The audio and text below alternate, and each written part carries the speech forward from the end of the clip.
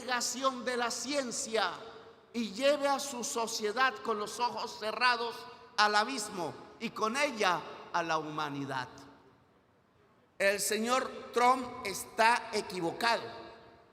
La ciencia alumbra el colapso si Estados Unidos no se mueve hacia la descarbonización de su propia economía. No es taladrar, taladrar y taladrar. Está 100% equivocado el presidente de los Estados Unidos, Donald Trump.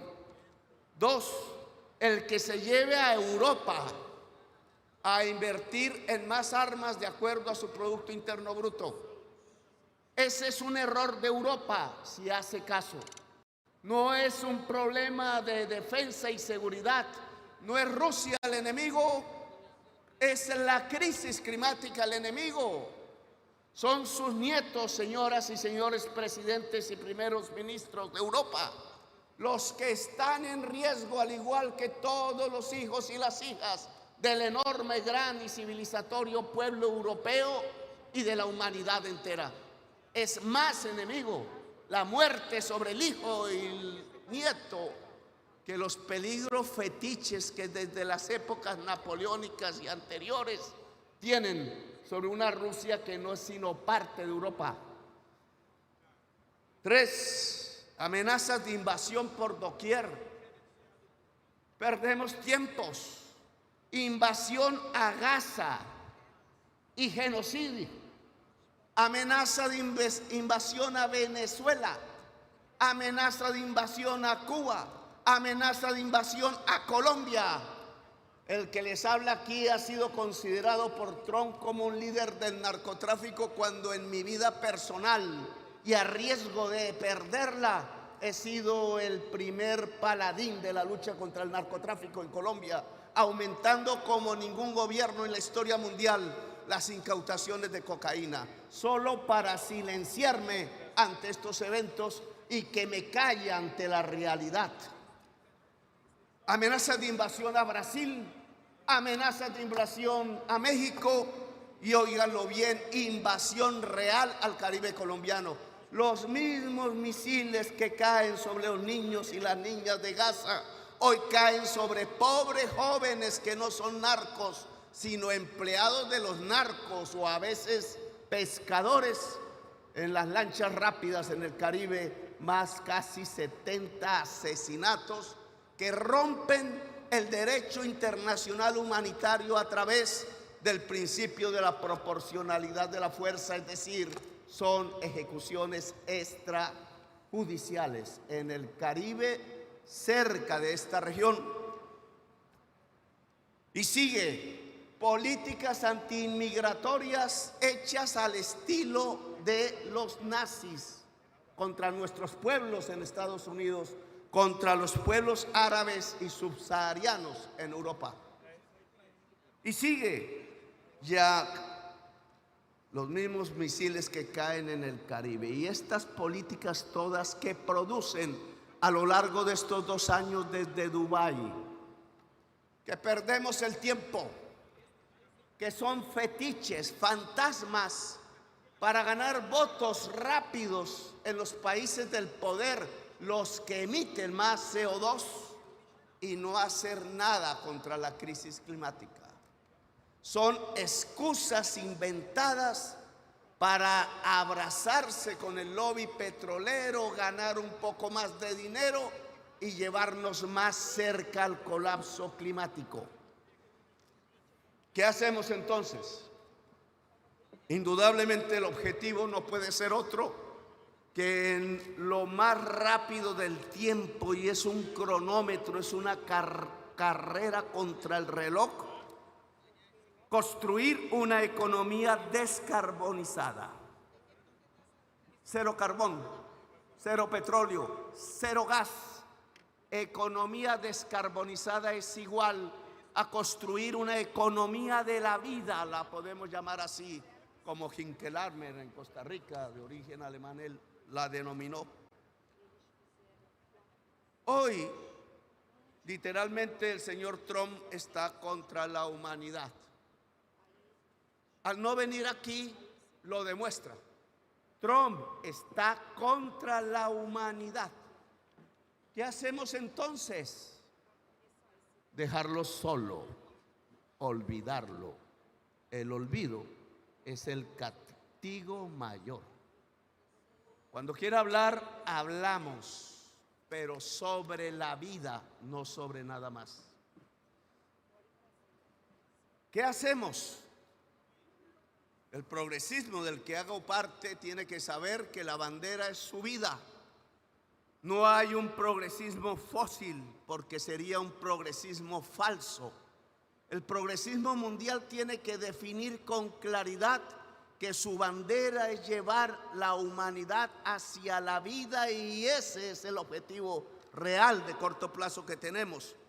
Y tenemos aquí en América, de donde vengo, en cada parte se podría hacer un esfuerzo similar, una propuesta concreta con $500,000 en América Latina y el Caribe. Vengan del mundo árabe, vengan de China, vengan de Europa, los recibimos, vengan de estados de los Estados Unidos con $500,000, bon marché.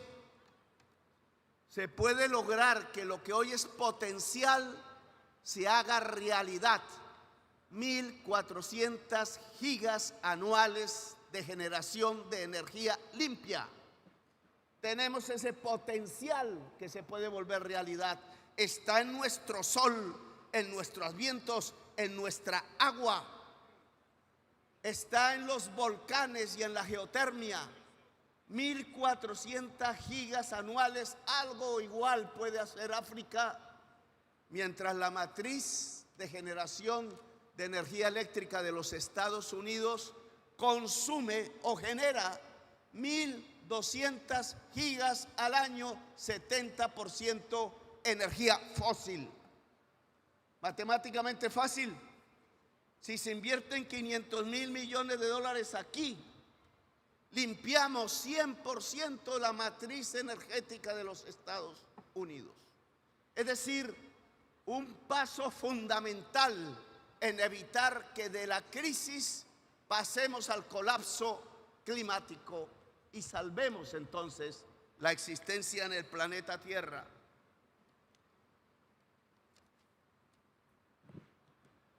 Luego tenemos dos vías, compañero Lula, que América del Sur, donde usted hace parte y donde yo hago parte y tantos otros aquí, dentro de América Latina podemos proponer en concreto.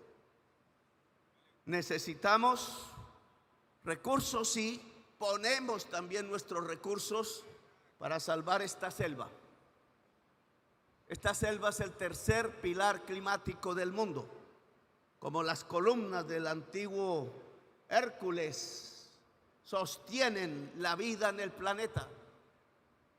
Catedral y homenaje de la biodiversidad mundial. Si todo el piedemonte de los Andes, de donde nacen estos inmensos ríos, el más grande que llega en este mismo lugar, gigantesco mar de agua dulce a juntar con el gigantesco mar del océano Atlántico, produciendo el vapor que hace nacer esta exuberancia vegetal. Si salvamos la selva amazónica, y significa llegar hasta el borde natural que tenía y recuperarla, revitalizándola, entonces estamos aportándole a la vida de la humanidad y a toda en el planeta. Uno, eso significa sembrar selva donde no la hay. Colombia lo está haciendo, y qué paradoja.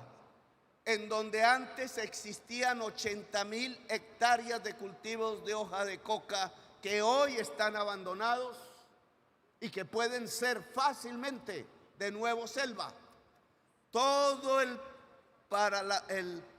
paramento entre la cordillera y la selva, el piedemonte, es donde nace este agua, y si se queda sin selva en Ecuador, en Venezuela, en Colombia, en Perú y en Bolivia, no quedará un solo árbol de la foto que ustedes ven aquí, y aquí Belém de Pará solo será un desierto, y la existencia habrá sabido que hemos llegado al punto del colapso climático.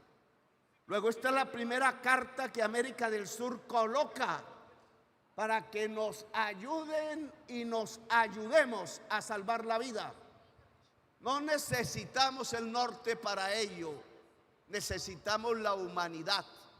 Y dos, indudablemente podemos limpiar la matriz sucia de generación eléctrica de los Estados Unidos.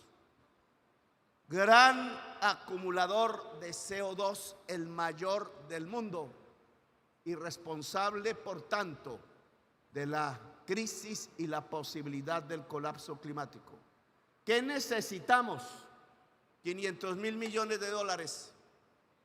Volver generación eléctrica real, el potencial de energía limpia. Construir una red moderna, homologada e inteligente de cables de energía eléctrica que vayan desde la Patagonia.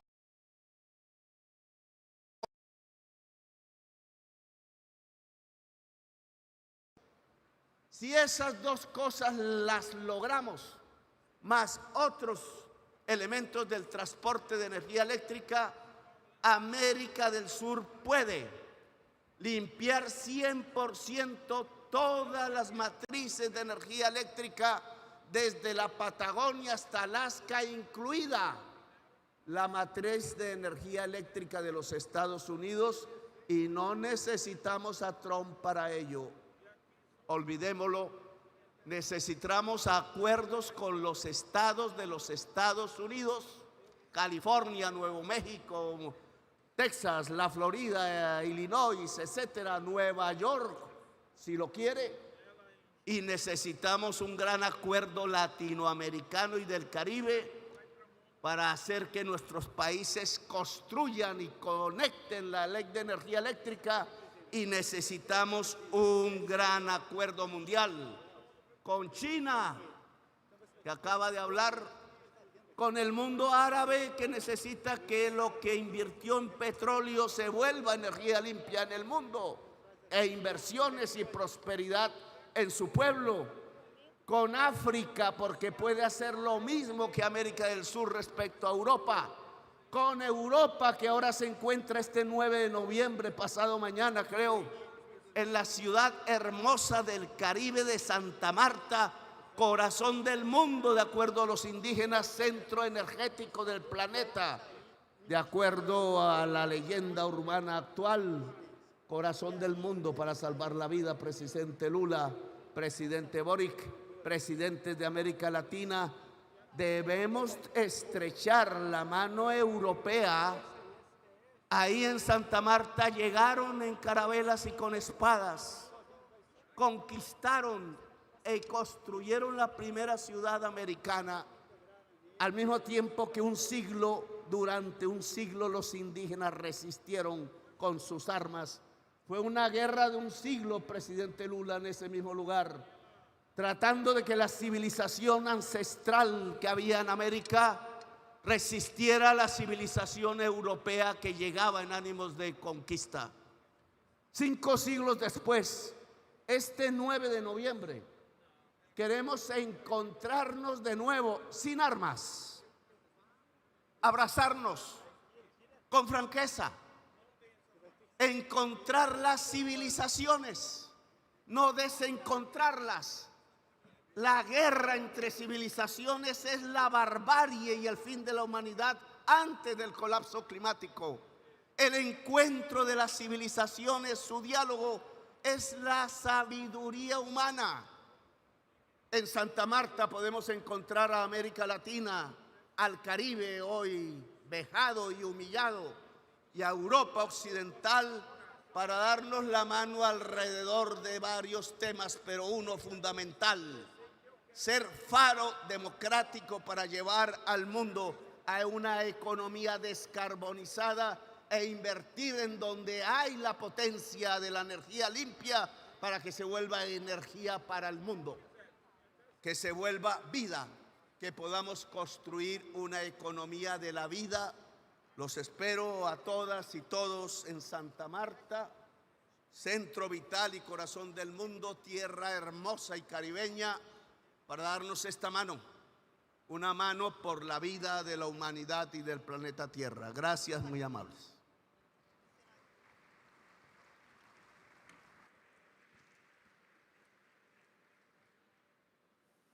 Agora teremos a mensagem do Reino Unido com o Príncipe de Gales, William.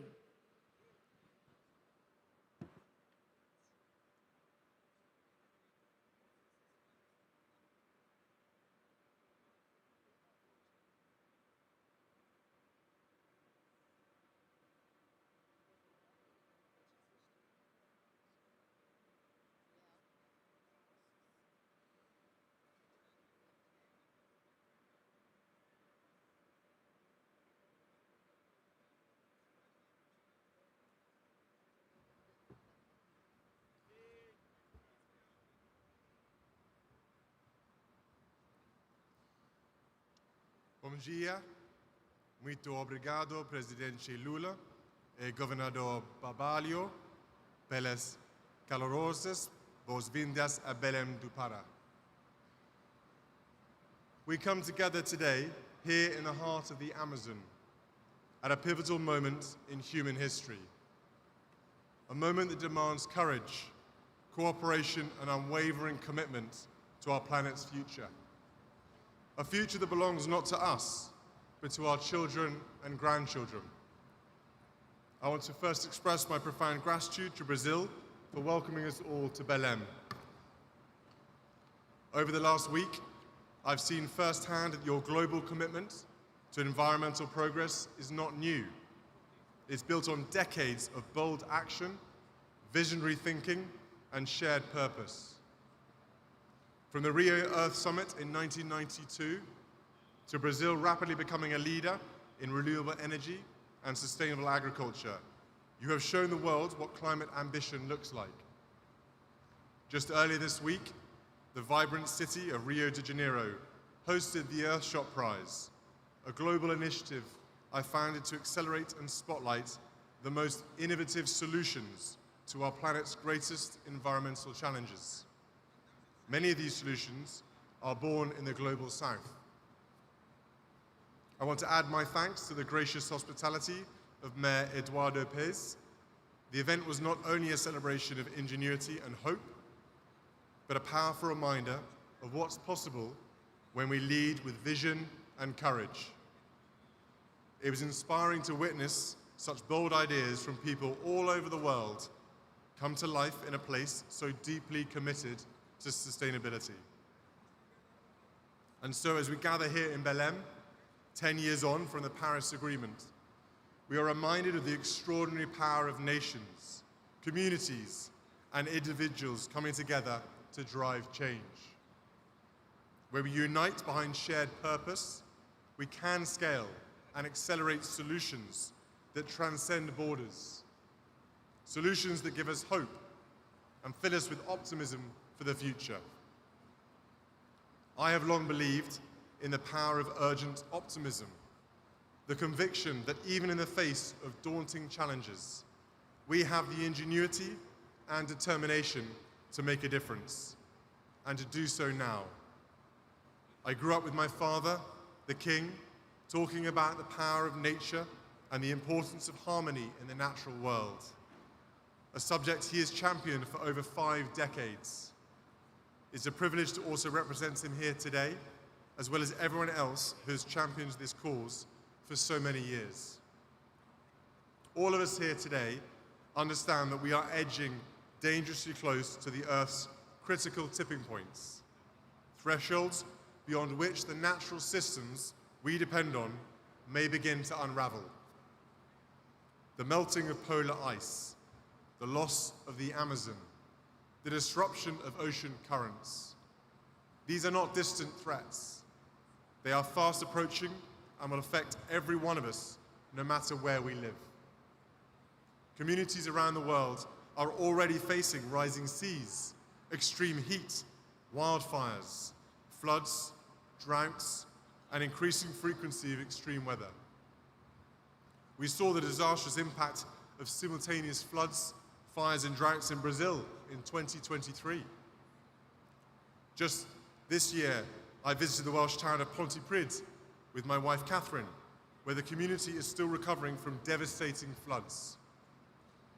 I met families who had lost their homes, their possessions, and their sense of security. One resident told me how the river that once brought life to the town had become a source of fear. Their resilience was deeply moving. It was also a powerful reminder that climate change is not a distant threat. It is affecting lives across the UK and across the world, from small towns to major cities, from coastal communities to inland regions. No corner of the globe will be unaffected. These impacts pose risks to growth, security, and well-being in all countries. But we know that these risks often fall hardest on those who contributed least to the crisis. This demands urgent, coordinated action. We must ask ourselves, what legacy do we wish to leave? Because the impact of all our choices will be felt by us all around the world, in the safety of their homes, the stability of their livelihoods, and the health of the natural world that sustains us all. The road ahead will be tough. We must transform the way we power our lives, produce our goods, move from place to place, and care for our land. But this is not just a challenge, it is a profound opportunity. An opportunity to build cleaner economies, restore nature, and improve the health and well-being of communities everywhere. It is an opportunity to grow our economies, develop new technologies, and create secure and affordable energy systems that are central to our future prosperity and security. Action on climate not only protects future generations, but is a powerful engine to create better jobs and lives today. We need to work together to build resilience from the escalating costs of climate change and become nature positive. This means incentivizing protection and restoration, not destruction. It means recognizing nature's true value, not only in economic terms, but in its ability to sustain life, culture, and community for everyone to enjoy. As we stand together in the heart of the Amazon, a region not only vital to global climate stability, but also home to indigenous communities who have safeguarded these forests for generations, we are reminded that true climate leadership means listening to those who have lived in harmony with nature and empowering them as stewards of the planet's most precious ecosystems. At London Climate Action Week, I convened governments, philanthropists, and indigenous leaders to issue a call to action for land tenure and forest finance pledges to be delivered at COP30 here in Brazil. That call to action continued through New York Climate Week in September and brings us here to Belém, where we must listen to the voices and leadership of indigenous people and local communities who care for half of the world's land and a third of its remaining intact forests. Their territories are vital to climate mitigation and biodiversity preservation. Yet only 11% of this land is legally recognized. Where indigenous people and local communities have secured land rights, deforestation is lower, biodiversity is richer, and carbon is better stored. Yet nearly 800 million hectares of their land remain unrecognized. 10-year security empowers communities to resist harmful projects and pursue sustainable livelihoods.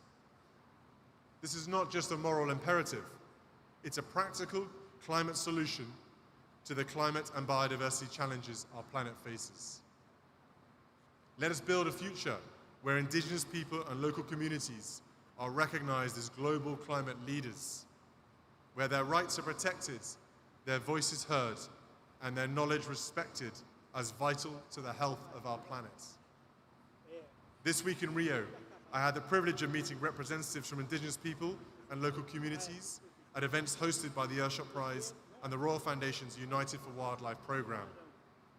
Their connection with and tireless efforts to protect nature are nothing short of inspiring. They are not just participants in the climate conversation, they are leading it, and we must stand with them. But it is also important to acknowledge the progress we have made. From the Paris Agreement to the Global Biodiversity Framework, we have shown that this can be a unifying agenda. When nations come together, we can chart a course towards a more sustainable future. And the UK stands with you in this mission. The UK hosted COP26 commitment to halt and reverse forest loss and land degradation by 2030, signed by over 140 countries, was a historic alignment of global will and has already exceeded its target. Since then, the global goal on adaptation has been agreed, and the fund for responding to loss and damage has been operationalized so that resources can begin flowing to communities hit hardest by climate impacts. The COP26 Indigenous Peoples and Local Communities Forest 10-year pledge has already exceeded its target of $1.7 billion, with over $1.86 billion supporting strengthening forest communities. Climate finance is growing. Action is being taken on emissions. Renewable clean energy is expanding at record pace, creating thousands of new jobs and boosting economies around the world. Countries are embedding nature into climate strategies, launching national adaptation plans, and investing in nature-based solutions. These are not just policies, they are lifelines. Brazil's proposal for the Tropical Forests Forever Fund is a visionary step toward valuing nature's role in climate stability. That is why it was an Earthshot Prize finalist this year. The initiative recognizes that climate and nature must be addressed together, not in silos, but in synergy. The science is clear. We must go further if we are to secure a livable future for all, and we must go together. The time for partnership, protection, and progress is now. We know what is at stake. We know what must be done. And we know that no country, no community, no individual can do it alone. Our children and grandchildren will stand on the shoulders of our collective action. Let us use these inspiring surroundings here in the heart of the Amazon to rise to meet this moment, not with hesitation, but with courage, not with division, but with collaboration, not with delay, but with decisive commitment.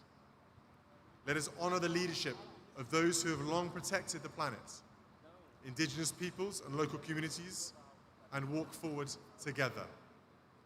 Let us build a future where nature is valued and where every child inherits a world of prosperity, not peril. Let us rise to this moment with the clarity that history demands of us. Let us be the generation that turns the tide, not for applause, but for the quiet gratitude of those yet to be born. This here at COP30 is our moment. Let us not waste it. Our children and grandchildren are watching and hoping. Obrigado.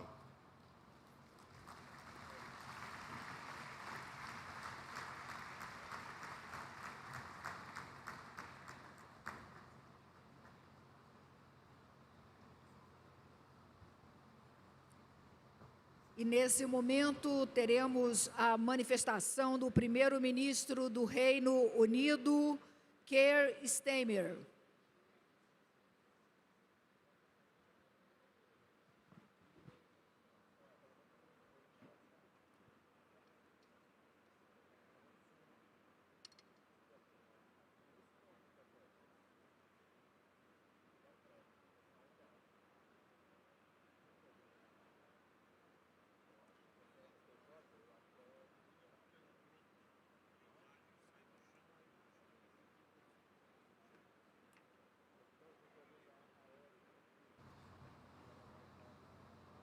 Colleagues and friends, 10 years ago, the world came together in Paris, united in our determination to tackle the climate crisis, a consensus that was based on science that is unequivocal. And this unity was not just international, It was there within most of our countries. There was a cross-party consensus in the United Kingdom. The only question was how fast could we go? Today, sadly, that consensus is gone, with some arguing that this isn't the time to act, and saying that tackling climate change can wait. But my question is this: can energy security wait too? Can bill payers wait? Can we win the race for green jobs and investment by going slow? Of course not. Inaction would only deepen these problems, drive prices higher, leave the call of opportunity unanswered, and leave our communities exposed to greater instability, flooding, rising food prices, growing migration flows, and growing threats to national security. Just look at the tragic destruction brought by Hurricane Melissa. Lives lost, homes, livelihoods, entire communities destroyed, islands just trapped in its devastating path. And so we say today to our friends in Jamaica and across the Caribbean, we stand with you. And look, there is a better path for all of us. We can choose to rise to this moment and to recognize that this is not just a problem to be solved, but also an immense opportunity to be seized. So the UK is doubling down on the fight against climate change as an investment in future generations, yes, of course, but also crucially as an investment in improving the lives of working people here and now. Our aim is very simple: to make energy a source not of vulnerability, but of strength, an engine to create thousands of new jobs, bring down household bills, and end, once and for all, our exposure to volatile fossil fuel markets and dictators like Putin who seek to weaponize them. Everything we're doing here is about seizing that opportunity, renewing our nation to deliver for our people. We will bring these opportunities home, not by lowering our ambition here, but by raising it. That's why at COP last year, I announced our world-leading, nationally determined contribution, aligned with delivering the Paris Agreement in full. I urge other leaders to do the same, as the best chance we have of limiting temperature rise to 1.5 degrees. And we're following through on our commitments today. I'm proud to say we're delivering the largest investment of clean energy in British history and the biggest nuclear building programme in a generation to take back control of our energy system and make Britain a clean energy superpower. Already, our clean energy sector is second only to tech in its rate of growth. At COP last year, I announced a £1 billion turbine contract for a wind farm blade factory in Hull. This year, I'm pleased to announce upgrades to the port of East Anglia, which will pre-assemble the turbines using the very same blades made in Hull, so they can be loaded out to the offshore wind farm in the North Sea. We've also got new deals in Belfast to support 2 major offshore wind farms in the Irish Sea, and in Manchester, where we're building one of the UK's largest battery sites. And all of this is in addition to the over £50 billion of investment into UK clean energy industries announced since last year, and 800,000 jobs expected by the end of the decade. So from revitalising our coastal communities to firing up our industrial heartlands, our clean energy revolution is powering millions of homes, securing thousands of skilled jobs, and delivering energy security and national renewal. And look, this is how we will win in the new era, by driving forward together. And we want you to join us to amplify our progress at home and around the world. We are already investing in adaptation and mitigation through our long-standing commitments on the international climate finance. And last year, President Lula and I joined forces to launch the Global Clean Power Alliance, together with partners around the world. We're helping developing countries secure investment for energy transition. And now we're going further in unblocking clean energy supply chains too. So let me be clear. To my mind, this is a win-win. The greater our collective ambition, the more progress we make in tackling the climate crisis and the greater opportunities that we create.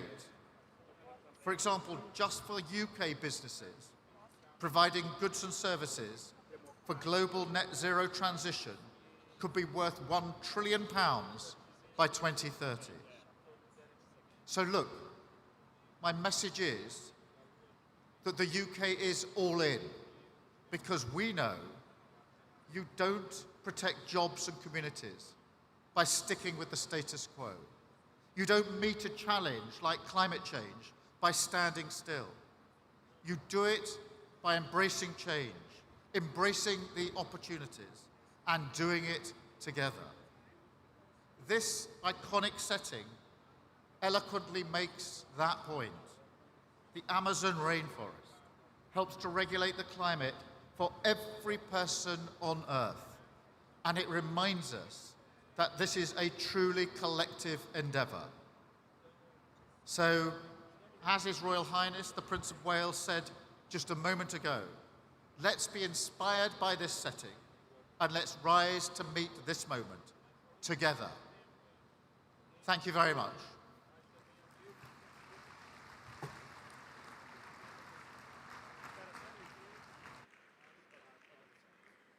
Teremos agora a manifestação do presidente da República Democrática do Congo, Félix Tshisekedi.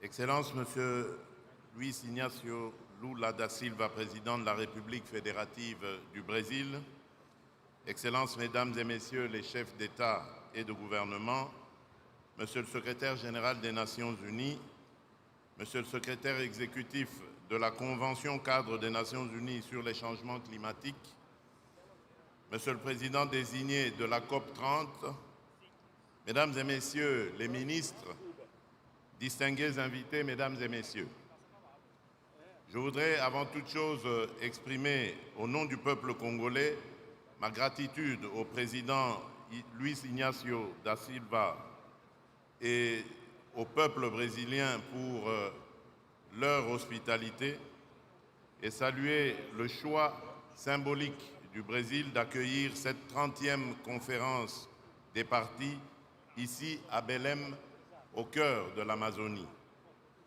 En effet, Belém est un message. L'avenir de l'humanité dépend en grande partie des forêts. Force est de constater que ces forêts vitales sont aujourd'hui en péril. 10 ans après l'adoption de l'accord de Paris, l'heure est à l'action. Il nous faut agir vite et honorer les engagements souscrits. Mesdames et Messieurs, les scientifiques sont unanimes. Si nous échouons à limiter la hausse de la température globale à 1,5 degré Celsius, les dommages deviendront irréversibles pour des vies humaines, pour des écosystèmes et pour nos économies respectives. La crise climatique n'est pas seulement une crise environnementale, c'est également une crise de justice et d'équité. Ceux qui ont le moins contribué au dérèglement climatique payent aujourd'hui le prix le plus lourd. Nos populations sont frappées par les inondations, les sécheresses extrêmes, les érosions et l'insécurité alimentaire. Pendant ce temps, les financements demeurent insuffisants, fragmentés et trop souvent mal ciblés. J'en appelle à un rééquilibrage entre financement de l'atténuation et celui de l'adaptation. Les pays qui subissent déjà les chocs ont droit à la protection aujourd'hui, pas seulement à des promesses d'atténuation demain. Il en est de même de la mise en œuvre effective du mécanisme pertes et dommages et sur son financement pérenne. Mesdames et messieurs, je voudrais rappeler que la République démocratique du Congo est un pays solution en raison des ressources naturelles immenses dont elle regorge, notamment ses forêts tropicales primaires, ses tourbières riches en carbone, en biodiversité et en eau douce. Fort de ces atouts, mon pays se trouve au cœur de la régulation climatique de la planète. Ces dernières années, nous nous sommes employés à protéger les forêts, les droits des communautés locales et des peuples autochtones, à investir pour le développement et le bien-être de nos populations. À cet égard, j'ai lancé une initiative structurante et ambitieuse, dénommée le couloir vers Kivu-Kinshasa.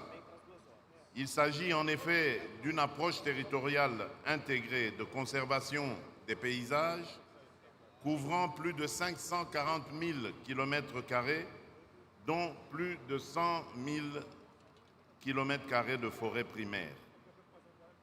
Cette démarche associe les communautés à la gestion durable, renforce les droits des populations locales et organise une économie circulaire fondée sur la forêt et non contre la forêt. La République démocratique du Congo est ainsi l'un des rares pays au monde à avoir déjà consacré plus de 30% de son territoire à la conservation. Sur le plan institutionnel, nous avons engagé des réformes majeures pour assurer la transparence et la crédibilité du marché de carbone, notamment avec la création d'une autorité de régulation.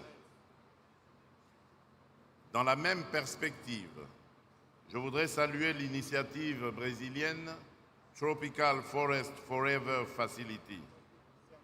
Mon pays est disposé à coopérer avec le Brésil et d'autres partenaires impliqués pour la réussite de celle-ci. Mesdames et messieurs, la République démocratique du Congo porte légitimement l'ambition d'être un pôle énergétique propre pour l'Afrique. Nous disposons d'un potentiel hydroélectrique exceptionnel avec plus de 44 000 mégawatts sur le seul site du Grand Tinga. Ce potentiel est destiné non seulement à alimenter notre économie nationale, mais aussi à contribuer à l'électrification verte du continent africain. L'Agence nationale de l'électrification et des services énergétiques en milieu rural et périurbain, ANSER en sigle, est engagée à implémenter des mini-réseaux solaires ruraux. À travers le fonds Mwinda, mon pays est engagé à augmenter le taux d'accès à l'électricité aux ménages, dont une approche inclusive. Mesdames et messieurs, l'agression que subit mon pays est aussi une guerre écologique en ce qu'elle détruit nos forêts, nos aires protégées, nos parcs. Mon pays comprend donc la pleine portée de l'initiative de Vanuatu, de Fidji et de Samoa visant à reconnaître l'écocide comme un crime international autonome. Détruire délibérément une forêt primaire, une tourbière millénaire ou une aire protégée essentielle au stockage de carbone revient à compromettre l'avenir de l'humanité.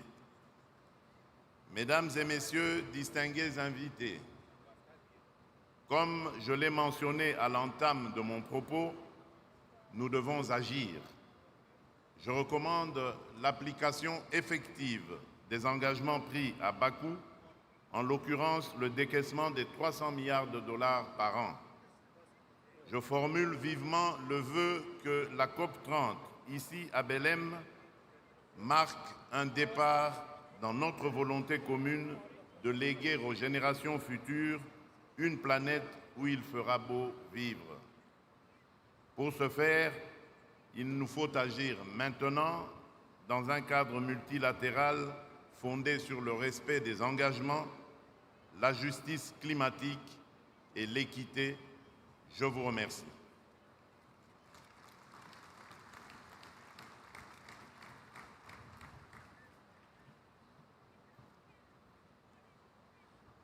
Fará uso da palavra o senhor Eduardo Martínez, vice-primeiro-ministro de Cuba.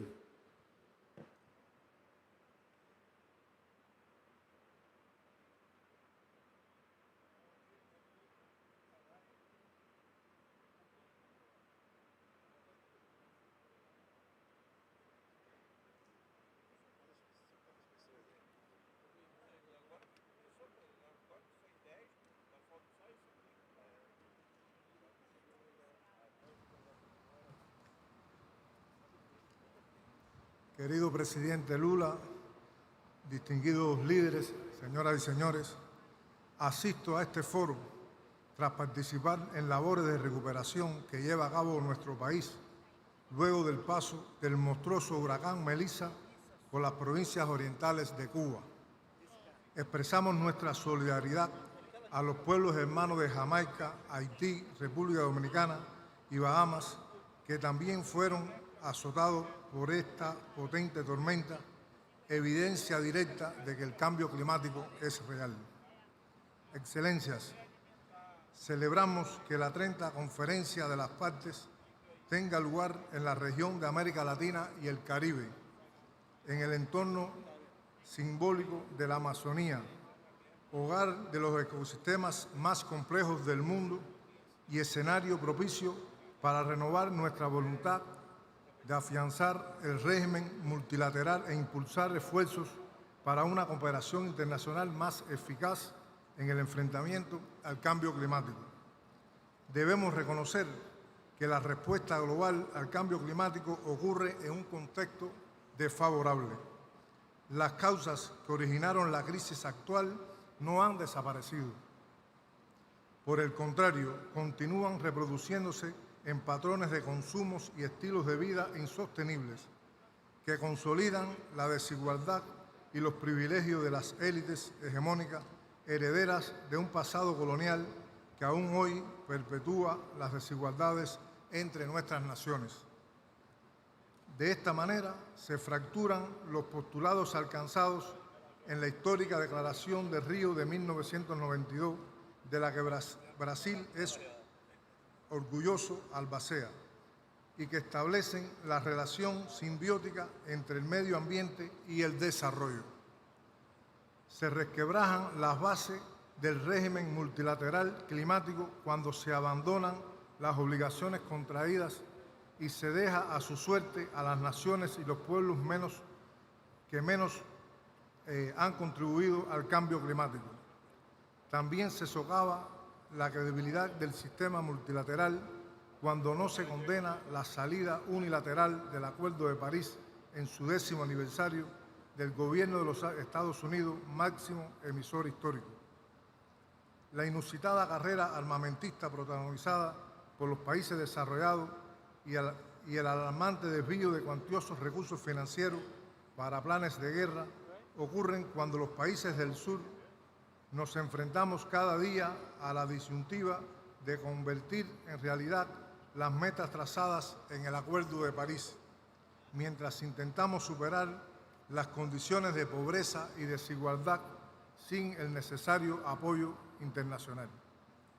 El actual orden económico internacional requiere cambios profundos y acelerados. Sus instituciones financieras reproducen un modelo arcaico que no se corresponde con las necesidades del presente y contraviene los principios sobre los que se sustenta la acción climática y la cooperación internacional con este fin. Debe abandonarse sin mayor dilación el acceso directo y la ampliación del financiamiento concesional, incluido el destinado a los pequeños estados insulares en desarrollo a los que se les reconoce vulnerabilidades particulares. Excelencias, Cuba confirma su compromiso con el multilateralismo y con el proceso bajo la Convención y el Acuerdo de París. En este sentido, nuestro país presentó su informe bienal de transparencia y la actualización de su contribución nacional determinada. El mayor desafío para la implementación de nuestra contribución nacional es el recrudecimiento sin precedentes del bloqueo económico, comercial y financiero del gobierno de los Estados Unidos contra Cuba, incluidas sus acciones para coartar la voluntad de terceros de cooperar con mi país. No hay duda alguna que el bloqueo, condenado recientemente por abrumadora mayoría en la Asamblea General de Naciones Unidas, constituye el principal obstáculo para nuestro desarrollo. Forjemos un mundo sin proteccionismo ni unilateralismo. Movilicemos toda la voluntad política necesaria para revertir las inequidades actuales. Propiciemos las condiciones necesarias para amplificar la ambición en la implementación de nuestras acciones climáticas. Como expresara el comandante en jefe Fidel Castro Ruz en la histórica conferencia de Río en 1992, y cito: cesen los egoísmos, cesen los hegemonismos, cesen la insensibilidad, la irresponsabilidad y el engaño.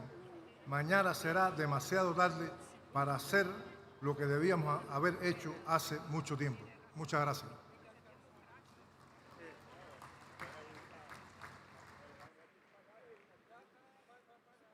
Para uso da palavra, o presidente da República do Congo, senhor Denis Sassou Nguesso.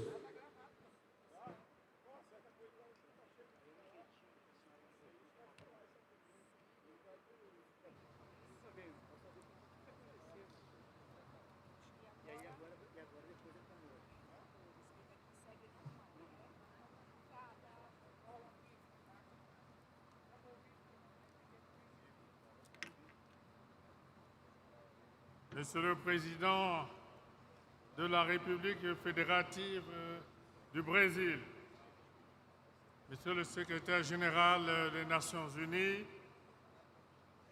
Monsieur le Président de la COP30, distingués participants, Mesdames, Messieurs,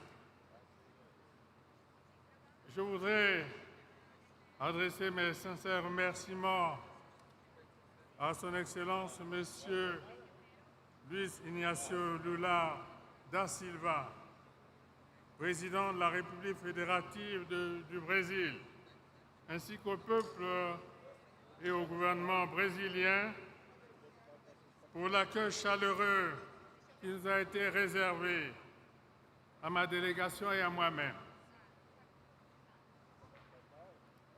33 ans après Rio, 13 ans après Rio plus 20 et 10 ans après l'accord de Paris, la COP30 qui se tient après celle de Bakou en 2024 se focalise sur des thèmes bien connus. Je me dois de rappeler qu'en 1992, j'avais pris part à l'historique sommet de la Terre à Rio de Janeiro. Les principaux enjeux de cette rencontre portaient entre autres sur le développement durable et la lutte contre les changements climatiques. Nous y sommes. La préservation des forêts, des tourbières et des ressources en eau. La coopération et le financement en matière d'environnement.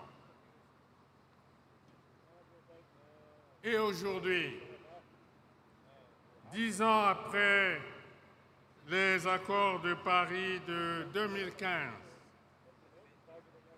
force est de relever le fossé béant entre les ambitions proclamées et la grande insuffisance des efforts réalisés, sinon la quasi-impuissance du monde entier face au dérèglement climatique. Plus que jamais, de Bakou en 2024 à Belém ici, aujourd'hui, en 2025,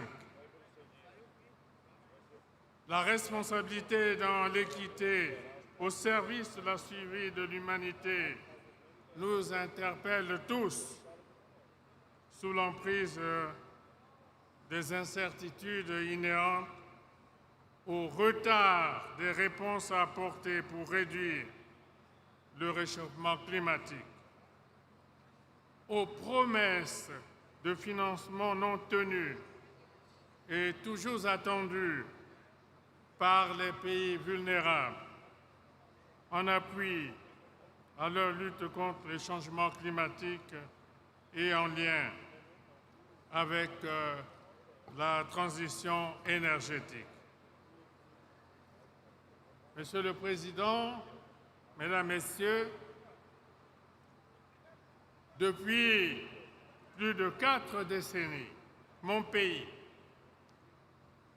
la République du Congo, porte en toute responsabilité sa contribution à la dynamique globale de lutte contre les changements climatiques. Le Congo dispose aujourd'hui de plus de 4 millions d'hectares d'aires protégées, soit 13,5% du territoire national. L'aménagement des concessions attribuées aux projets de développement est devenu, depuis plus de 3 décennies, une exigence légale. Plus de 9 millions d'hectares sont aménagés et plus de 3 millions en cours d'aménagement, la moitié étant déjà certifiée selon les normes internationales.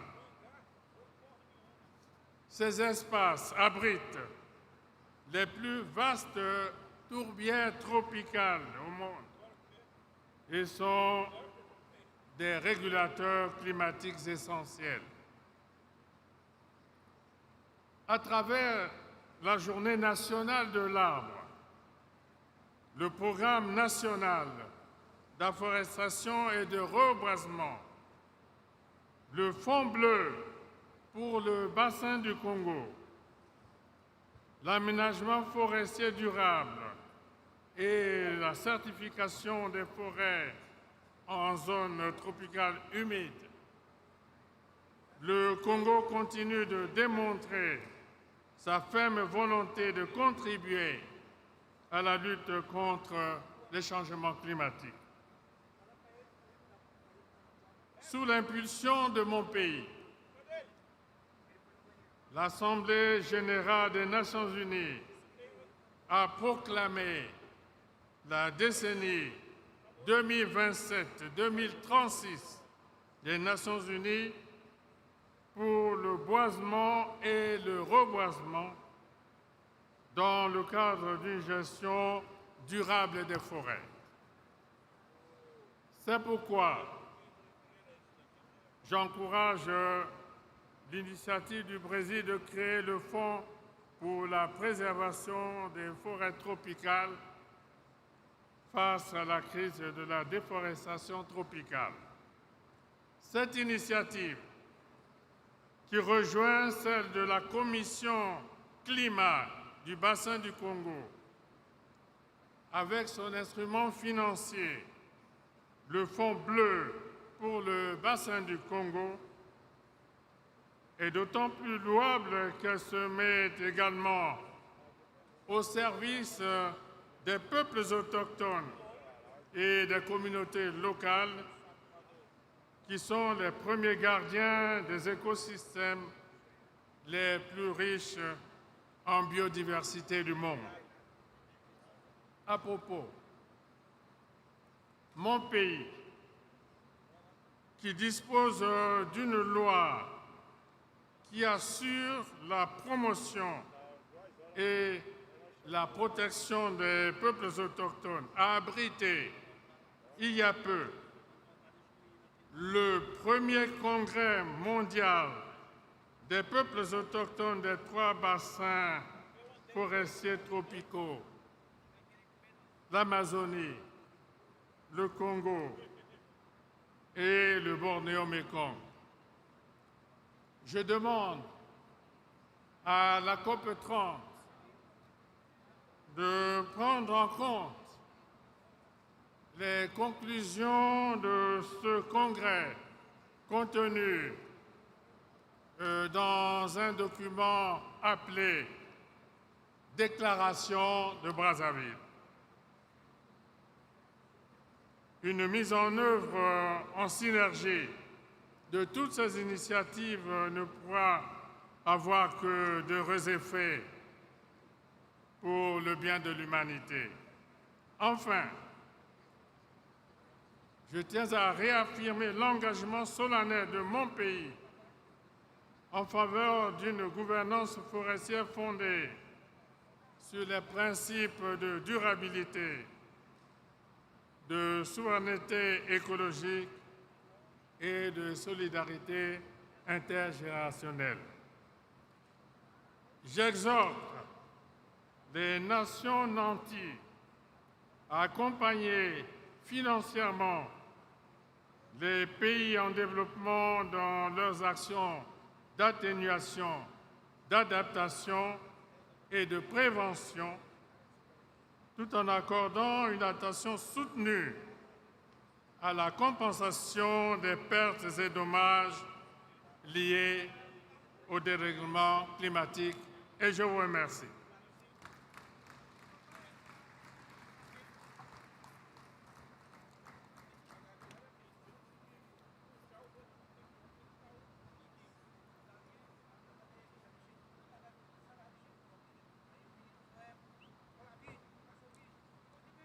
Temos agora a manifestação do representante de Comores, presidente Azali Assoumani.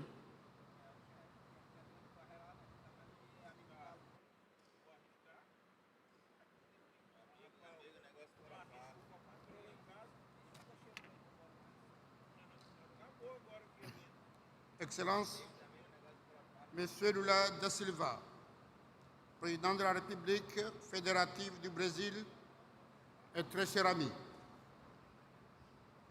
Excellences, Monsieur Antonio Guterres, secrétaire général des Nations Unies, Excellences, Mesdames et Messieurs, chefs d'État et de gouvernement, Mesdames et Messieurs, honorables assistants, Assalamu alaikum wa rahmatullahi wa barakatuh. C'est un grand honneur pour moi de m'exprimer devant cette Assemblée réunie à Belém pour un sommet des leaders aussi décisif. À cette occasion, je tiens tout d'abord à exprimer notre gratitude à son Excellence le Président Lula et au peuple brésilien pour leur accueil chaleureux et pour avoir choisi d'organiser cette COP30 au cœur de l'Amazonie, symbole puissant de la biodiversité mondiale et régulateur climatique essentiel. Ce n'est sûrement pas par hasard si nous nous retrouvons dans le cadre de cette COP30 au cœur de l'Amazonie, ce poumon vert qui représente environ 10% de la biodiversité mondiale et absorbe chaque année près de 2 milliards de tonnes de CO2. Honorable assistance, mesdames et messieurs, le constat est sans appel. La température mondiale a déjà augmenté de 1,2%, de 1,2 c'est sûr. Si nous poursuivons sur cette trajectoire, nous risquons une hausse de 2,7 d'ici la fin du siècle. Chaque dixième de degré compte à 2 degrés Celsius. C'est l'extinction de 98% des récifs coralliens et le déplacement de plus de milliards de personnes d'ici 2050. Les pays en développement, pourtant faiblement émetteurs, supportent déjà des pertes économiques colossales dépassant 500 milliards de dollars par an dès 2030. Dans mon pays, l'Union des Comores, État insulaire au cœur de l'océan Indien, les effets sont déjà visibles. Plus de 60% de notre population vit en zone côtière et exposée directement à l'élévation du niveau de la mer. L'érosion grignote chaque année plusieurs mètres de littoral, menaçant des villages entiers. Les cyclones tropicaux sont plus fréquents et plus violents. En avril 2019, le cyclone Kenneth a touché 345 000 personnes, soit près de 40% de notre population, avec des pertes estimées à plus de 180 millions de dollars, soit environ 16% de notre PIB. En décembre dernier, les passages dévastatrices du cyclone Chido a engendré une catastrophe humanitaire, et en particulier sur l'île comorienne de Mayotte, avec des pertes en vie humaine, de milliers de blessés et des conséquences considérables, toujours d'actualité. Ainsi, pour nous, le changement climatique n'est pas une théorie, c'est une urgence humaine, économique et culturelle. Le Global Stocket doit nous conduire à un sursaut collectif. Les CDN actuels ne couvrent que 30% des efforts nécessaires pour rester sous la barre de 1,5. Nous devons donc accélérer, renforcer notre ambition et surtout accompagner celles et ceux qui peuvent agir. Les pays les moins avancés, responsables de moins de 8% des émissions historiques, subissent près de 90% des impacts. Les engagements financiers doivent être tenus et le nouveau cadre collectif quantifié doit répondre aux besoins réels estimés à 1 400 milliards de dollars par an d'ici 2030. L'accès aux fonds doit être simplifié. Aujourd'hui, moins de 10% des financements d'adaptation atteignent les plus vulnérables. Protéger les écosystèmes, forêts, mangroves et récifs est un impératif. L'Amazonie stocke l'équivalent de 15 années d'émissions mondiales. Aux Comores, nos mangroves captent jusqu'à 4 fois plus de carbone que les forêts tropicales. Ces atouts doivent être valorisés avec les communautés locales comme gardiennes légitimes. Enfin, nous devons investir dans la jeunesse et l'innovation. Seulement 2% de la finance climat est dédiée à l'éducation et à la formation, alors que 60% des Africains ont aujourd'hui moins de 25 ans. Chers partenaires, il est impératif, sans délai, de mettre fin à la déforestation d'ici 2030, tripler les capacités en énergie renouvelable d'ici 2035 et doubler le financement de l'adaptation avant 2030. Au nom de l'Union des Comores, je réaffirme notre engagement à nous atteler à l'accord de Paris et au multilatéralisme et à œuvrer avec les moyens limités dont nous disposons, mais avec une volonté inébranlable à la préservation de notre maison commune. Nous portons la voix de celles et ceux qui subissent déjà les conséquences d'une crise qu'ils n'ont pas provoquée, mais nous ne devons pas baisser les bras. Au contraire, nous avons le devoir de léguer un bel héritage aux générations à venir. Mesdames et messieurs, je vous remercie.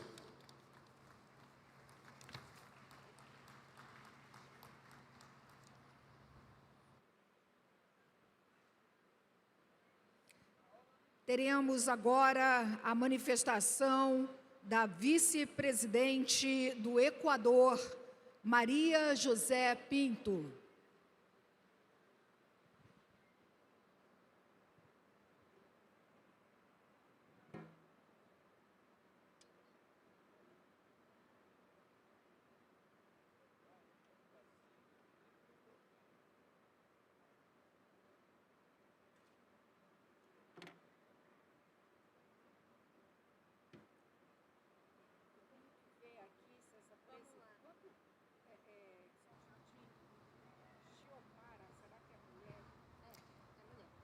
Excelencias, distinguidos jefes de Estado y Gobierno, representantes de organismos internacionales y todos quienes trabajan por el planeta.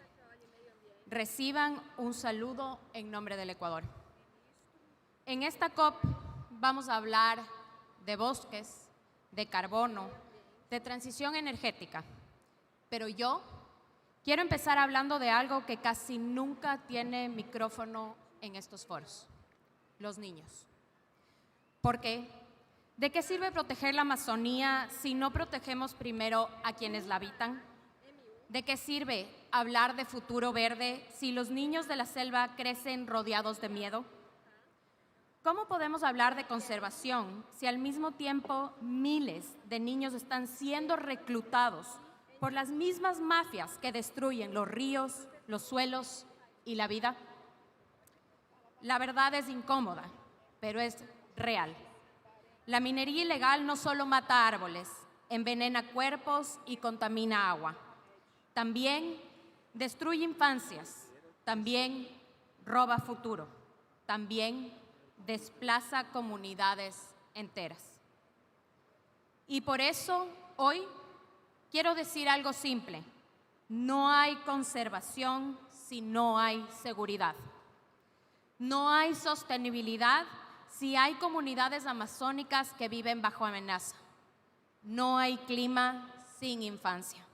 No hay selva viva si los niños desaparecen en el silencio. En Ecuador, bajo el liderazgo del presidente Daniel Noboa, lo sabemos bien. Cada vez que combatimos la minería ilegal, no solo defendemos el territorio, defendemos a los niños que estaban a un paso de ser reclutados. Cada vez que protegemos un río, también estamos protegiendo la salud de una familia. Cada vez que un adolescente puede estudiar sin miedo, la Amazonía respira un poco más. Porque el clima no es solo temperatura, es dignidad, es vida cotidiana, es el derecho de crecer sin violencia. Y quiero decirlo con claridad, los niños no pueden seguir siendo una estadística en los informes internacionales. No pueden ser la nota al pie de un documento ambiental. Ellos son la razón, ellos son la medida, ellos son el futuro del planeta, literalmente. La Amazonía no se defiende solo con declaraciones, sino con decisiones reales, cooperación contra el crimen organizado, protección de territorios, trabajo con comunidades, educación que siembra esperanza. Por eso hoy, desde Ecuador, quiero invitarles a algo profundo, a que la causa climática deje de ser solo técnica y vuelva a ser humana, que dejemos de hablar solo de árboles y toneladas de carbono y volvamos a hablar de personas, de familias, de niños, de futuro. Porque si la transición ecológica no incluye a la gente, no es transición, es maquillaje. Si la justicia climática no incluye a la infancia, no es justicia, es discurso. Si el planeta se salva, pero los niños no, entonces habremos fracasado. Hoy les propongo que demos un paso más, que la defensa de la infancia sea reconocida como una parte esencial de la agenda climática global, porque proteger a los niños es proteger la continuidad de la vida. O lo hacemos juntos o no habrá victoria individual.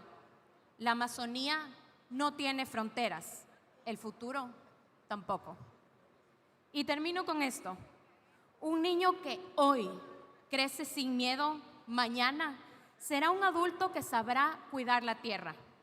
Pero un niño que crece rodeado de violencia, crecerá sin posibilidad de amar lo que el mundo quiere que salve. La lucha ambiental no es solo por la tierra, es por quienes caminarán sobre ella. Muchas gracias.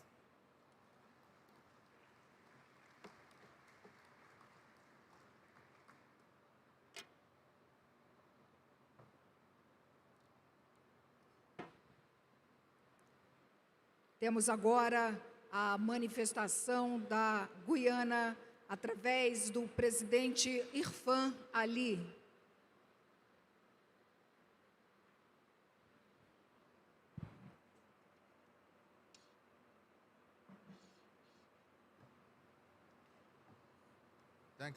Thank you very much.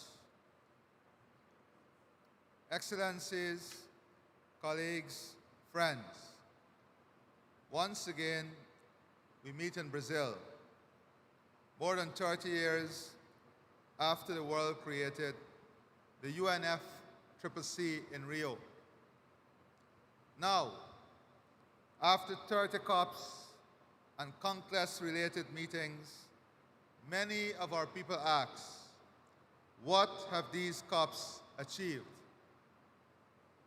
Climate change is still happening, bringing pain and loss. Just last week, Hurricane Melissa devastated Jamaica, Cuba, Haiti, and the Bahamas. They need our solidarity now.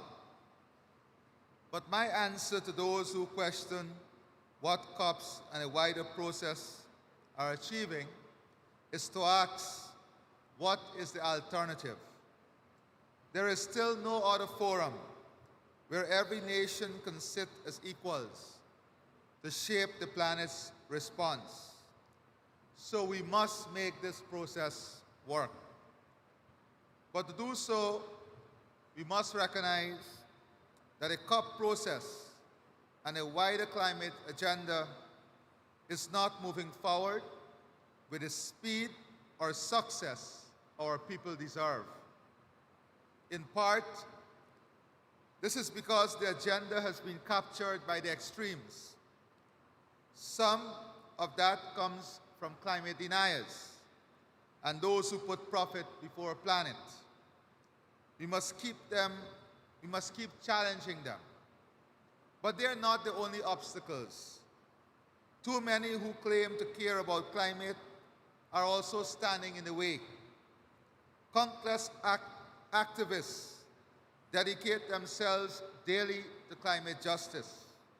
Yet, a vocal minority often far from the front lines, capture the headlines with simplistic narratives and social media theatrics. Some irresponsible journalists saturate the public realm with misinformation and sensationalism.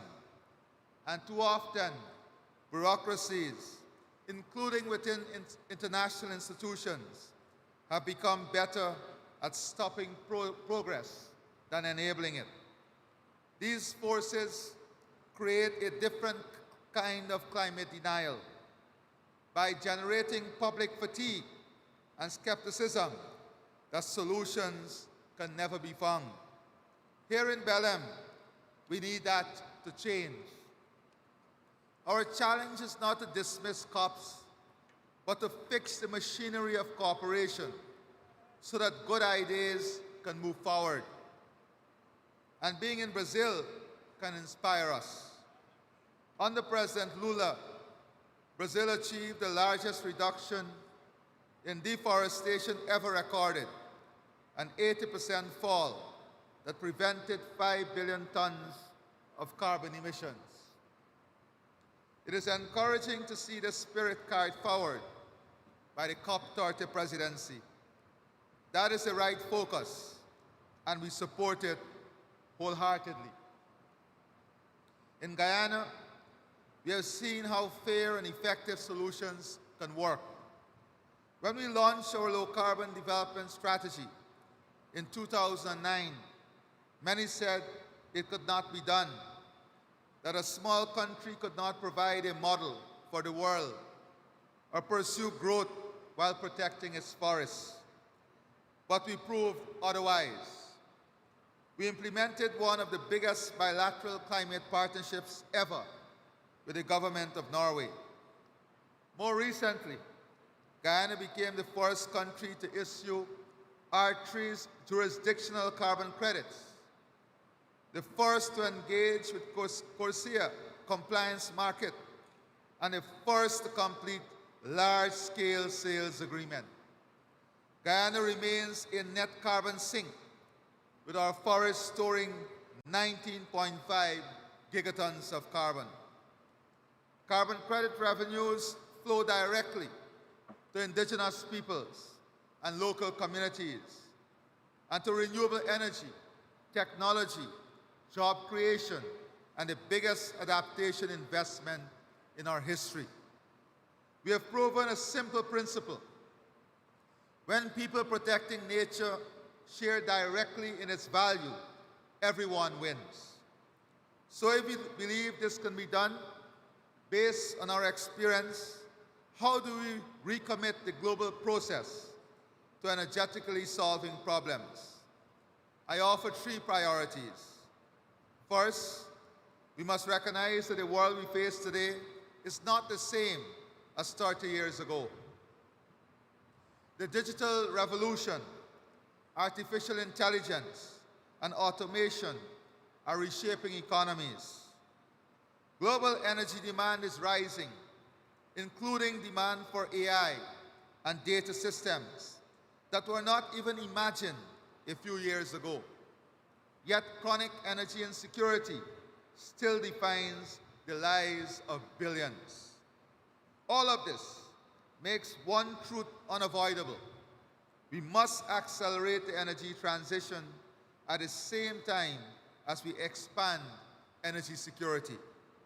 That means moving on 2 tracks: massive investment to scale renewables, hydrogen storage, and modern grid systems to decarbonize growth and meeting rising demand, and science-based policy that advances a just transition by powering the remainder of the fossil fuel era with the lowest carbon, most efficient, least cost fuels.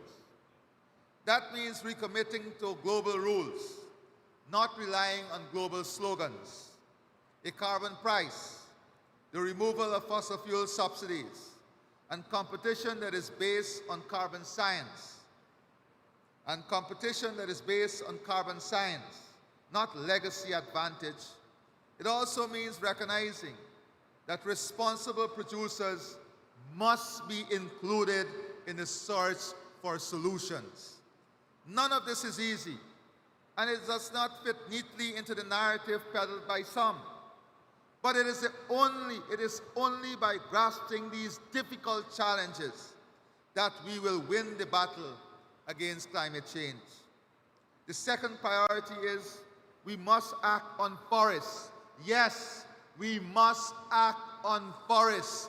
Forests must be mainstream in this agenda. They absorb around 1/3 of global emissions and remain the most viable and cost-effective opportunity for mitigation by 2030. Forests cannot be an afterthought. It cannot be a negotiated item on the agenda of COP. Forests must be mainstream and part of every single COP. We must not fight for forests to be on any agenda. If we are serious about climate change, forests must find a permanent place on the agenda of climate change.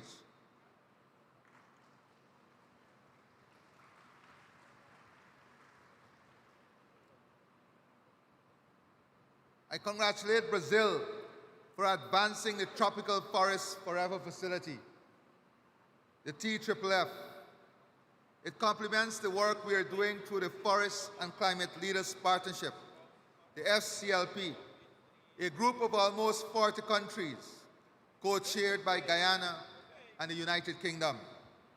Together in the FCLP, we have worked with Brazil and other partners to develop the Forest Finance Roadmap, a shared plan setting out a menu of 6 complementary options to halt and reverse forest loss by 2030.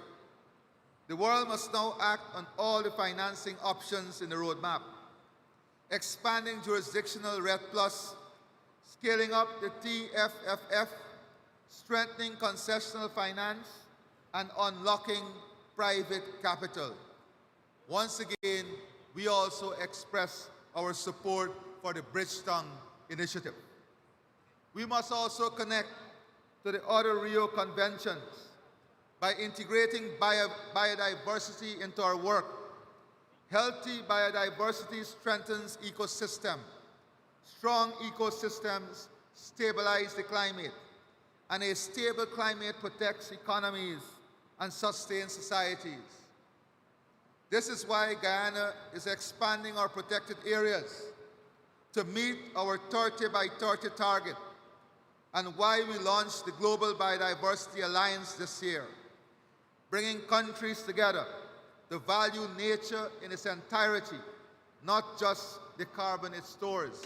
And I want to congratulate and thank all those leaders, academic institutions, who joined us in the launch of the Biodiversity Alliance. Many speak glowingly about biodiversity and nature, but when a small country puts its hands up and say we are going to lead and we are going to launch an alliance, they cannot find the time to join that alliance. They cannot find the time to attend the summit on the alliance, but they will speak glowingly about biodiversity and nature. Let our words and meditation of our heart be followed by action, and not based on the size of countries or the power of country. Climate change affects us all equally. And I use this platform to thank all of those who embrace this initiative as we work towards enhancing and expanding the Global Biodiversity Alliance. The third priority is to advance adaptation finance. Even if all mitigation targets are met, millions already live with the consequences of climate change. For them, adaptation is survival. Investing in resilience protects lives, food systems, and economies. It strengthens stability and peace. So to conclude, we are at a hopeful moment if we choose to grasp the opportunities before us. People everywhere, and in particular, the people of the developing world, are offering practical, experience-based solutions. If we commit ourselves to shun extremism and instead promote collaboration, if we make our bureaucracies accelerate innovation, not trap it, if we unleash the financing options that are affordable and available, then more than 30 years after Rio, Belém will be the turning point when the world moves from promises to progress. I thank you, and God bless all of you.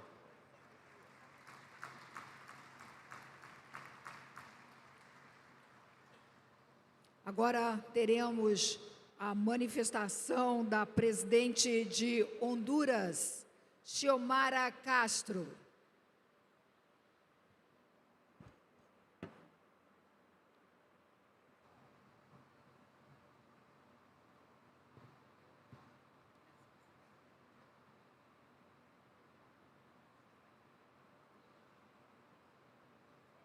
Señoras y señores, jefes de Estado y de Gobierno, distinguidos delegados, pueblos indígenas y guardianes de nuestra tierra. Es un honor representar al pueblo soberano de Honduras en esta COP30, aquí en Belém do Pará, el corazón vivo del Amazonas.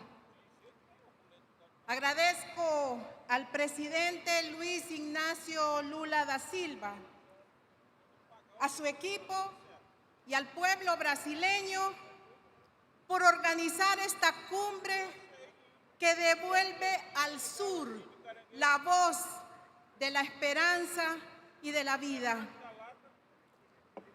Hablar desde Belém es hablar desde el pulmón del planeta, pero también es hablar desde el lugar donde nació una conciencia continental contra la violencia y la desigualdad. Aquí se firmó la Convención Interamericana de Belém do Pará, que consagró el derecho de las mujeres a vivir libre de violencia y dominación. Hoy, desde este mismo suelo, levanto mi voz como la primera mujer presidenta de Honduras para afirmar que también la tierra tiene derecho a vivir libre de abusos, explotación y violencia.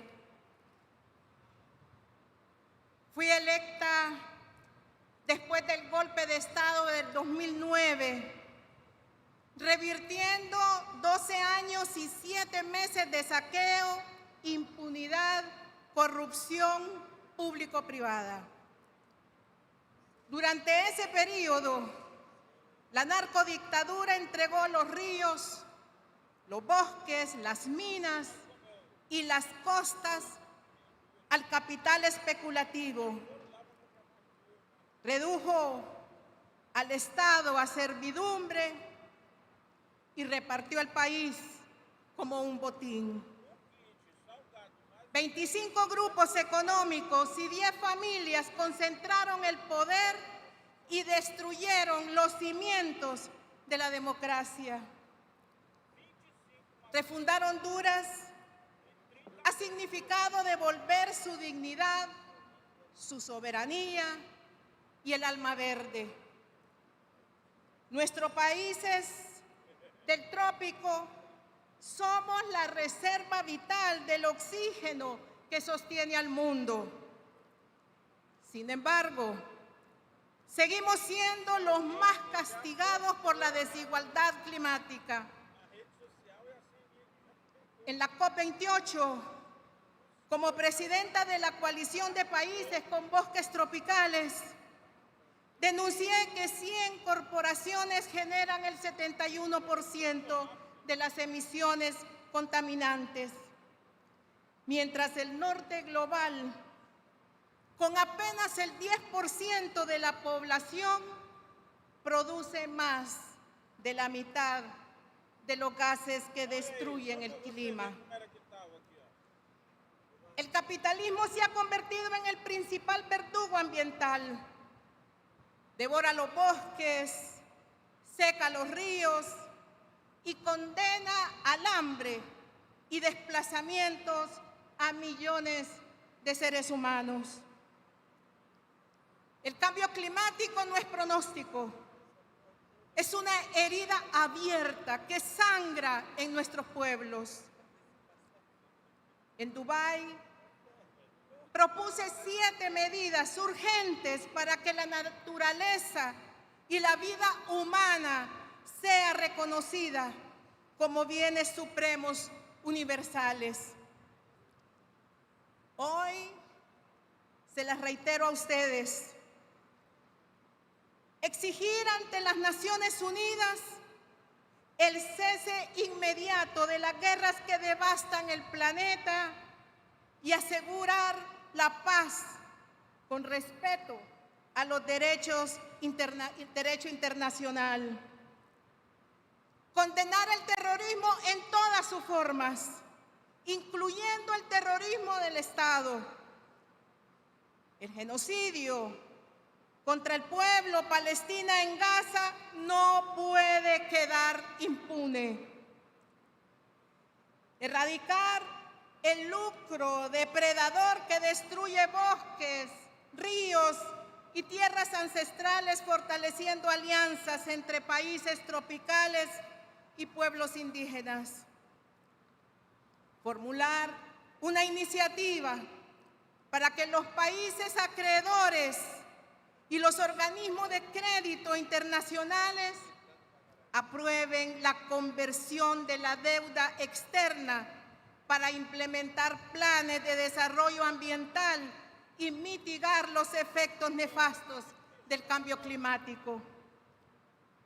Cumplir los acuerdos de la Convención Mundial de los Océanos, sancionando la sobreexplotación y la contaminación marina. Reducir el consumo irracional de recursos naturales por parte de las potencias industrializadas que amenazan el equilibrio de la vida en el planeta. Incluir los delitos ambientales en la jurisdicción de la Corte Penal Internacional, castigando a empresas y gobiernos que destruyen la naturaleza. Si detenemos las atrocidades del capitalismo en los bosques y en las selvas tropicales, estaremos protegiendo a la humanidad. Honduras, miembro activo y actual presidencia pro tempore de la coalición de países con bosques tropicales, que cubren más del 30% de nuestro territorio nacional, defiende esos bastiones sagrados de vida que el neocolonialismo pretende ignorar. En mi gobierno hemos comenzado la reparación ambiental de una patria herida. Creamos 3 batallones ambientales bajo la estrategia Cero Deforestación 2030 y redujimos más del 90% la deforestación en zonas protegidas. Con el programa Agrobosques hemos producido 30 millones de plantas, reforestando 10.000 hectáreas y beneficiando a 6.000 familias rurales. Creamos el Fondo Nacional de Áreas Protegidas, que garantiza recursos permanentes para 104 microcuencas de agua. Y con la Red Nacional de Escuelas Agrícolas, formamos jóvenes en agroecología, soberanía alimentaria y amor a la tierra. Además, Honduras firmará su primer acuerdo internacional para movilizar financiamiento climático soberano, basado en créditos de carbón de alta integridad, que aseguran justicia ambiental y desarrollo sostenible. No hemos otorgado una sola concesión nueva sobre nuestros bienes naturales, porque la refundación ambiental también es un acto de soberanía. Honduras respalda la iniciativa del presidente Luis Inácio Lula da Silva, bosques tropicales para siempre, porque creemos que la justicia climática exige reconocer el valor económico y moral de los pueblos que la protegen. Pero mientras avanzamos con firmeza en esta refundación ecológica y moral, mi país enfrenta una nueva amenaza. Los mismos grupos que rompieron el orden constitucional en el 2009 y que generaron fraudes en las elecciones del 2013 y 2017, hoy conspiran contra la democracia. Se han revelado 26 audios que evidencian un intento criminal de vulnerar la voluntad popular desde el Consejo Nacional Electoral. Ante esta cumbre, declaro: ninguna conspiración política, digital o mediática podrá arrebatarle al pueblo su derecho a decidir. El 30 de noviembre celebraremos elecciones libres, limpias y transparentes. Honduras volverá a demostrar que se gobierna a sí misma, libre, soberana e independiente. Pueblos del mundo, refundar una nación es también refundar nuestra relación con la naturaleza. La justicia ambiental es la base de la justicia social y la defensa del bosque es también la defensa de la democracia. Como mujer, como madre y como presidenta, sé que cuidar la tierra es cuidar la vida. Desde este Belén, que marcó la ruta a las mujeres para vivir libres de violencia, llamo a liberar también al planeta del abuso y del egoísmo.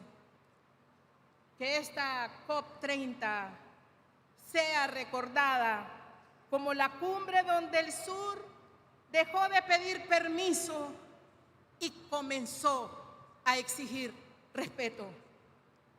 Que Belén vuelva a parir esperanza. Despertemos humanidad.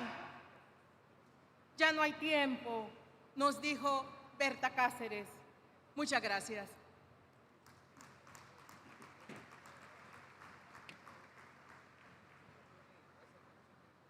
Temos agora a manifestação do primeiro-ministro da Irlanda, Michael Martin.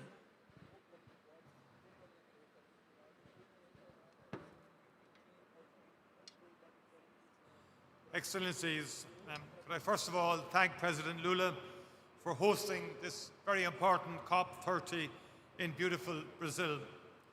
And as we meet here in Belém, at the edge of the Amazon, we find ourselves in a place that is both a wonder of nature and a reminder of what is at stake. The Amazon is much more than a forest. It is a living symbol of the magnificence of this planet, but also of its fragility and the dangers we pose to the world and to ourselves.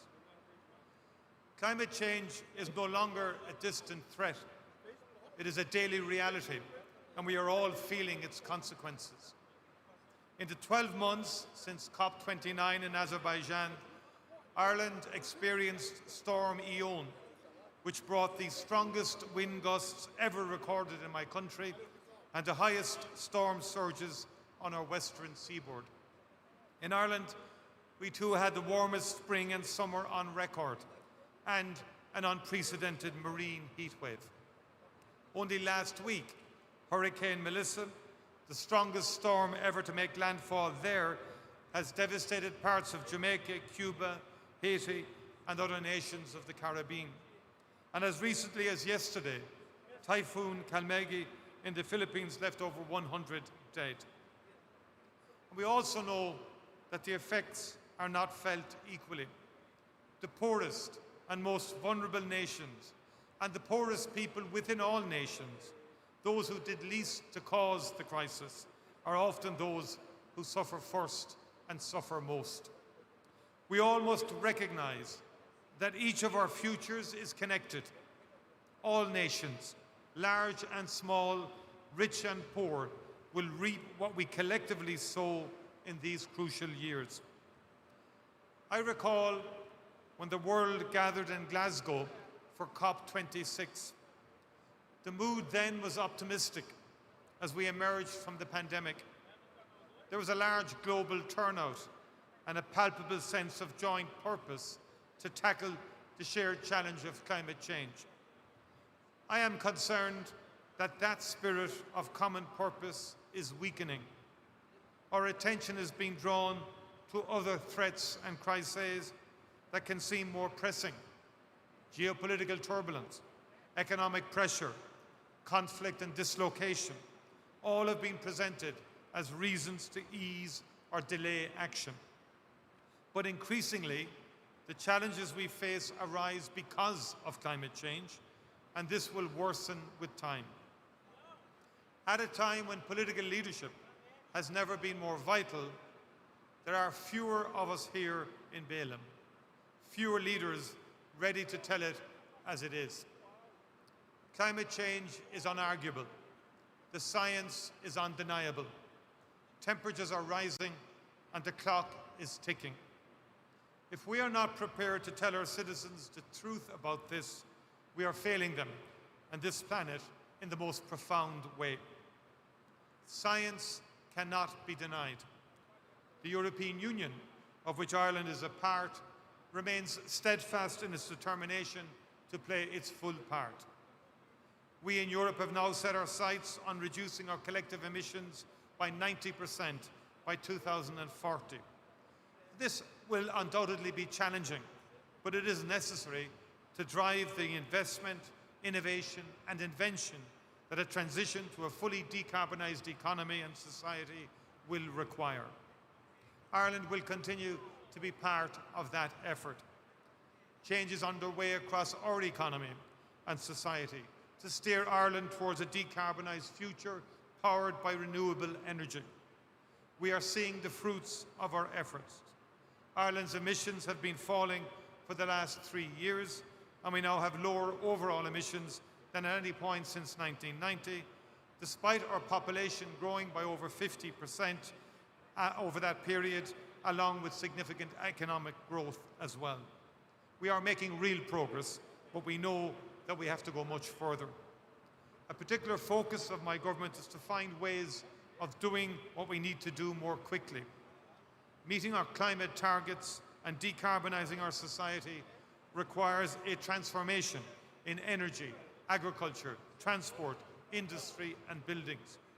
The public interest lies in us being able to deliver the changes we need to build a truly sustainable society quickly.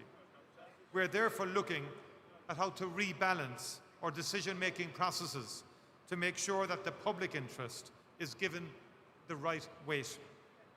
The people of Ireland are no strangers to shifting weather patterns and more intense storms which expose our vulnerabilities. So we are investing in adaptation, in resilient infrastructure, in flood relief schemes and coastal defences, in early warning systems, in nature-based solutions and in sustainable agriculture and industrial practices. Ireland recognises that adequate and accessible climate finance is the key to achieving decarbonisation and climate resilience globally. We are keen to scale up and improve access to climate finance to tackle loss and damage facing vulnerable countries. The fund for responding to loss and damage to which Ireland contributes will be important in this context. I'm also very happy to announce that Ireland will host a new UNDP project office in Dublin dedicated to advancing sustainable finance, mobilising the capital that will power a fair, inclusive and global green transition. The world is at a decisive moment in how we act on climate change. We have made some progress, but we now need to act with unity and with much more urgency. There is an old Gaelic Irish saying, Ní nart go cur le chéile. There is no strength without unity. The world can and must come together, and its leaders must lead. It is the only way to secure the future that this and future generations deserve. Good of Mila Mahagwiv Galer. Thank you very much indeed.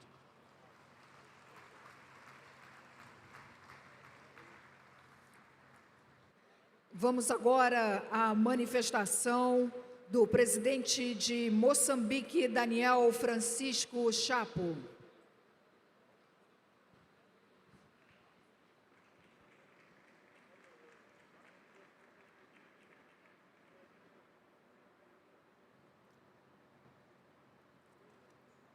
Sua Excelência Inácio Lula da Silva, Presidente da República Federativa do Brasil, Sua Excelência Engenheiro António Guterres, Secretário-Geral das Nações Unidas, Senhora Presidente desta Conferência, Excelências, minhas senhoras e meus senhores.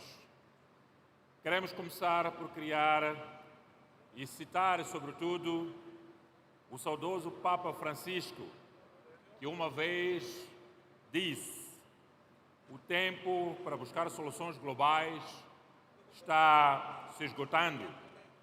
Só encontraremos soluções adequadas se agirmos juntos e em acordo.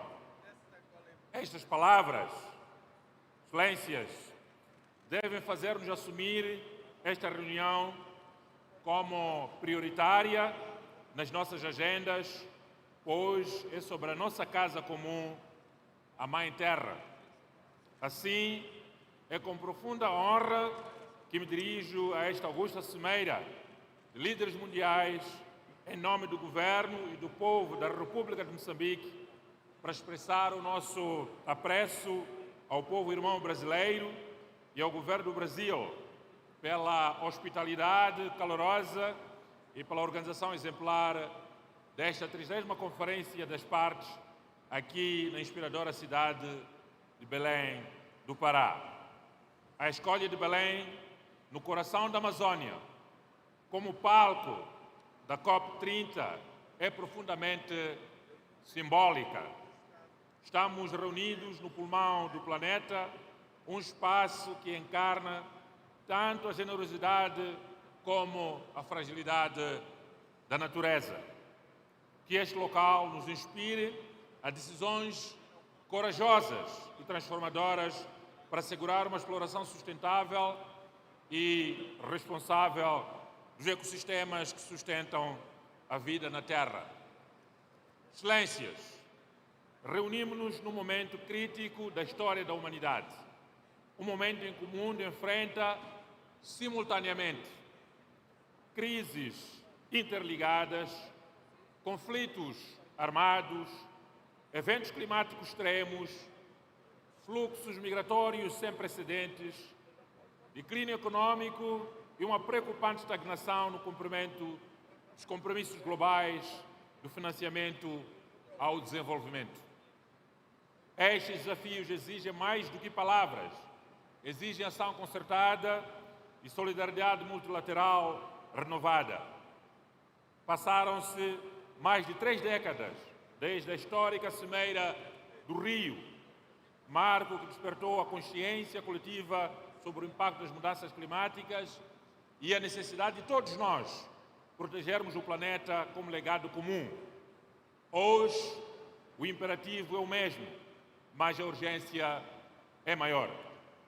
Precisamos de decisões executáveis, justas e sustentáveis, particularmente no que toca ao financiamento das ações de adaptação e a construção de resiliência, sobretudo nos países e comunidades mais vulneráveis. Ao longo dos anos, criamos instrumentos e mecanismos multilaterais para travar a degradação ambiental, no combate à desertificação, na proteção da biodiversidade e na gestão sustentável da água. São avanços que nos encorajam, mas não nos devem satisfazer. Como se tem dito, o tempo de agir é agora e a escala da ação deve ser tão vasta quanto o desafio. O balanço global da ação climática é inequívoco. O progresso existe, mas é insuficiente. Precisamos de aumentar a ambição e acelerar o passo para alcançar a meta de limitar o aquecimento global a 1,5 graus centígrados, conforme o Acordo de Paris. Cada fração de grau importa e cada ação ou omissão tem consequências reais. Excelências, minhas senhoras e meus senhores, Moçambique é um país de vastas riquezas naturais e de extraordinária beleza, mas também de alta vulnerabilidade climática. Ciclicamente, somos assolados por ciclones, cheias, secas, inundações e secas prolongadas que devastam comunidades inteiras, degradam os ecossistemas e comprometem o nosso desenvolvimento. Apenas nos últimos 2 anos, os ciclones Chido, Decled e Jude deixaram um rastro de destruição, afetando milhares de famílias e ceifando 233 vidas em várias províncias do nosso país. Estima-se que Moçambique necessita de cerca de 300, ou melhor, 37,2 mil milhões de dólares para alcançar a plena resiliência climática do seu capital humano, físico e natural. Este número traduz o custo de adaptação, mas também o valor de esperança de milhões de moçambicanos. Com uma população maioritariamente jovem, o futuro do nosso país e do continente africano depende das decisões que tomarmos hoje. É por isso que defendemos uma ação climática inclusiva que envolva governos, setor privado, comunidades locais, melhor dizendo, e a juventude. A educação e a literacia climática devem ser prioridades para que cada cidadão compreenda o seu papel na defesa da terra. Apesar destes desafios, Moçambique tem feito progressos notáveis.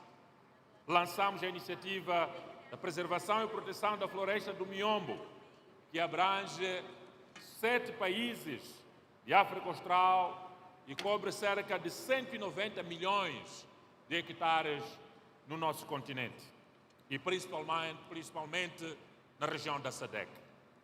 Implementamos a nossa contribuição nacional determinada, adaptamos programas de redução de emissões provenientes do desmatamento e degradação florestal. Aprovamos a Estratégia Nacional do Financiamento Climático 2025-2034, que será integrada na planificação orçamental do Estado moçambicano. A nossa NDC revê em baixas emissões de 50% face ao cenário business as usual e integra benefícios de mitigação e adaptação alinhadas à Estratégia Nacional de Desenvolvimento 2025-2044 e ao Programa Quinquenal do Governo da República de Moçambique. Estes instrumentos são convites abertos à cooperação e ao investimento verde.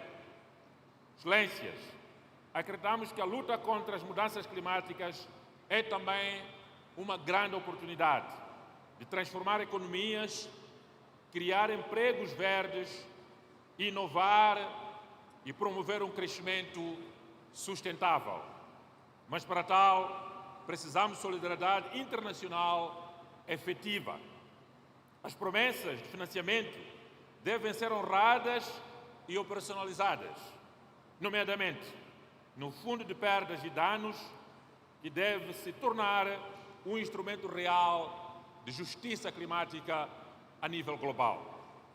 Instamos igualmente para que os mecanismos financeiros multilaterais e bilaterais sejam mais acessíveis e sensíveis às realidades de países em desenvolvimento que enfrentam simultaneamente o desafio da industrialização e da descarbonização. Os países desenvolvidos devem liderar pelo exemplo, ampliando as suas ações de mitigação e fornecendo apoio financeiro e tecnológico previsível e suficiente. A equidade climática deve reconhecer o direito dos países africanos em desenvolvimento, incluindo o acesso à energia limpa, infraestruturas resilientes e oportunidades industriais sustentáveis. Moçambique defende uma transição energética justa que garanta espaço político e econômico para que os nossos recursos naturais sejam usados de forma sustentável em benefício das populações e de todo o planeta Terra. Excelências, que as nossas decisões sejam inspiradas no ditado: nós não herdamos a terra dos nossos antecessores, nós pegamos-la emprestada das nossas crianças. Auguramos que desta COP30, no coração da Amazônia, emanem compromissos renovados, ações concretas e uma visão partilhada de esperança para o planeta Terra. Que saiamos de Belém com a convicção de que proteger o sistema climático é um dever moral e uma responsabilidade coletiva de todos nós, com as presentes e futuras gerações. Moçambique continuará a fazer a sua parte com determinação e sentido de responsabilidade, competência e urgência. Juntos podemos construir um futuro resiliente, justo e sustentável para todos. Muito obrigado pela vossa atenção.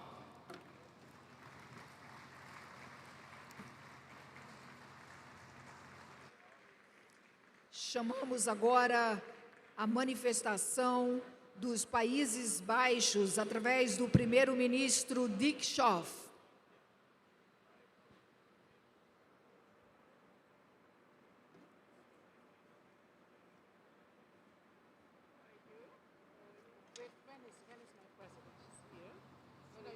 Your Excellencies, ladies and gentlemen, I'm sure you're all familiar with the famous saying that optimism is a moral duty.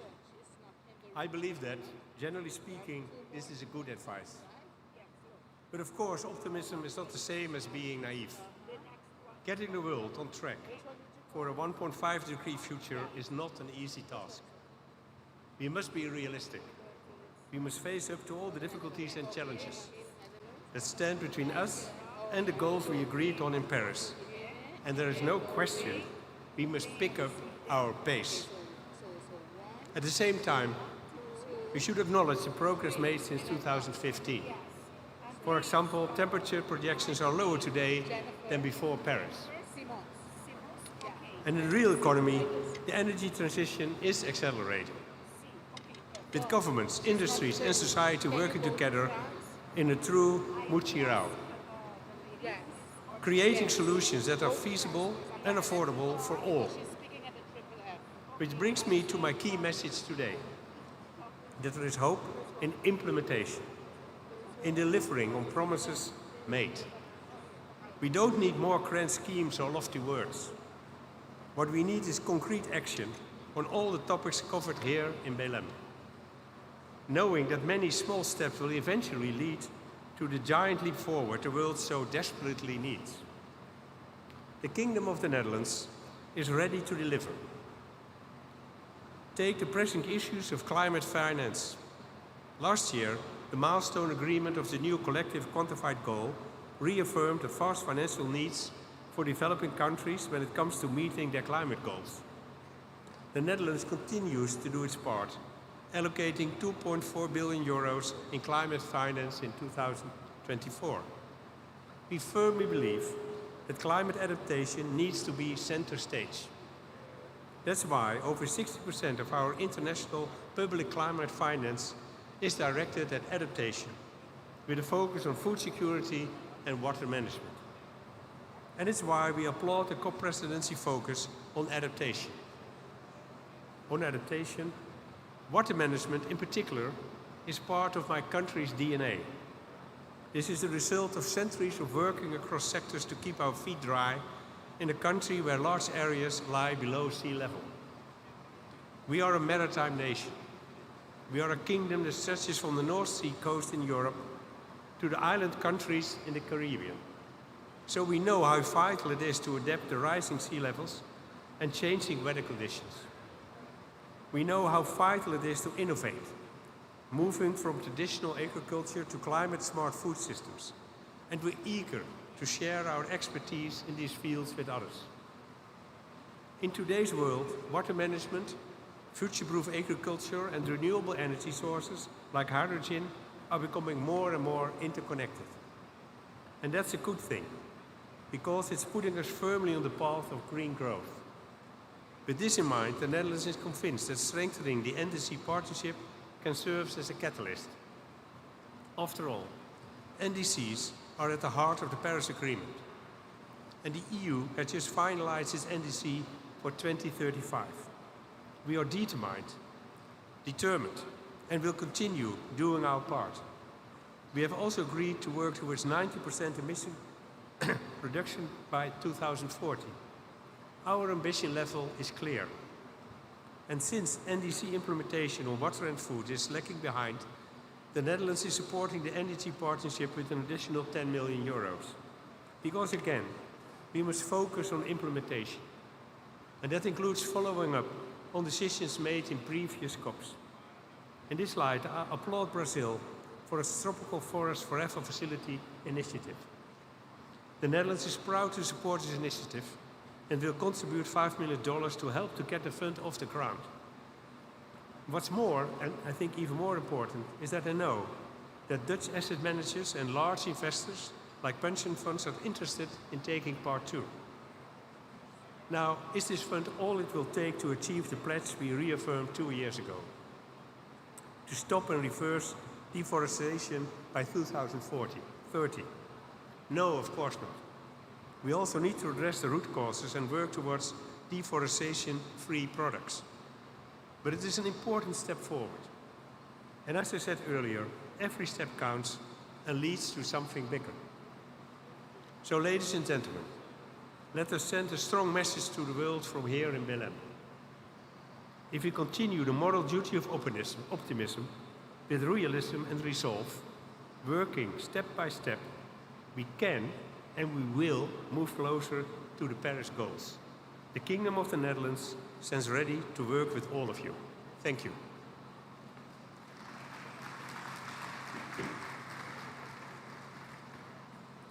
Chamamos agora para a manifestação o primeiro-ministro de Papua Nova Guiné, James Marape.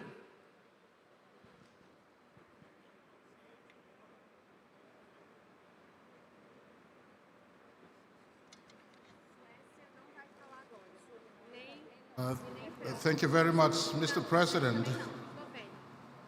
His Excellency, the Governor General of, Secretary General of the United Nations, President Lula, and all distinguished guests, ladies and gentlemen, on behalf of the government and people of Papua New Guinea, firstly and foremost, I want to thank President Lula, government of Brazil, and the people of Brazil for what a wonderful hospitality and a good meeting so far. Thank you very much for your hospitality. Good to be here in the city of Belém. Papua New Guinea has a good relationship with the city of Belém. It was here that our experts were trained through the Terra Amazon program to monitor deforestation and degradation skills that has helped us to build our own forest monitoring system, now the blueprint of our sustainable forest management. Brazil is not new to the conversation on environment and climate change. It was Rio de Janeiro in 1992 that birthed this contemporary conversation on environment and climate change sensitivities. Mr. President, I come here with one message: save our one livable planet by honoring our commitments for Papua New Guinea. Climate adaptation and mitigation is not a choice, it is a matter of survival. We call on all nations to act now, act responsibly, and honor our combined pledges. We all, human beings, have no second planet or no second chance if we destroy this one planet. For Papua New Guinea, we come here to join Brazil and all forest and ocean nations to offer solutions to the fight against climate change and save this planet. Whilst most of us forest and ocean nations have minimum carbon footprints, we are bigger climate victims. We are here also to offer solutions. Papua New Guinea joins the family of nations to offer solutions in the climate change fight. Solutions to fight climate change lies in forest and nature. That is why Papua New Guinea over 10 years ago championed Articles 5 and 6 of the Paris Agreement. Forests and oceans offer nature-based solutions and technologies to replenish Mother Earth, Mr. President. As a forest nation, just like Brazil is, Papua New Guinea safeguards 35 million hectares of pristine rainforest. These are lungs of the earth, and with many of our forest nations globally, in the Amazon basins, in the Congo basins, and us in Southeast Asia, we offer our forest for the sustainability of planet Earth. Our forest has been our livelihood, but this is also our contribution, our legacy to the world as we face this climate change diversity. We are implementing locally our nature, forest, and climate country package to help manage our forests better, introduce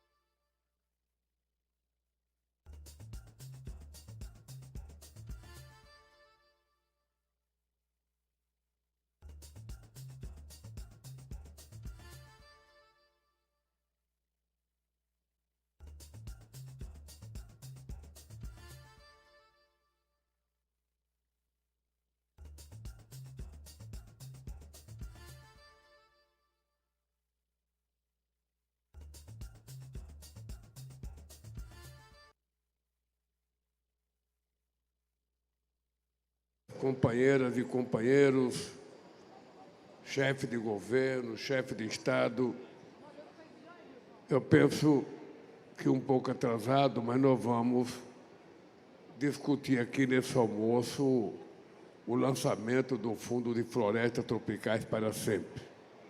Eu quero cumprimentar o nosso amigo secretário-geral da Organização das Nações Unidas, Antônio Guterres. Quero cumprimentar a nossa querida companheira, ex-presidenta do Brasil e presidenta do novo Banco de Desenvolvimento. Quero cumprimentar o companheiro primeiro-ministro da Noruega, Jonas Gahr Støre. Quero cumprimentar o nosso amigo Félix Antoine, presidente da República Democrática do Congo. Quero cumprimentar o Yashi, nosso representante especial da República da Indonésia, por meio de quem cumprimento todos os chefes de Estado, chefes de governo e representantes dos países presentes. Quero dizer para vocês que o Fundo de Florestas Tropicais para Sempre, TFFF, que estamos lançando hoje, é uma iniciativa inédita. Pela primeira vez na história dos países do Sul Global, terão pela primeira vez na história, os países do Sul Global terão um protagonismo em uma agenda de floresta. As florestas tropicais cumprem uma função essencial para o enfrentamento à mudança climática. Elas retêm carbono, garantem fluxos hídricos e protegem a biodiversidade. Sem elas, não temos água para beber e nem para plantar. Quando a destruição das florestas atingirem pontos irreversíveis, serão sentidos nos 4 cantos do mundo. As florestas valem mais em pé do que derrubadas. Elas deveriam integrar o PIB dos nossos países. Os serviços ecossistêmicos que prestam para a humanidade precisam ser remunerados, assim como as pessoas que protegem as florestas. Os fundos verdes e climáticos internacionais não estão à altura dos desafios que a mudança climática nos coloca. Foi com esse senso de urgência que, desde a COP28, reunimos um grupo de países de florestas tropicais e países investidores para desenhar esse mecanismo. Contamos com o apoio de organizações internacionais e da sociedade civil. O TFFF não é baseado em doação. Seu papel será complementar aos mecanismos que pagam pela redução de emissões de gases de efeito estufa. Investimento soberano de países desenvolvidos em desenvolvimento vão alavancar um fundo de capital misto. O portfólio vai se diversificar em ações e títulos. Os lucros gerados serão repartidos entre os países de florestas tropicais e os investidores. Os recursos irão diretamente para os governos nacionais, que poderão garantir programas soberanos de longo prazo. 1/5 dos recursos poderão ser destinados aos povos indígenas e comunidades locais. Cuidar dos seringueiros, extrativistas, mulheres e povos indígenas é cuidar das florestas. A bioeconomia permite conciliar conservação e uso sustentável. O TFFF inova também em sua governança. Suas instâncias decisórias vão corrigir antigas assimetrias e contarão com a presença em pé de igualdade de países investidores e de países de florestas tropicais. A participação social e de especialistas agregará valor à avaliação e ao aprimoramento do mecanismo. Todos os anos, o monitoramento por satélite tornará possível identificar se os países estão respeitando a meta de manutenção do desmatamento abaixo de 0,5%. Reflorestamentos serão contabilizados com o tempo. A meta é que cada país possa receber até $4 por hectare preservado. Parece modesto, mas estamos falando de 1,1 bilhão de hectares de florestas tropicais distribuídos em 73 países em desenvolvimento. No evento que organizamos em setembro em Nova York, o Brasil anunciou que será o primeiro a investir $1 bilhão nesse fundo. O Conselho do Banco Mundial aprovou que irá hospedar os mecanismos financeiros e o secretariado interino do TFFF com base em uma nova filosofia. Em breve, esperamos contar também com o engajamento do novo Banco de Desenvolvimento dos BRICS, do Banco Africano e outros bancos regionais. O TFFF obteve apoio de países das bacias do Amazonas, do Congo e do Bornéu-Mekong. O Fundo de Florestas Tropicais será um dos principais resultados concretos no espírito da implementação da COP30. É simbólico que a celebração do seu nascimento seja feita aqui em Belém, rodeada de sumaúmas, açaizeiros, andirobas e jacarandás.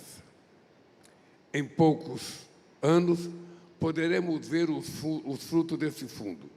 Teremos orgulho de lembrar que foi no coração da floresta amazônica que demos esse passo juntos. Como nos disse o ambientalista brasileiro Chico Mendes, dizia ele, no começo, pensei que estava lutando para salvar as seringueiras. Depois, pensei que estava lutando para salvar a floresta amazônica. Agora, percebo que estou lutando para salvar a humanidade. Muito obrigado, gente.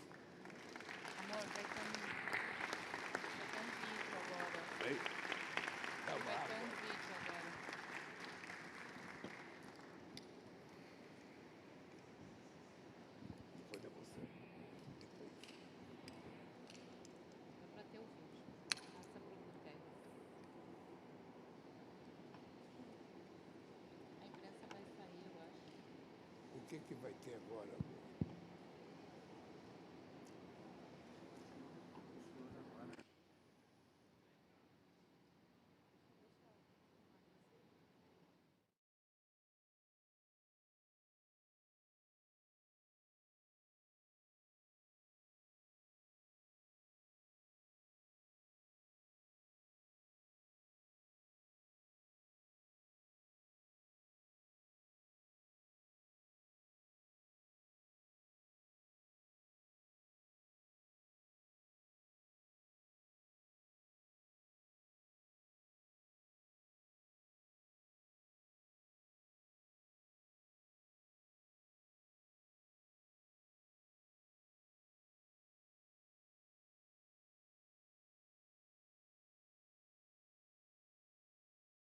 Is also a water crisis. Slovenia has actively promoted the recognition of the role water plays in climate adaptation and mitigation. The global water cycle is spinning out of balance. Stabilizing it is key in terms of effective climate action and global water security. Another aspect of our global engagement is our action, grounded in rights and equality. Gender equality and human rights-based approach is embedded in our climate law and our climate diplomacy. This is aligned with the International Court of Justice, reminder that human rights are inseparable from climate outcomes and that states have a duty under international law to act on climate change. The right to a clean, healthy and sustainable environment must be our North Star, and gender equality should continue to be considered in the climate change processes and actions. Finally, financing underpins everything. For Slovenia, climate finance is climate justice. The bridge from pledges to impact. We have been increasing our climate finance in the past years and are committed to continue doing so. At the national level, Slovenia comes with aligned policies at home and proves small countries can lead big change. In July this year, we adopted our first national climate law, a framework to safeguard quality of life, support a resilient economy, and protect long-term security as climate risks intensify.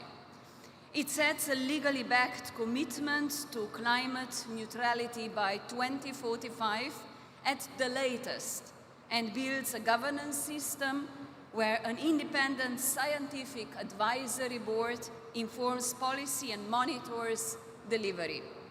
The first report on climate change mitigation and adaptation, as required by the climate law, was prepared last month. The main messages of the report is that Slovenia is on track to meet our emission reduction commitments, and that although additional effort will need to be made, this can be done in a just and fair manner. At the national level, Slovenia also pays great attention to nature protection, among others with respect to forest, biodiversity and water management. Alerted by the reports that by 2050, globally, 50% of the today's species will be extinct, the Slovenian government initiated the process of preparing a national plan for nature restoration. And by striving for ambitious climate agenda globally, supported by coordinated national policies, is not enough to make substantive progress in adaptation and mitigation of climate change. Implementation and awareness raising are the key to progress. And in that regard, activities at the local level play an important role. A climate office that connects stakeholders at the municipality level was established in Slovenia in November 2024. And it supports local communities and regions in adapting to climate change and helps the state understand local needs and conditions. At the same time, it strengthens understanding, awareness, and support for municipalities and regions through targeted knowledge transfer. In conclusion, ladies and gentlemen, we are still hearing voices of climate change skepticism. However, scientists, as well as the current increase in frequency and intensity of extreme weather events, are telling us a different story. Climate change is real. It is happening already now. It is aggravating existing vulnerabilities and increasing inequalities. To make progress, acting alone will not bring success. We will reach our climate goals only if each of us acts and contributes. Let this COP be remembered for delivery of ambitious and scaled finance and faster adaptation. Slovenia stands ready to partner with all who share this purpose, and despite uncertain times, multilateralism can still prove its worth, and we must choose to use it now. Thank you.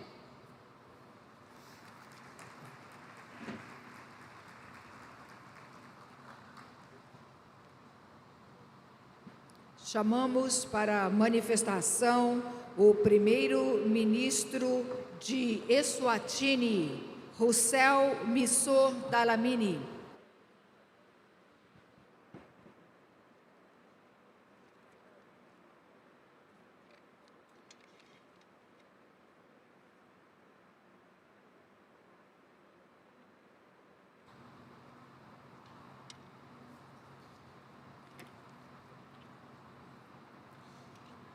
Your Excellency, the President of the Republic of Brazil, Mr. Lula, distinguished heads of state and government, honorable delegates, ladies and gentlemen, I'm profoundly honored to deliver this statement on behalf of His Majesty King Mswati III and on behalf of the people of Eswatini.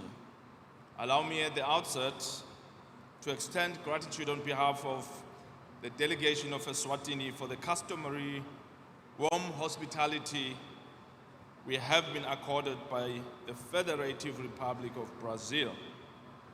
Your Excellencies, we gather at a moment of profound urgency. The war humanity has waged against nature, especially our climate system, has reached a point where it threatens our very survival. Corrective action is no longer a choice, it is an imperative. Climate action is long overdue, and its urgency cannot be overstated. The third round of nationally determined contributions have been submitted and synthesized. While the increase in ambition across nations is commendable, it remains insufficient. If we are to limit the temperature increase to below 2 degrees Celsius, although the more ambitious target to limit the increase to 1.5 degrees is preferred, we must accelerate our efforts dramatically. To achieve the goals we have set, collaboration is essential. In fact, we must go beyond collaboration.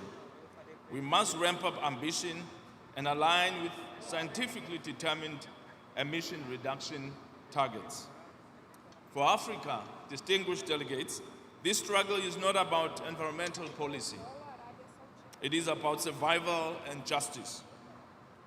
Africa contributes less than 4% of global greenhouse gas emissions, yet we endure the heaviest consequences. The Kingdom of Eswatini, like much of the continent, has borne the brunt of this circumstance. Our rain-fed agriculture, which sustains the livelihoods of over 70% of our population, is increasingly threatened by unpredictable weather patterns, water scarcity, soil degradation, and biodiversity loss, placing immense strain on our rural communities. While we continue to call for the honoring of commitments, Africa will not wait, but will continue to make a difference by ensuring that her development is environmentally friendly, as it has always been. Your Excellencies, despite our minimal contribution to the global crisis, the Kingdom of Eswatini refuses to be defined solely by vulnerability. We believe that our resilience, innovation, and unity will chart the course for a sustainable future.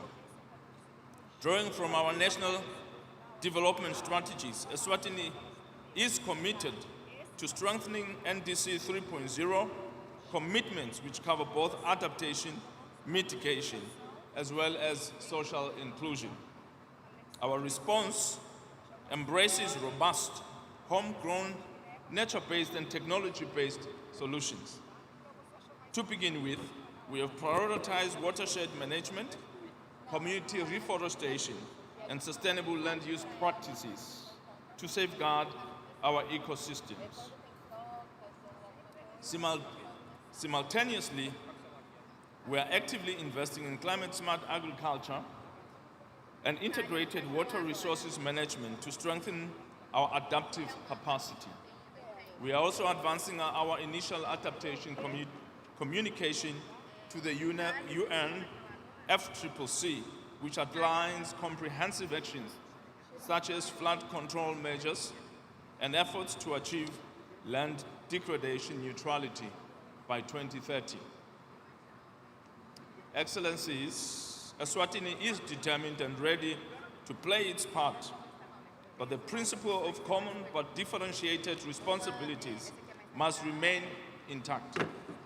Those who have contributed most to this crisis must lead the way in resolving it. Our commitment does not abdicate their responsibilities to lead the response. We cannot allow our people to live in poverty while that disproportionately benefited others. None of our global goals are possible without adequate and accessible financing. Accessing climate funds is currently overly complex for developing nations.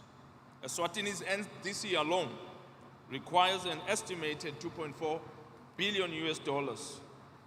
But globally, we need approximately 2 trillion US dollars. Crucially, this financing must be in addition to development financing. Excellencies, the current global financial architecture is simply not fit for purpose. It must change. We need transformative climate financing, moving from aid to strategic investment in local innovation. An urgent reform of global funding mechanisms, including multilateral development banks, to increase concessional finance and African representation is a must. Equally important and urgent is the operationalization of the fund for responding to loss and damage, and the operationalization of the agreement on a meaningful new collective quantified goal on climate finance. There must be an unequivocal rejection of unilateral measures which threaten and seek to penalize developing countries. Furthermore, there is need for a robust technology implementation program, one that delivers tangible results on the ground, not just frameworks and facilitation. Both developed and developing nations require access to technologies that will make the net zero goal a reality. We must support mechanisms such as the Africa Climate Innovation Challenge to channel catalytic finance towards youth-led enterprises. 2 years ago, we made the decision to transition away from fossil fuels. That transition must be just. It must not deprive us of the energy we need to power our development and industrialization. A just transition means ensuring that no nation is left behind and no community is sacrificed in the name of progress. For Eswatini, energy transition must create thousands of jobs, significantly reduce poverty, strengthen local value chains, and ensure access to affordable, reliable, and sustainable energy. Finally, the principle of leaving no one behind must be more than a slogan. It must be a commitment that we live by. We must unite to confront what has rightly been called one of the greatest challenges humanity will ever face. And in doing so, we must urgently find ways to include all members of the global community, especially those who remain excluded from full participation in the process, such as the Republic of China on Taiwan. We must leave this summit speaking not as victims of climate injustice, but as architects of global solutions. In the spirit of our African values proudly mirrored in the great Brazil Republic and the Tinkhundla system of governance, which places people and communities at the center of decision-making. The Kingdom of Eswatini commits to working with all member states to ensure that climate action is inclusive and equitable. Let us rise to this moment. Let us act. This is the most important thing. We must act. This action must be taken with courage, with fairness, and with unity. The future demands nothing less. I thank you. Obrigado.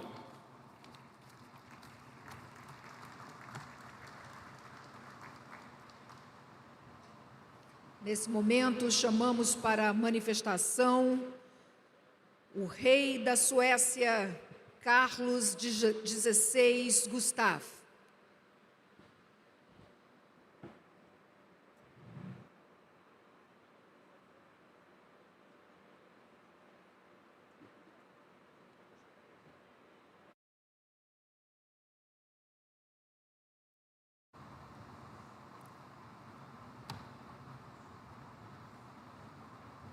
Mr. President, Secretary General, Excellencies, ladies and gentlemen,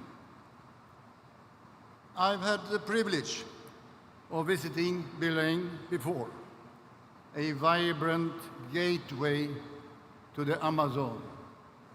The river and the rainforest give life to the city, shaping its people, economy, culture, and culinary traditions. President Lula's commitment to protecting the Amazonas is appreciated and urgently needed at a time when the impact of climate change is increasingly being felt across the globe. In 1972, I participated in the first ever United Nations Conference on Environment held in Stockholm, Sweden. I was a young crown prince back then, attending the ceremony with my grandfather, King Gustav Adolf. It was historic, as it placed global environmental issue on the political agenda and was a starting point for international environmental cooperation. For me, that conference marked the beginning of a lifelong dedication to protecting the nature and belief in science will foster innovation and show the way forward. It also convinced me that cooperation across borders, disciplines, and sectors will be essential to meet the challenges ahead. This spirit of collaboration is at the heart of Sweden's climate transition. And more than 500 companies, municipalities, regions, and organizations are engaged in effort aiming to make Sweden one of the world's first fossil-free welfare nation. To turn ambitions into concrete actions, the Swedish Climate Policy Council has supported the development of Panorama. It is a platform that provides an overview of how Sweden can reach net zero gas emission by 2045. And hopefully, just before President Lula and I turn 100 years. The model can be adopted globally, helping other countries research climate goals. These efforts go hand in hand with our international engagement. This year, Sweden is the co-chair of the Green Climate Fund. Through this role, we help mobilize resources to turn climate commitment into real action. However, major challenges remain. 33 years after the Climate Convention was signed in Rio de Janeiro, emission of greenhouse gases continue to rise. Biodiversity is declining and ecosystems are under enormous pressure. International collaboration is crucial. Pollution, climate change respects no border, that we all know. Cooperation between nations is the only path towards sustainable development and long-term prosperity. Climate action is the investment opportunity we should all embrace, because the green transition drives economy growth, building the workforce for the future, and keep our industries competitive. We know there are ways to limit temperature rise while building resilient economies of the future. I am now counting on all of you, heads of states, governments, to implement policies that stimulate demand for sustainable involvement. Together, we must speed up the deployment of these solutions to limit temperature rise to 1.5 degrees and to build resilience for generations to come. The message, I believe, is really what we need to see happening here and now. Action today is important for growth tomorrow. Lack of action means a tremendous loss in human as well as economic capital. I would like to conclude by quoting from the 1972 Stockholm Declaration, quotation.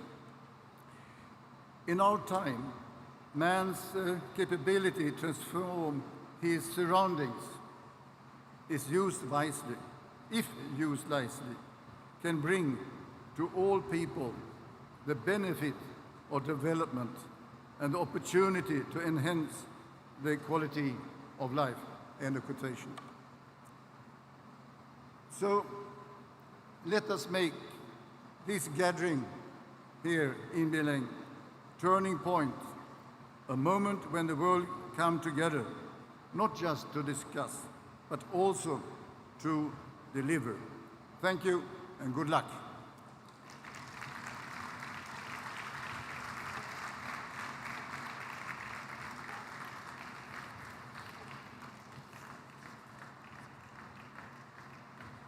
Convidamos agora para a manifestação o presidente da Finlândia, senhor Alexander Stubb.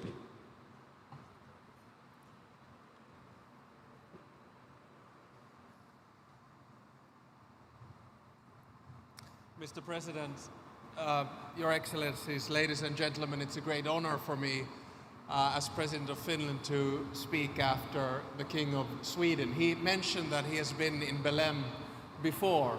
I haven't, this is my first time, but I have a memory from 1992 and the Rio conference. At the time, I was a young trainee at the Finnish embassy in Washington, D.C., and my job was to cover the Rio conference. Now, I know there are a lot of cynics who are following our discussion and our speeches here today, and to them I'd like to perhaps give a little bit of optimism, because I actually think that the UN Framework Convention for Climate Change and the COP meetings in general, as well as the Paris Agreement, have been a success story of multilateralism which currently is being challenged. Now, I have some good news and some bad news. The good news is that, as recently reported by the UN, we are at long last bending the global emissions curve downwards. So basically we are emitting less CO2 than before. That is, if we stick to our commitments. The bad news, of course, is that the direction might be right, but the pace is, as the King of Sweden just noted, way too slow. Now, COP30 is a crucial step on this path. Whether we will permanently lose the 1.5 degree goal depends on the decisions here and now. In my short speech, I would like to underline three critical elements which I believe will ensure the success of COP30. First, we must all lead by example. At COP, each party has an equal say, regardless of their size. And of course, in international relations, this is not always the case. So we are collectively accountable. Yes, the largest emitters must lead the way in reducing emissions, and they must do it now, but the rest of us need to act in an equally responsible manner. And here, please stop blaming your neighbor. I'm not blaming Sweden, but the key is that we must look in the mirror and see what we ourselves can do in this COP30. The blame game doesn't work. Nostalgia is no better driver than cynicism. So therefore we must turbocharge the transition away from fossil fuels. All of us are in a position to do so, must urgently provide the necessary financial and other support to help the most vulnerable countries adapt. Leading by example means giving a voice to those most affected by climate change.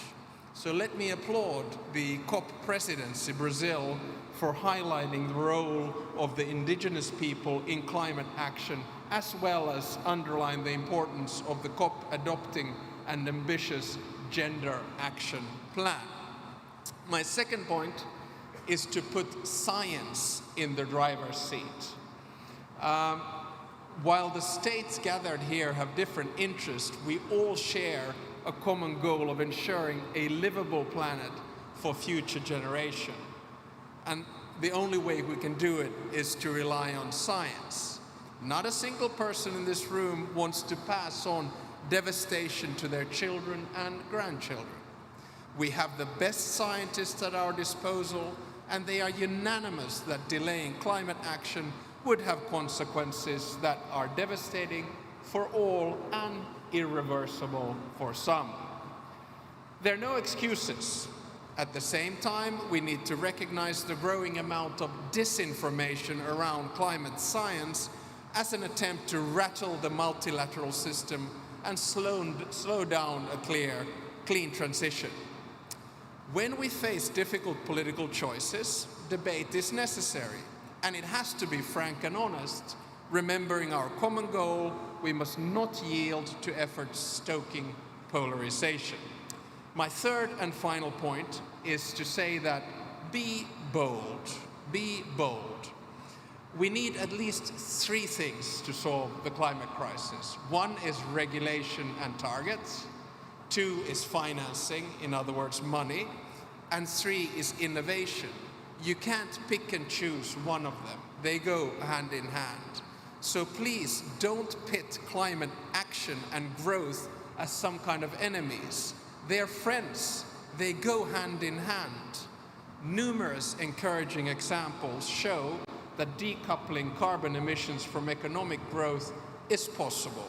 To do this, we need to invest in clean technologies and make sure that those who most need them have the access. Investment for climate change is the growth and prosperity plan for this century. So let me finish by noting that COP30 must send a clear message that the green transition is here to stay and that fossil fuels have no future. 10 years after Paris, let's make sure Belém will be remembered as a success too. And let me finish with a Finnish saying which I disagree with. In Finnish, we have a saying that a pessimist will never be disappointed. The problem, of course, is that a pessimist is often quite cynical. And let me assure you that pessimists will never solve the climate crisis. Optimists and realists will. Thank you very much.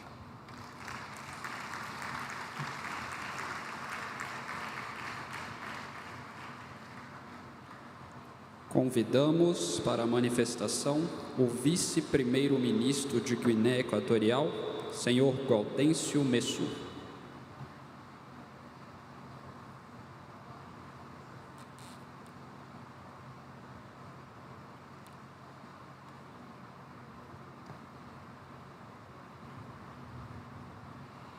Excelentísimo señor Luiz Inácio Lula da Silva, presidente de la República Federativa de Brasil.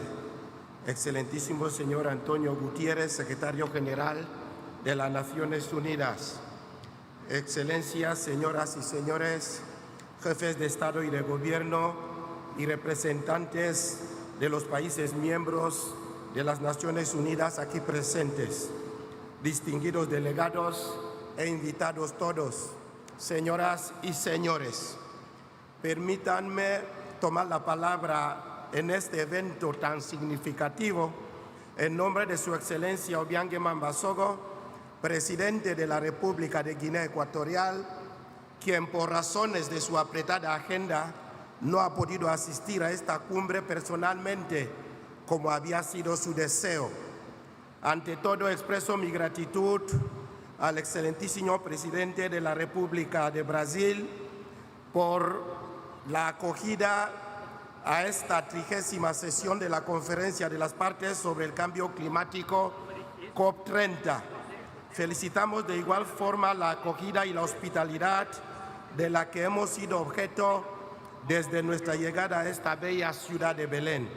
Excelencias, quiero recordar que desde la cumbre del Río de Janeiro del año 1992, Brasil siempre ha sido epicentro de lucha contra el cambio climático.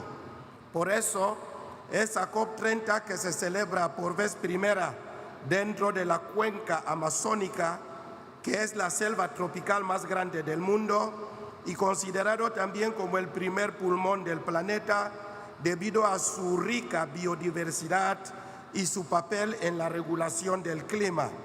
Se concibe como una plataforma para mostrar que los países tropicales disponen de los principales sumidores de carbono y deben ser los líderes de innovación climática y de sostenibilidad, pasando de la dependencia a la corresponsabilidad. Distinguidos invitados, señoras y señores, la lucha contra los efectos adversos del cambio climático constituye un problema amplio y multifacético que amenaza la misma existencia de la vida humana. Por tanto, requiere un trabajo conjunto con la participación de todas las naciones del mundo. La cuenca del Congo, ubicado en África, es el segundo bosque tropical más grande del mundo y el primer pulmón como sumidero de carbón forestal tropical del mundo. Es donde se encuentra ubicada la República de Guinea Ecuatorial, concretamente en África Central, por lo que nuestro país contribuye a la regulación de la temperatura del planeta. A pesar de esta función reguladora, Guinea Ecuatorial, como otros países africanos, es muy vulnerable a las inclemencias climáticas y se está experimentando en los últimos años eventos climáticos nunca antes conocidos, como crecidas de olas marinas, incendios forestales, fuertes tempestades, vientos huracanados acompañados de lluvias intensas que ocasionan inundaciones en nuestras ciudades con pérdidas de infraestructuras costeras, materiales y medios económicos. Excelencias, señoras y señores, al margen de que mi país emite un porcentaje insignificante de gases de efecto invernadero a la atmósfera de alrededor de 0,2% a nivel mundial, no obstante, estamos al día de nuestras obligaciones, como la actualización de las contribuciones determinadas a nivel nacional, que aumentó la ambición en un 35% para el año 2030, un 15% más respecto a la visión presentada en París y un 50% para el año 2050.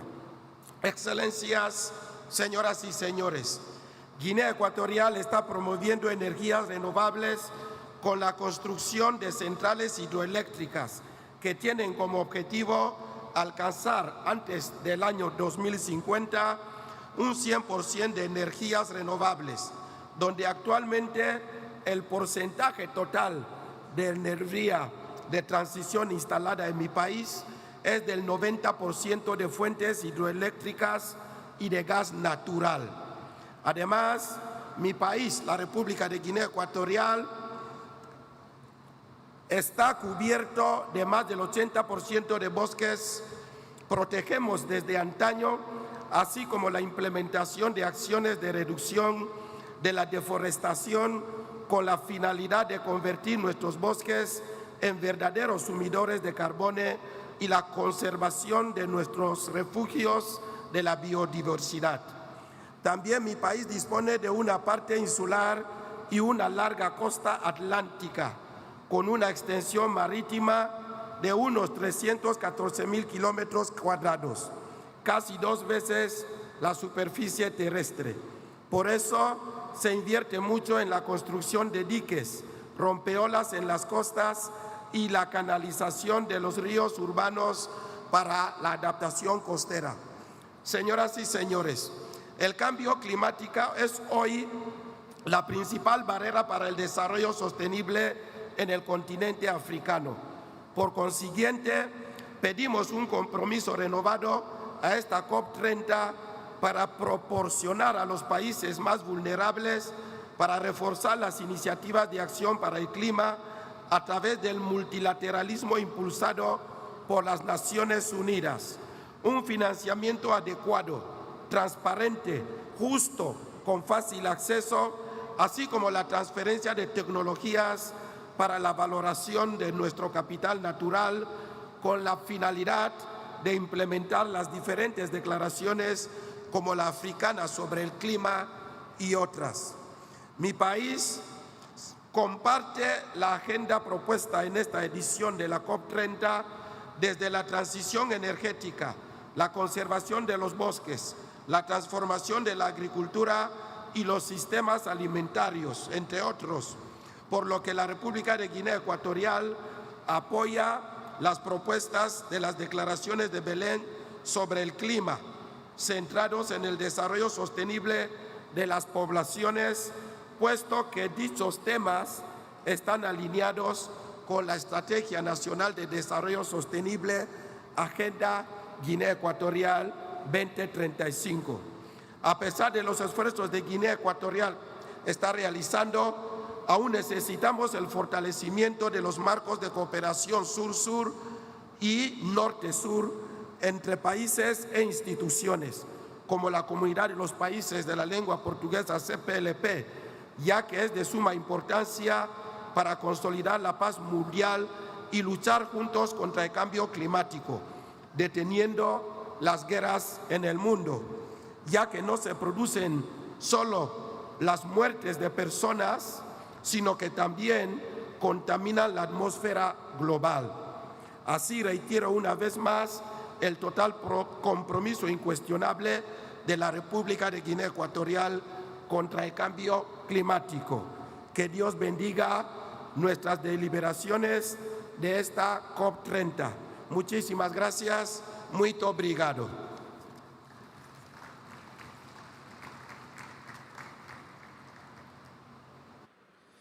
Convidamos para a manifestação o vice-presidente do Iêmen, general de brigada Tariq Saleh.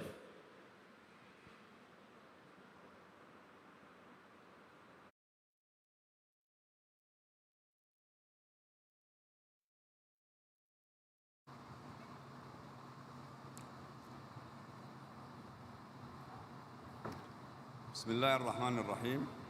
فخامة الرئيس لولا دي سيلفا رئيس جمهورية البرازيل الاتحادية، معالي الأمين العام للأمم المتحدة، أصحاب الجلالة والفخامة والسمو، السيدات والسادة رؤساء الوفود، السلام عليكم ورحمة الله وبركاته. يشرفني باسم الجمهورية اليمنية أن أتقدم بخالص الشكر والتقدير إلى حكومة وشعب جمهورية البرازيل الاتحادية على استضافة هذا المؤتمر الهام الذي ينعقد في قلب الأمازون، رمز الحياة والتوازن البيئي على كوكبنا. السيدات والسادة، تأتي مشاركة اليمن في هذه القمة ونحن نعيش واحدة من أعقد الأزمات الإنسانية والبيئية في العالم، بلد أنهكته الحرب التي تقودها الميليشيات الحوثية ضد الدولة والمجتمع، وتواجه في الوقت ذاته تداعيات متطرفة لتغير المناخ تضرب كل جوانب الحياة، ظهرت في حالات الجفاف والفيضانات المتكررة وانهيار الغطاء النباتي وجرف الأراضي الزراعية وتدمير الممتلكات، بحيث أصبحت هذه الظواهر واقعاً يهدد الأمن المالي والغذائي لملايين اليمنيين، ويعمق هشاشة المجتمعات الريفية، ويدفع بالآلاف إلى النزوح الداخلي والهجرة الخارجية، ويعطل قدرة الإنسان على الاستقرار والإنتاج. نحن في اليمن رغم أننا لا نتحمل المسؤولية عن الانبعاثات العالمية، إلا أننا من بين أكثر الدول تضرراً من آثارها القاسية، ولذلك فإن مشاركتنا هنا ليست مجرد واجب دبلوماسي، بل دعوة إنسانية نوجهها للعالم من أجل العدالة المناخية وإنصاف الدول الأضعف التي تدفع ثمن أزمة لم تصنعها. الحضور الكريم، إن أولويات الجمهورية اليمنية في هذه القمة تتمحور حول 3 قضايا أساسية. أولاً، العدالة المناخية والتمويل. نحن نؤمن أن الالتزامات التي تفرزها مؤتمرات هامة كهذا المؤتمر يجب أن تتحول إلى أفعال من خلال آليات تمويل ميسرة وشفافة ومباشرة للدول المتأثرة بالصراعات لتمكينها من بناء قدراتها، وندعو إلى تفعيل صندوق الخسائر والأضرار بشكل عاجل وضمان وصوله إلى الدول الأكثر تضرراً مثل اليمن، بعيداً عن التعقيدات البيروقراطية التي تحرمها من فرص الدعم العاجل. ثانياً، التكيف والصمود.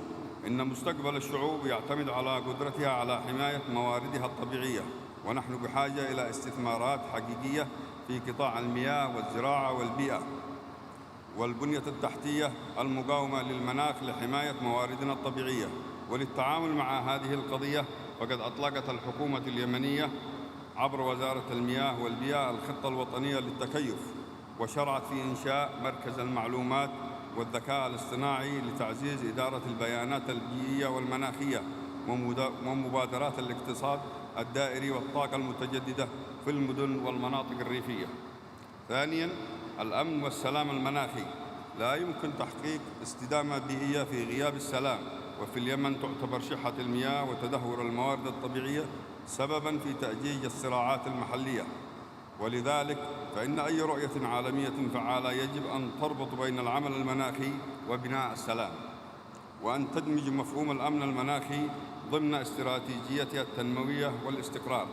السيدات والسادة، نود أيضاً أن نلفت انتباه المجتمع الدولي إلى الأخطار البيئية المحدقة بالبحر الأحمر، أحد أهم الممرات البحرية والأنظمة البيئية في العالم، والذي يواجه اليوم مخاطر التلوث والتسريبات النفطية والتدهور البحري نتيجة السلوك الإجرامي للميليشيات الحوثية الإرهابية. ونطالب بدعم جهود اليمن في بناء قدراته على الاستجابة للطوارئ البحرية ومراقبة التلوث والحفاظ على التنوع البيولوجي البحري.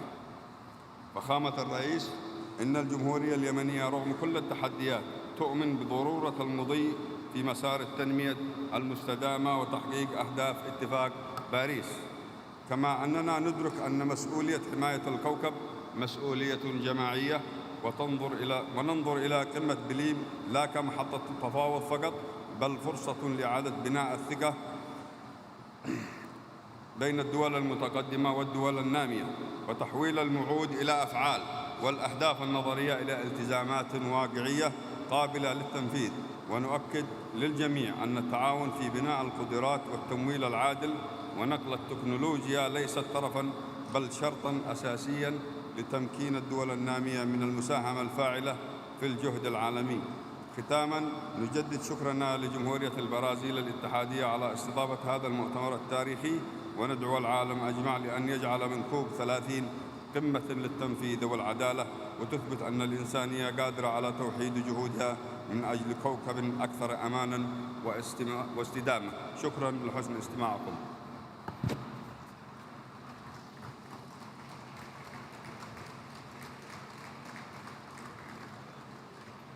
Convidamos para a manifestação o vice-primeiro-ministro de Lesoto, senhor Ntomeng Majara.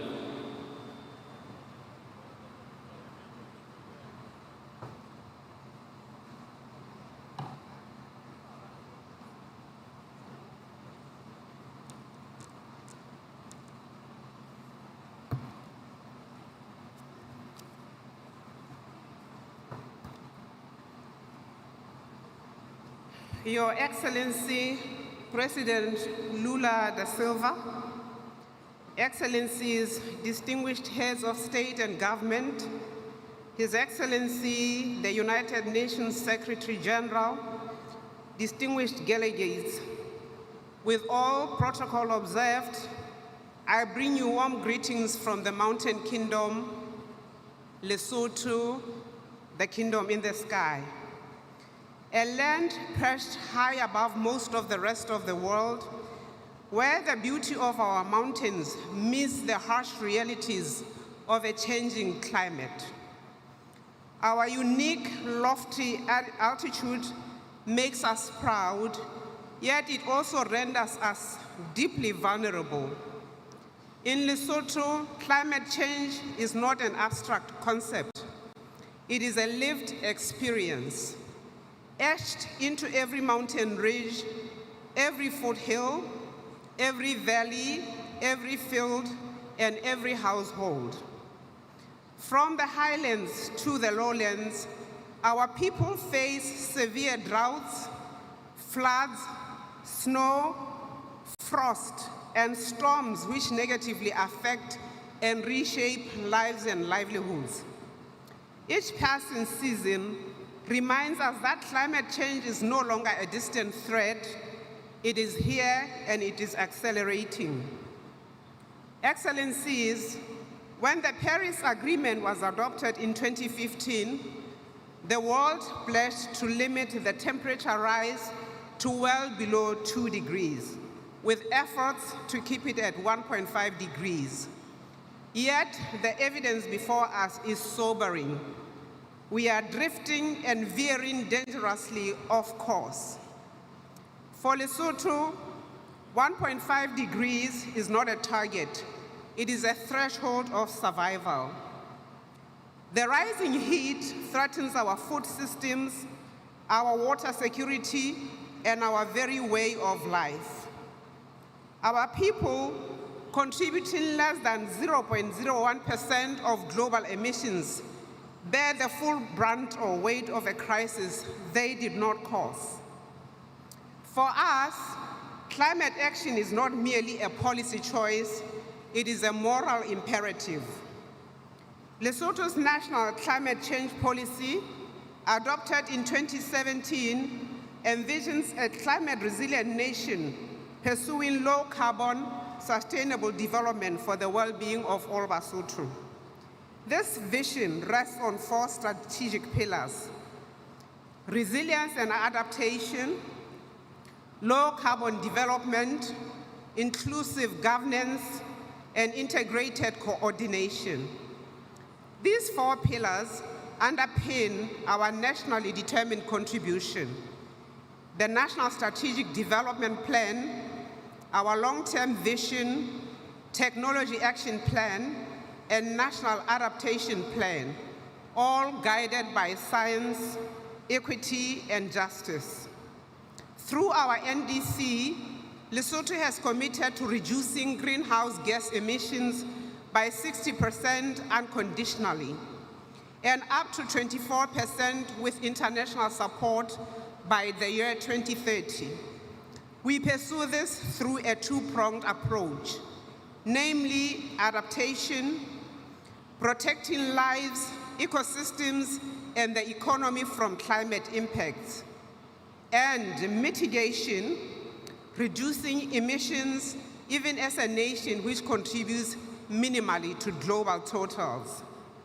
Our National Adaptation Plan identifies 9 priority systems: food and agriculture, water, health, energy, infrastructure, biodiversity, and governance, all aimed at building resilience and adaptive capacity. Your Excellencies, among our most significant interventions are expanding climate-resilient water infrastructure, including the Lesotho Highlands Water Project and the Lowlands Water Supply Scheme, accelerating renewable energy development, particularly solar and wind, to reduce dependency on imported fossil fuels, promoting climate-smart agriculture to strengthen food security and nutrition, restoring wetlands and rangelands through ecosystem-based adaptation, expanding early warning systems and climate information services to safeguard communities, and addressing climate-induced mobility through integrated planning and economic resilience for displaced populations. These efforts show that even a least developed country can lead with vision, innovation, and determination. Yet, despite our progress, we face serious constraints, namely limited finance, technology gaps, and lack of institutional capacity. Excellencies, at the recent negotiations in Baku, parties endorsed the new collective quantified goal on climate finance, targeting $300 billion annually from developed countries and $1.3 trillion from all sources by the year 2035. Lesotho fully supports the timely, expert-led completion of the UAE Belém work program with clear indicators and robust means of implementation. We call for the global goal on adaptation to be fully integrated into this new finance framework and for accelerated support to enable countries like Lesotho to finalize and implement national adaptation plans.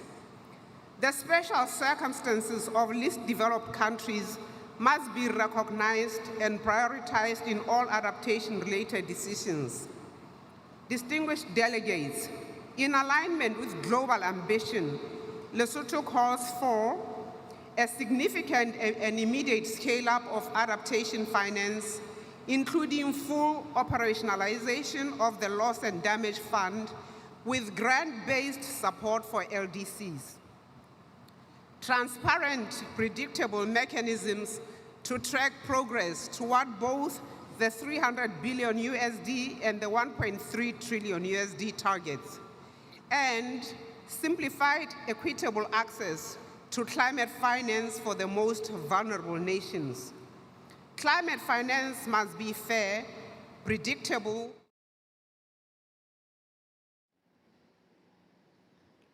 Merci, Président Lula. Chers collègues, Monsieur le Secrétaire général, cher Antonio, Mesdames et Messieurs, en vos grandes qualités. D'abord, je veux remercier le Président et le Brésil pour l'organisation de cette COP à Belém et cet événement et cette initiative du TFFF. Beaucoup de choses ont été dites, je ne vais pas les répéter, si ce n'est pour insister sur l'importance en effet des forêts primaires, à la fois dans la bataille pour la réduction de nos émissions, parce que ce sont les puits aujourd'hui les plus efficaces de carbone terrestre et qui viennent compléter ce que les mangroves et les fonds marins font. Ce sont en plus des réserves, les plus grandes réserves de carbone irrécupérables, ce qui fait qu'à chaque fois qu'on les détruit, on recule dans notre effort de décarbonation. Ce sont des réserves les plus importantes de la biodiversité, 75% de la biodiversité terrestre est dans ces forêts primaires. Et ce sont aussi des lieux, des écosystèmes de vie et d'habitat pour beaucoup de peuples autochtones. Pour toutes ces raisons, l'initiative qui consiste à freiner la déforestation, comme vous l'avez fait, Président, au Brésil, avec des résultats frappants, vous avez fait chuter depuis 2022 de 50% le rythme de la déforestation. Mais en même temps, préserver les forêts existantes est essentiel, à la fois en Amazonie, le Président Petro en a parlé à l'instant, que nous avons en partage quelques-uns autour de cette table, dans le bassin du fleuve Congo, le président Tshisekedi l'a dit tout à l'heure, et je salue tous les pays aussi qui contribuent à cet effort, mais également en Asie du Sud-Est, l'envoyé spécial de l'Indonésie l'a dit, et je vois mon frère de Papouasie-Nouvelle-Guinée de l'autre côté de la table qui participe de cet effort. Et donc on doit vraiment s'assurer de cet effort complet. Face à ça, ce constat, la TFFF apporte des innovations financières importantes, elle mobilise davantage, elle permet d'aller chercher de l'argent privé, ça a été très bien dit par le Premier ministre de Norvège tout à l'heure, et elle doit reposer à la fois sur la science, une analyse, un suivi des résultats. Et donc je veux ici, d'abord apporter le soutien de la France à cette initiative politique. Ensuite, dire que pour nous, il est important que ça repose sur la science et le suivi de l'évolution de la forêt. Et donc, faire travailler nos scientifiques, dédier une partie des montants à une analyse scientifique indépendante et continuer des initiatives comme on l'a pris ces dernières années avec, par exemple, le One Forest Vision, c'est-à-dire avoir une analyse, en particulier à travers l'observation spatiale, de l'évolution de la forêt qui permet de faire le suivi des résultats de ce qu'on mène et de prévenir aussi les déforestations. Deuxième élément, qui est une analyse constante, coût-bénéfice, et qui est une analyse projet par projet, comme l'a dit là aussi le Premier ministre de Suède, de manière importante. Troisième point, qui est une gouvernance exemplaire avec un suivi des décaissements en toute transparence, ex ante, ex post, essentiel pour garantir l'additionnalité et le suivi. Quatrième point, que ce soit décliné par pays, c'est le sens de ce qu'a dit le président Tshisekedi, qui est une appropriation par chaque pays, comme on l'a fait d'ailleurs avec la Papouasie-Nouvelle-Guinée, et donc que ça repose sur des approches One Country Package. Si ces conditions sont remplies et qu'on avance donc sur de telles approches, la France, au-delà du soutien politique, apportera un soutien financier en plus de ce que nous avons commencé avec le président Lula. Il y a quelques mois, nous avons pris l'engagement d'1 milliard d'euros sur l'Amazonie ensemble. L'Agence française de développement a déjà décaissé 400 millions d'euros sur ce milliard pour financer la préservation de la forêt et de la bioéconomie.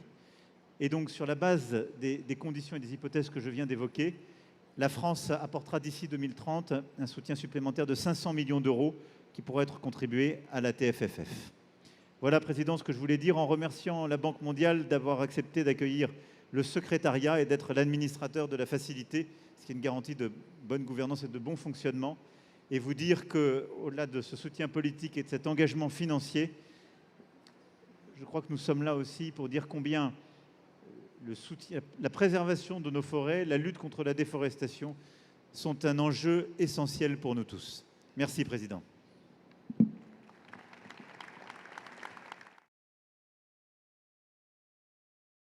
Privileged group. When disaster strikes, it is usually communities that have to take on the burden of rebuilding lives. Unfortunately, we see this too often, as with recent tragedies faced by small island developing states. That is why we must ensure that the rewards of the transition are shared, because only then can people see why change in their own life matters. I hope Belém will bring the progress we all need to advance more healthy world. Thank you very much.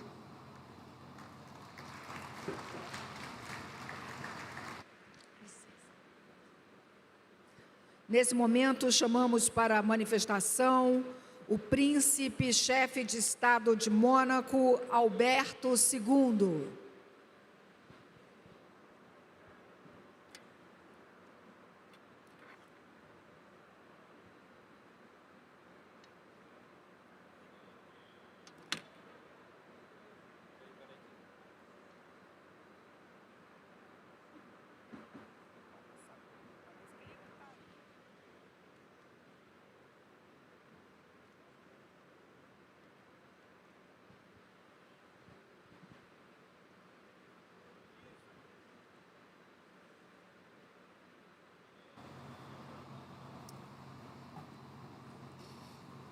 Monsieur le Président de la République fédérative du Brésil, Monsieur le Secrétaire exécutif, Mesdames et Messieurs les chefs d'État et de gouvernement, Excellences, Mesdames et Messieurs, chers amis. Nous voici réunis pour la 30e conférence des parties à la Convention cadre des Nations Unies sur les changements climatiques.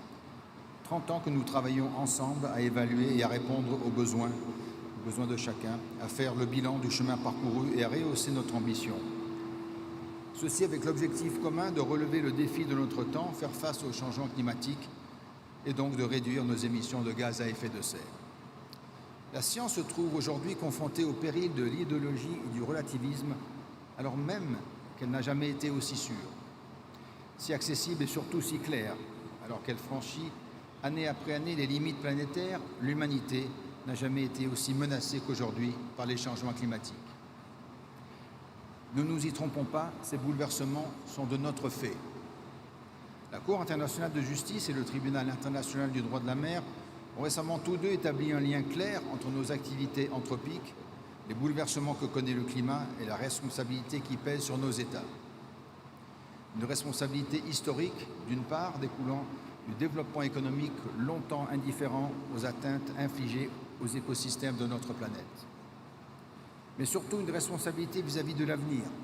À cet égard, il nous incombe de redoubler d'efforts pour réduire nos émissions de gaz à effet de serre dans tous les secteurs. Pour ce faire, il me semble que nous disposons de l'un des outils les plus efficaces que le multilatéralisme a su produire, voilà 10 ans, dans un formidable élan de conscience collective et de coopération internationale. Pierre angulaire de notre action climatique, l'accord de Paris nous fixe l'objectif collectif d'ici à la fin du siècle, de façon juste et équitable, de limiter le réchauffement climatique tout en garantissant la capacité de chacun à s'y adapter. Nous constatons pourtant ces derniers temps qu'il fait l'objet d'un certain procès en manque d'ambition, voire d'une inefficacité, n'allant pas assez vite pour certains, trop vite pour d'autres. Je crois qu'il s'agit là d'une conception incorrecte du régime établi. Rappelons-nous en effet que l'accord de Paris fait bien et bien peser la charge de l'action climatique et de son ambition sur nous tous, États, partis.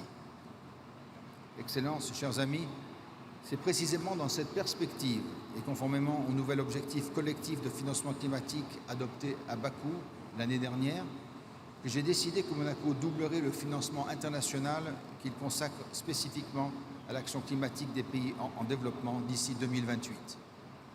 C'est également dans cette veine que mon pays a publié sa nouvelle contribution déterminée au niveau national qui nous engage d'ici à 2035 à réduire de 67,6% nos émissions de gaz à effet de serre par rapport à 1990. Pour atteindre cet objectif ambitieux aligné sur la trajectoire des 1,5 degrés Celsius d'augmentation fixée par le GIEC, le recours aux énergies fossiles sera bien évidemment fortement limité et les énergies renouvelables, notamment thalassothermiques, y seront substituées. Alors que nous nous réunissons ici à Belém, au cœur de l'un des grands poumons de notre planète, permettez-moi, fidèle à la tradition de mon pays, de me faire l'héros de l'autre, c'est-à-dire l'océan. Les constats sont clairs et alarmants. Fonte de la cryosphère, pollution, acidification, réchauffement. L'océan se meurt. Pourtant, les flux financiers vers l'économie bleue n'ont jamais été aussi importants et continuent de croître, comme l'a démontré le Blue Economy and Finance Forum, organisé à Monaco en juin dernier. En conclusion, Excellences, chers amis, permettez-moi d'appeler chacun des délégués qui mèneront les discussions difficiles au cours des prochaines semaines à s'inspirer de l'audace de nos prédécesseurs. Le contexte de la première COP, il y a 30 ans, ou celui de l'adoption de l'accord de Paris, il y a 10 ans, n'était pas particulièrement propice à de telles avancées. Néanmoins, la conscience collective de l'urgence climatique a prévalu. Je formule ainsi le vœu que cette conscience, aujourd'hui accrue, nous inspire tous et qu'elle aiguille les décisions qui nous parviendront prochainement de Belém. Nous devons faire de cette COP une étape décisive. Nous ne pouvons plus attendre. Je vous remercie.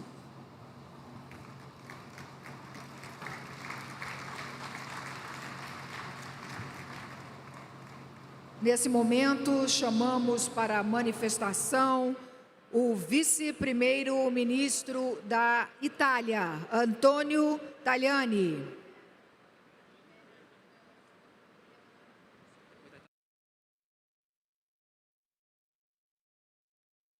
Chair, ladies and gentlemen, the climate change is a problem for all of us. It's a problem for our countries, it's a problem for our economies, it's a problem for our citizens. For this, we are close to Jamaica and Philippines after the disaster of the last days with a lot of deaths. Now, allow me to talk in my mother tongue in Italian. Quando si parla di cambiamento climatico, dobbiamo partire da un principio. Ecologia e libertà non sono in contraddizione, ma devono essere parte di un destino comune verso il futuro dell'umanità. Per questo proprio ieri a Bruxelles è stato raggiunto, con il contributo determinante dell'Italia, un importante accordo sull'obiettivo 2040 per le riduzioni delle emissioni. Un obiettivo importante per la nostra salute, i nostri territori e la nostra autonomia strategica. Si tratta di un accordo ambizioso, ispirato a razionalità ed equilibrio, insomma un buon compromesso. Abbiamo sostenuto questo accordo nella convinzione che non servono approcci ideologici che impongano obiettivi insostenibili e irraggiungibili, danneggiando così il sistema economico, industriale e sociale europeo. La difesa dell'ambiente deve partire da un principio fondamentale: la persona è al centro di ogni nostra azione e tutela della natura. È questa la stella polare che ci deve guidare. Salute e prosperità sono le migliori difese contro il cambiamento climatico perché rendono le nostre comunità meno vulnerabili agli eventi estremi. Lo ha riconosciuto nei giorni scorsi lo stesso Bill Gates. La risposta al cambiamento climatico richiede dunque politiche per la crescita, lo sviluppo e la creazione di posti di lavoro. La green economy non deve essere un problema, ma deve rappresentare un'opportunità. Le politiche ambientali però non devono rappresentare un vincolo, ma come dicevo una grande opportunità di progresso e libertà, un volano per investimenti, per la crescita e l'innovazione tecnologica. E questo è l'impegno del governo italiano che portiamo in Europa, nel G7 e in ogni appuntamento internazionale. Non può esserci infatti lotta al cambiamento climatico senza tener conto della questione sociale. Ecco perché l'Italia punta a una transizione energetica neutrale. Siamo impegnati a fare la nostra parte per limitare l'aumento della temperatura globale a 1,5 gradi, in linea con gli obiettivi europei. Le fonti rinnovabili coprono ormai il 50% della produzione elettrica italiana, eguagliando per la prima volta il contributo dei combustibili fossili, ma non sono sufficienti. Per questo dobbiamo fare ricorso a tutte le tecnologie disponibili, incluso il nucleare di ultima generazione, l'idrogeno verde e i biocarburanti. E proprio a favore di biocarburanti stiamo lanciando con Brasile e Giappone un'iniziativa per quadruplicare la produzione di carburanti sostenibili entro il 2035 e invitiamo tutti gli altri paesi ad aderirvi. Il nostro impegno a sostegno di questa strategia è concreto. Proprio ieri il governo italiano ha approvato 9 norme per promuovere l'economia circolare, per migliorare la gestione del ciclo di vita delle batterie e la gestione sostenibile dei rifiuti. Abbiamo dotato anche il nostro fondo clima di oltre 4 miliardi di euro che stiamo indirizzando in particolare a progetti a favore dell'Africa. Vogliamo mettere a disposizione il nostro miglior saper fare italiano in settori chiave come agricoltura e acqua, ma anche il farmaceutico, cruciale per la salute delle persone. L'Italia è infatti tra i paesi più avanzati nello sviluppo di nuove tecnologie spaziali per promuovere l'agricoltura sostenibile con un minor uso di acqua e pesticidi. Siamo in prima linea anche nell'uso innovativo della meteorologia attraverso il servizio meteorologico della nostra aeronautica militare, un'eccellenza italiana a disposizione di tutti i nostri partner. Penso anche all'applicazione in agricoltura delle tecnologie di evoluzione assistita. E mettiamo a disposizione anche il nostro saper fare per una gestione più efficiente delle risorse idriche, per la produzione agricola e lo sviluppo tecnologico del sistema agroalimentare. L'acqua è essenziale per il benessere delle persone. La sua gestione responsabile è cruciale per la sostenibilità del pianeta. Per questo saremo orgogliosi di ospitare a Roma ad ottobre del prossimo anno il primo forum euro-mediterraneo sull'acqua. E l'anno prossimo ospiteremo sempre a Roma anche la riunione dei ministri degli esteri e dell'ambiente dell'Unione Europea per il Mediterraneo, dell'Unione per il Mediterraneo dedicata proprio all'acqua. In conclusione, signor Presidente, il forte impegno italiano che ho appena descritto trova a Belém la sua manifestazione concreta anche nel padiglione Italia Acqua Praça, una piazza italiana galleggiante che richiama Venezia, dove è stata presentata nei mesi scorsi. Rimarrà qui in Amazzonia come spazio a disposizione dei cittadini e segno della profonda amicizia tra i nostri paesi e dei valori della collaborazione internazionale in cui l'Italia crede. Non posso però, signori, concludere il mio intervento senza ricordare che l'Italia sta celebrando gli 800 anni dalla morte di San Francesco d'Assisi. La nostra azione contro il cambiamento climatico si ispira al suo pensiero di amante della natura, dell'umanità e di tutto il creato di cui ognuno di noi fa parte. Vi ringrazio.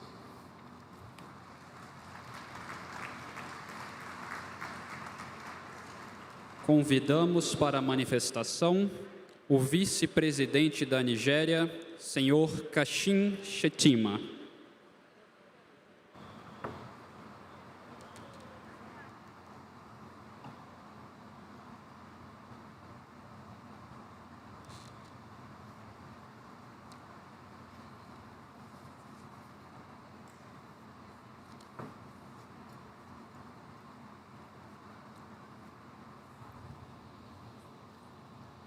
Your Excellency, President Lula of Brazil, the UN Secretary General, Your Excellencies, distinguished ladies and gentlemen, there is no doubt that the choice of this beautiful place, Belém, where Amazon opens its arms to the world, as the host of this year's gathering of the global climate leadership is both symbolic and inspiring. It reminds us of the essence of what the world seeks to preserve, the splendor of nature and the delicate balance of life that sustains us all. Nigeria, therefore, stands with the global community in the collective resolve to heal, to restore, and to sustain this place we call home. We are here because the earth speaks to us. It speaks not in words, but through the devastations we witness every day, through the floods that wash away entire communities, through the droughts that parch our farmlands, through the hurricanes that batter coastal towns, through the wildfires that consume ancient forests, through the heat waves that choke our cities, and through the conflicts that happen because of all of this. The earth speaks in the language of loss and warning. It tells us that our survival is tied to its well-being. These are the cries that have compelled us to gather from one city to another in pursuit of one shared purpose, to save the only home we have. So I bring to you today not only the goodwill of His Excellency, President Bola Ahmed Tinubu, but the assurance of Nigeria's unflinching commitment to climate action. We thank the government and people of the Federative Republic of Brazil for their exceptional hospitality. A few days ago, Nigeria took a bold step forward. We approved two landmark instruments, the National Carbon Market Framework and the Climate Change Fund. These are the pillars of our climate finance architecture. They are designed to build a transparent and high-integrity carbon market aligned with Article 6 of the Paris Agreement. Through them, we can generate, trade, and retire carbon credits with credibility and fairness.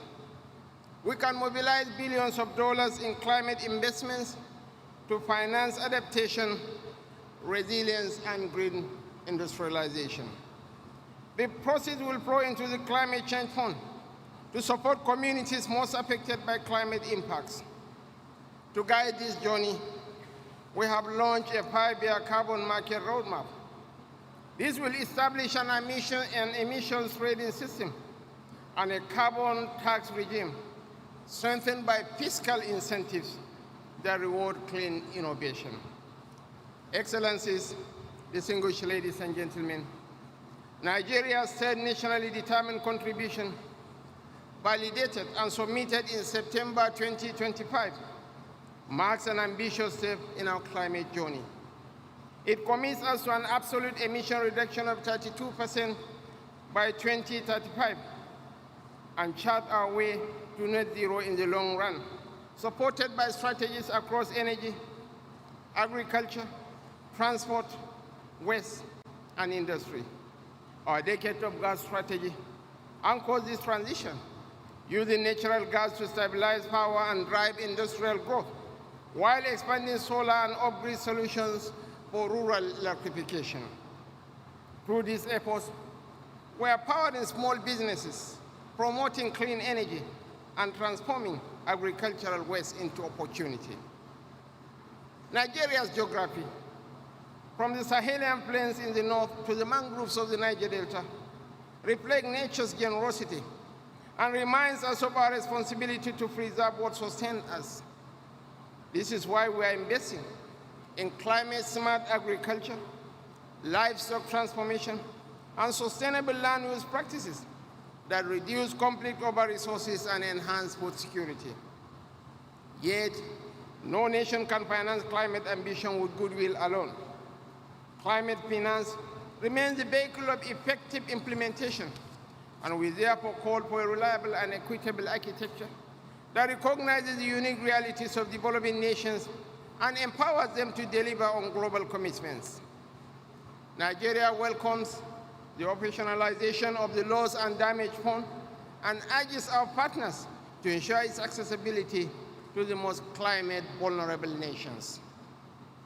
Nigeria asserts that Africa's voice must not echo as a cry of vulnerability, but a chorus of innovation. Our continent is rich in renewable resources, biodiversity, and useful ingenuity. I hereby say with absolute certainty that we are not the problem. We are an integral part of the solution. This is why at COP30, we hope to demonstrate that Africa can lead in carbon capture through forests, in renewable energy expansion, in digital monitoring of emissions, and in regional cooperation that translates ambition into prosperity. Excellencies, let COP30 be remembered as the moment when the world moved from pledges to performance, from ambition to action, and from dialogue to delivery. For Nigeria stands ready to work with all nations to build a fairer, greener, and more resilient world, one where our children will inherit not the ruins of our indifference, but the fruits of our collective resolve. Thank you so much.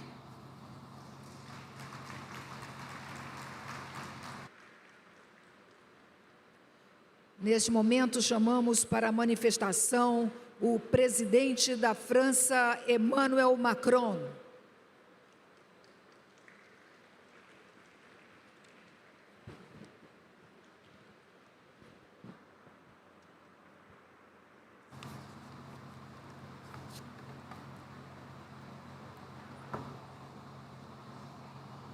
Muito obrigado.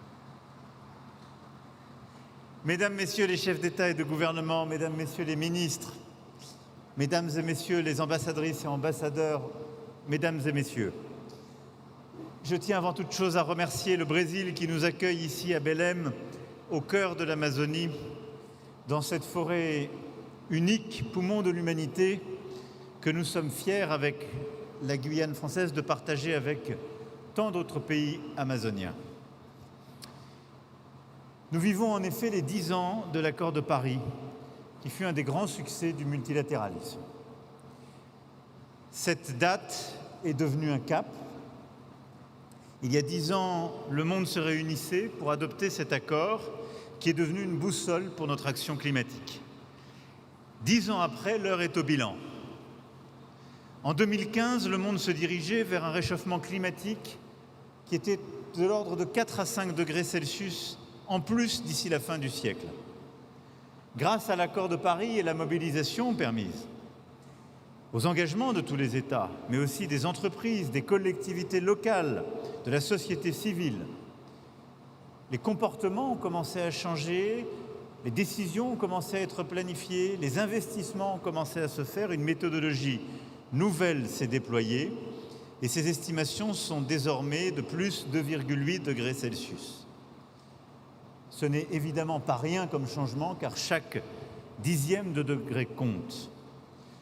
Mais évidemment, cela n'est pas suffisant et nous ne sommes pas aujourd'hui, le secrétaire général l'a rappelé, au 1,5 degré Celsius que nous avions collectivement défini à Paris il y a 10 ans.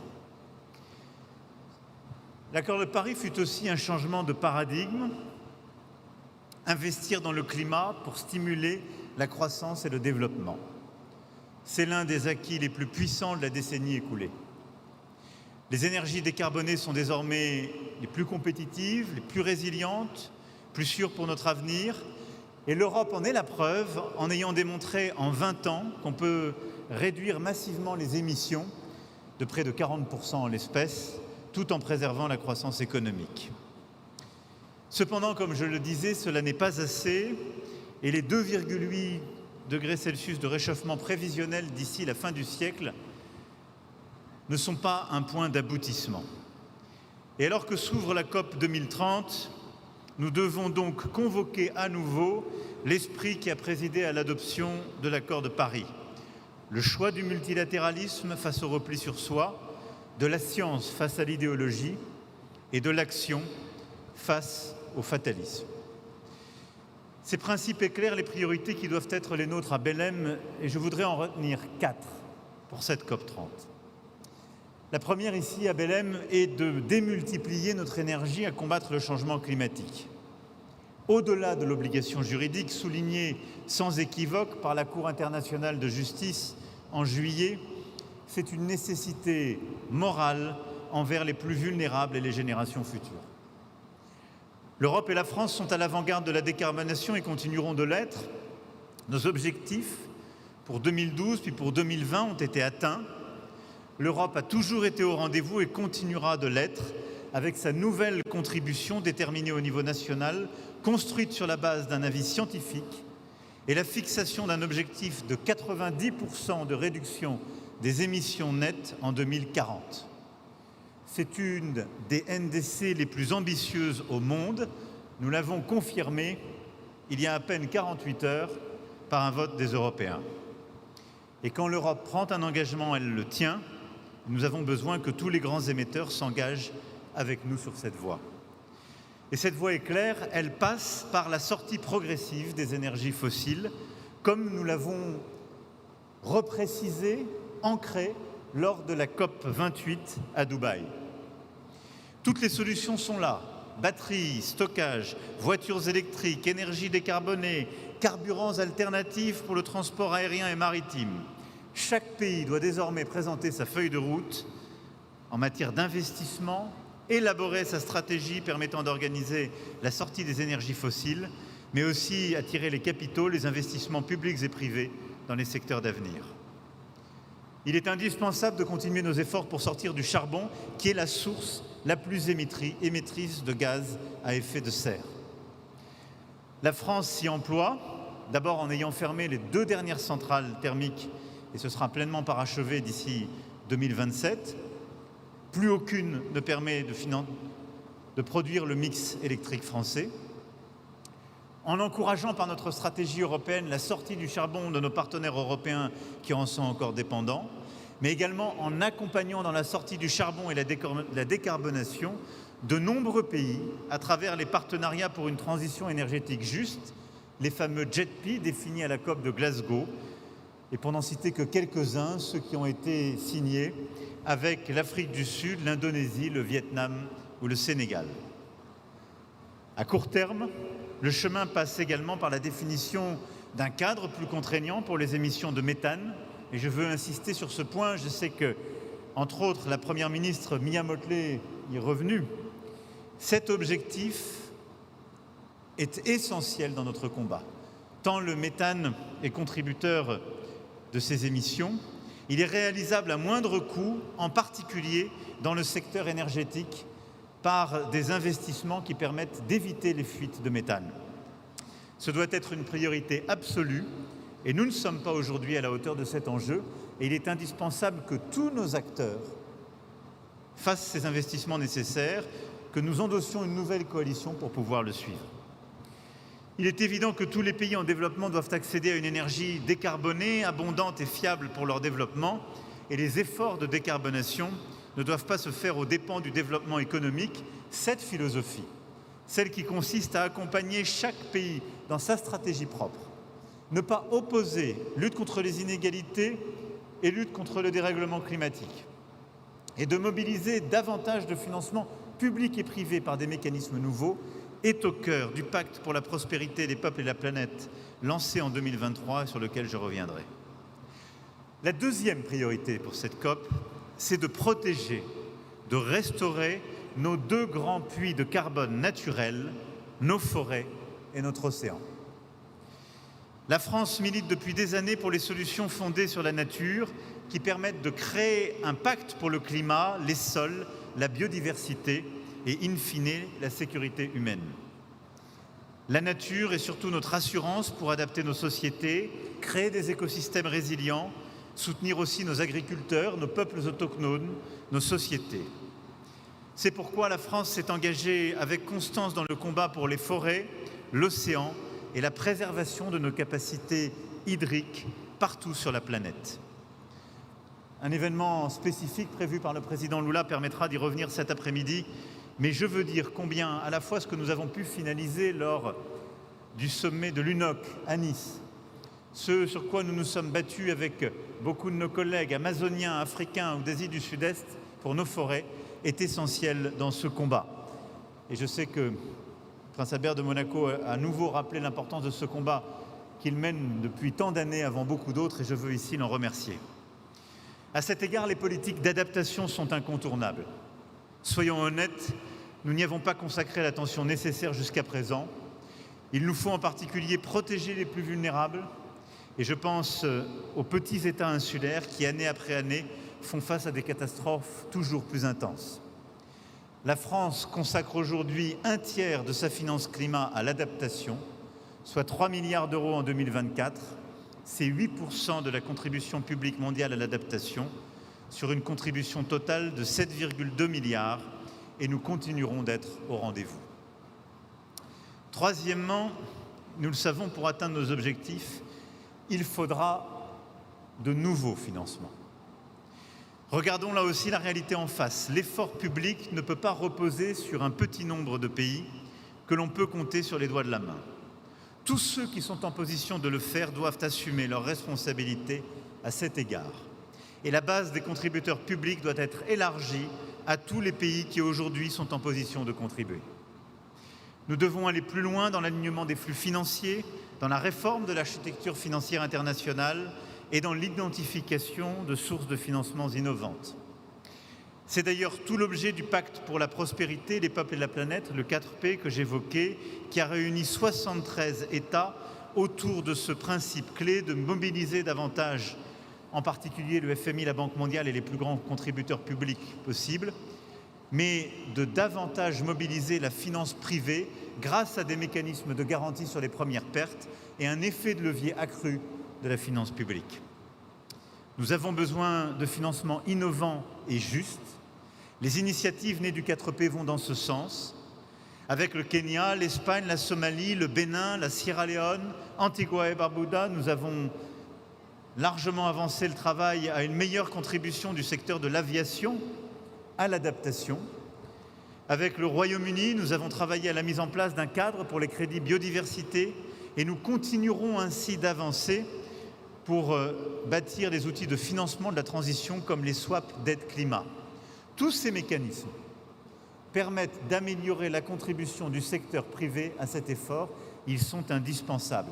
C'est pourquoi il nous faut aussi continuer le travail, d'abord pour améliorer le fonctionnement des crédits carbone, qui ont montré ces dernières années leurs limites, et pour bâtir ces crédits biodiversité qui sont indispensables à la mobilisation du financement international sur ce sujet.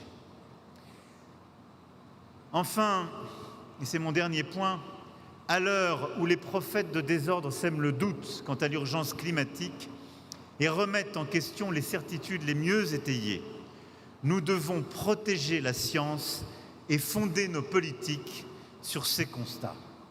Et je veux insister sur ce point.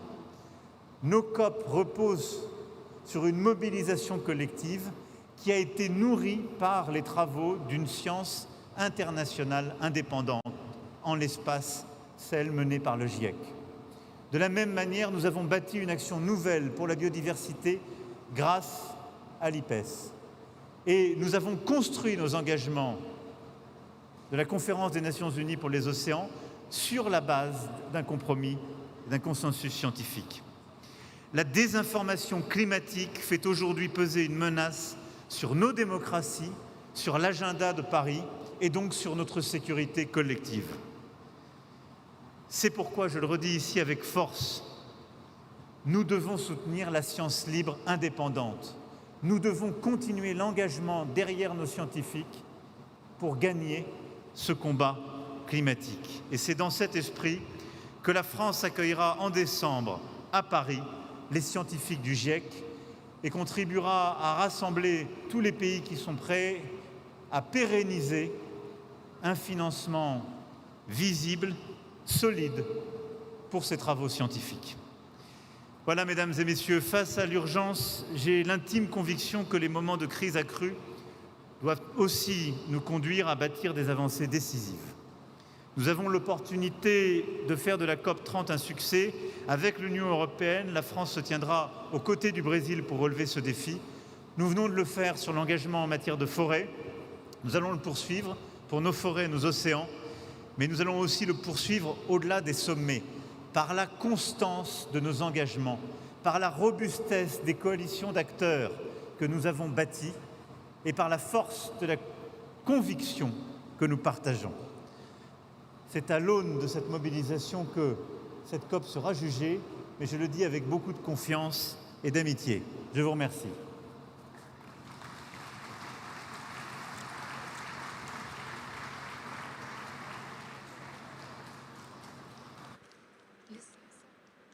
Nesse momento, chamamos para a manifestação o primeiro-ministro de Portugal, Luiz Montenegro.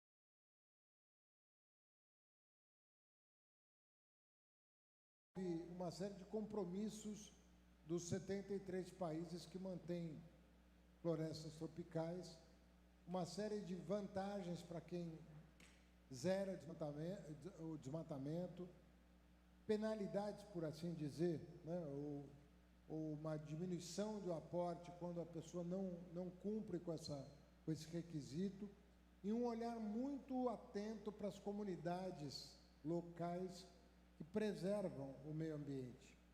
Então, toda a atenção voltada para a economia local, para a sustentabilidade, todo esse cuidado. Estou sendo ligeiro aqui porque muita gente vai falar e vai detalhar esses mecanismos. Mas eu dizia ainda essa semana que nós esperávamos, quer dizer, eu falava a título pessoal, não falava em nome do governo, mas que nós esperávamos no primeiro ano de lançamento da proposta, que é o ano da COP Brasil. Nós estamos assumindo a presidência da COP agora. E que nós vamos trabalhar para chegar a 10 bilhões de dólares até transferir a presidência para outro país. Mas eu acredito que talvez isso aconteça antes do previsto, porque nós tivemos aqui alguns anúncios já, outros que serão feitos nos próximos dias, mas ainda durante a COP, como é o caso da Alemanha, que diz que vai se engajar, mas esperará o dia de amanhã para anunciar o aporte ao TFFF na reunião bilateral com o presidente Lula. Mas só do que foi anunciado aqui, Indonésia, Brasil, Noruega e França, nós já superamos 50% daquilo que nós imaginamos para o final do ano que vem. Lembrando que países como China, Países Baixos, né, entre outros, Emirados Árabes, citar três que foram muito enfáticos em dizer que vão apoiar, mas não anunciaram valores, mas fizeram chegar a informação de que estão embarcando no projeto do TFFF, não fizeram anúncio hoje, nem prometeram para amanhã, como fez a Alemanha. Mas veja que nós já superamos 50% com os anúncios já feitos. Então, nós aí vamos trabalhar, obviamente tem condicionantes, as pessoas querem participar do desenho final, do TFFF, porque há detalhes que podem ser melhorados, e isso é natural num projeto que está nascendo agora.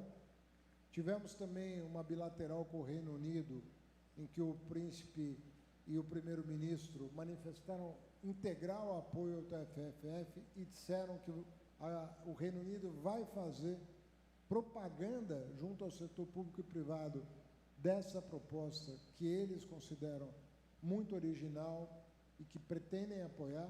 Então, nós estamos saindo do dia, acho que falo por todos dessa mesa, bastante animados, de que pela primeira vez, numa COP, um instrumento de solução de problemas ambientais pode efetivamente sair do papel, pode efetivamente significar um caminho para motivar as pessoas em torno de uma causa tão nobre e tão necessária quanto essa. Então, eu queria manifestar aqui um enorme agradecimento à ministra Marina Silva, que me lembro da primeira reunião que nós fizemos sobre TFFF, as duas equipes interagiram na área técnica para ir desenhando a proposta, estressando a proposta para ver se ela parava de pé. Não deixa de ser um dia muito emocionante para nós todos, ver que no dia do lançamento, países tão sérios, eu estou falando também dos países que se manifestaram nesse almoço, porque são detentores de reservas de florestas tropicais importantes, o Congo falou, o Suriname falou, vários países manifestando muita esperança de que isso efetivamente esse sonho vai se transformar em realidade. Eu penso que nós inauguramos aqui as tratativas em torno desse mecanismo de uma forma bastante esperançosa. Eu quero crer que nós vamos ter uma boa noite de sono e um bom dia de trabalho amanhã para continuar perseverando no cumprimento dessas metas. Lembrando que nós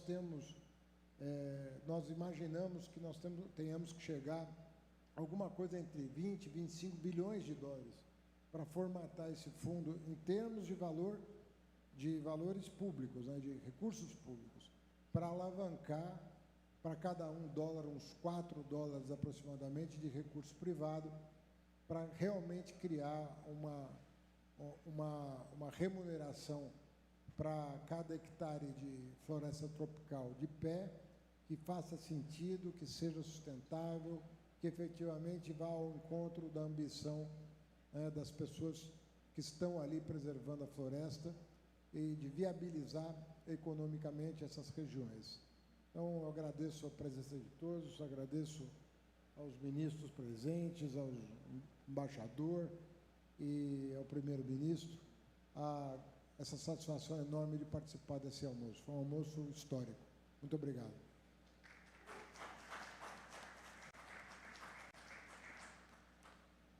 Boa tarde. Boa tarde a todos, a todas. Primeiro eu quero agradecer a Deus por estarmos aqui, Andreas, Fernando Haddad, nosso ministro da Fazenda, embaixador Maurício Lírio, minha querida amiga Sônia Guajajara. É uma satisfação podermos iniciar essa cúpula já trazendo para vocês questões tão relevantes como, por exemplo, o próprio formato da cúpula. O presidente Lula tomou a decisão de que não fosse algo apenas para que cada chefe de Estado fizesse a sua manifestação, mas no formato de uma cúpula, em que a gente vai ficar hoje e amanhã fazendo debates sobre temas importantes, e um desses temas importantes eu tenho a alegria de dizer que é a questão do financiamento para a proteção das florestas tropicais. O Brasil, juntamente com mais 11 países, trabalhou e desenvolveu essa ideia. Ela teve origem no Ministério do Meio Ambiente, foi recebida com muito entusiasmo pelo ministro Fernando Haddad, que ombro a ombro desenvolvemos a proposta, junto com o Ministério de Relações Exteriores, nós fizemos ela ganhar aos vários cantos do mundo E agora nós estamos aqui com os nossos parceiros de primeira hora, que já vêm desde o Fundo Amazônia, aqui da Noruega, e os demais que se manifestaram, mostrando que é possível ter um instrumento que vai financiar a proteção das florestas tropicais e que não é doação. Tanto recursos públicos quanto recursos privados que forem aportados para o Fundo Floresta Tropical para Sempre terão o seu dinheiro de volta. E, o mais importante, eles terão o seu dinheiro de ida também para a proteção das florestas, que esse é o mecanismo inteligente que foi criado, aonde, com o spread que se referiu o ministro Fernando Haddad, nós vamos compor um fundo que, em alguns casos, nós vamos ter praticamente triplicado o recurso para a proteção das florestas dos ministérios do meio ambiente e dos governos.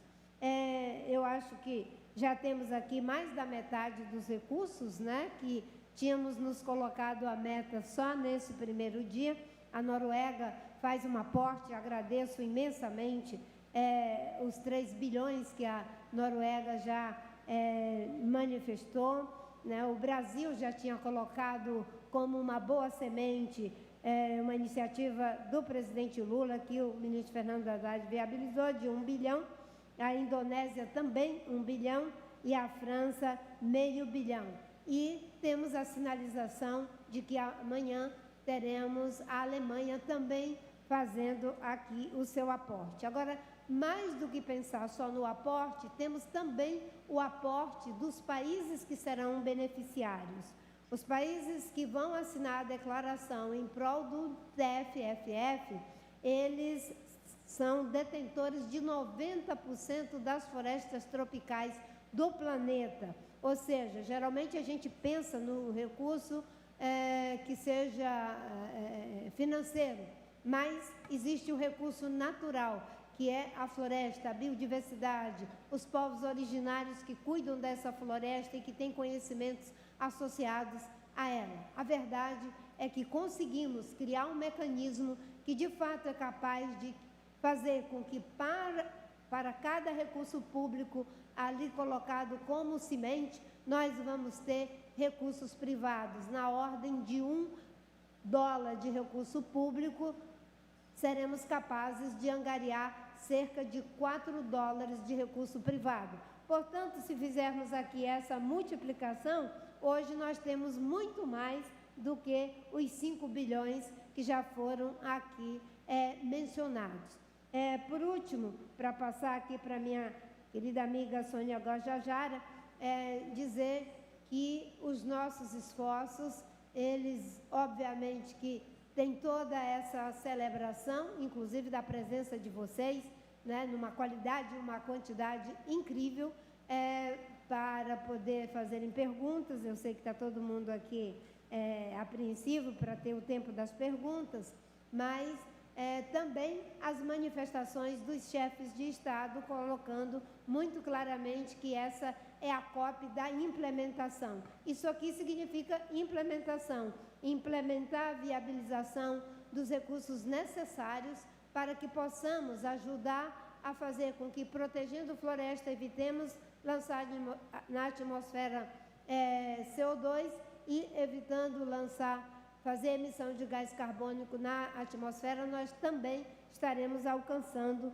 esses resultados. De sorte que estamos muito entusiasmados, o TFF já começou muito bem, antes mesmo de de ter sido lançado hoje, nós já estávamos entre os 3 finalistas da premiação que tivemos ontem por parte da coroa britânica. Então, só celebração em relação a essa parte, mas não posso deixar de dizer também do meu entusiasmo com as falas que ouvi, né, dos chefes de Estado, todos muito aliançados de que chegamos ao limite em relação à questão da mudança do clima e que agora temos que encontrar caminhos, criar mecanismos. Fiquei muito feliz que o presidente Lula disse que ele está muito convicto de que é necessário fazermos o mapa do caminho tanto para viabilizar recursos financeiros, quanto para chegar no fim do desmatamento e para alcançarmos a saída da dependência do uso de combustível fóssil. Soninha, depois Maurício. Boa tarde a todas, boa tarde a todos. Bom, o Brasil defende desde o início que esta COP teria que ser a COP da implementação. E o presidente Lula tem falado que esta tem que ser a COP da verdade. Então, não teria um jeito melhor de começarmos essa COP consolidando o mecanismo do TFFF, já com garantia de aportes para que a gente possa garantir essa estrutura para apoiar a proteção das florestas no Brasil e em todos os países de florestas tropicais. O Ministério dos Povos Indígenas foi parte fundamental nessa construção para garantir que tenha o repasse o máximo, né, direto para os povos indígenas. E assim conseguimos garantir no mínimo de 20% para apoio direto a povos indígenas e comunidades locais. E assim a gente supera essas flutuações políticas de governos, de mudança de governo, garantindo uma estrutura e uma governança autônoma que não vai se perder com mudança de governos, né? E possa ter essa garantia de continuidade do apoio a florestas tropicais e com essa autonomia dos povos indígenas e comunidades locais. Importante dizer também que toda essa construção foi feita com a participação ativa do movimento indígena. Tivemos todo o diálogo com o movimento indígena brasileiro e com a Aliança Global de Territórios Comunitários, que é uma aliança que converge a Bacia Amazônica, a América Central, a Indonésia, a Bacia do Congo e o Brasil. Portanto, né, é um mecanismo dialogado, discutido, participativo, e agora estamos no momento de definir essa governança. E cada país terá a oportunidade de criar seu próprio comitê, né, a sua própria estrutura para definir as formas de repasse.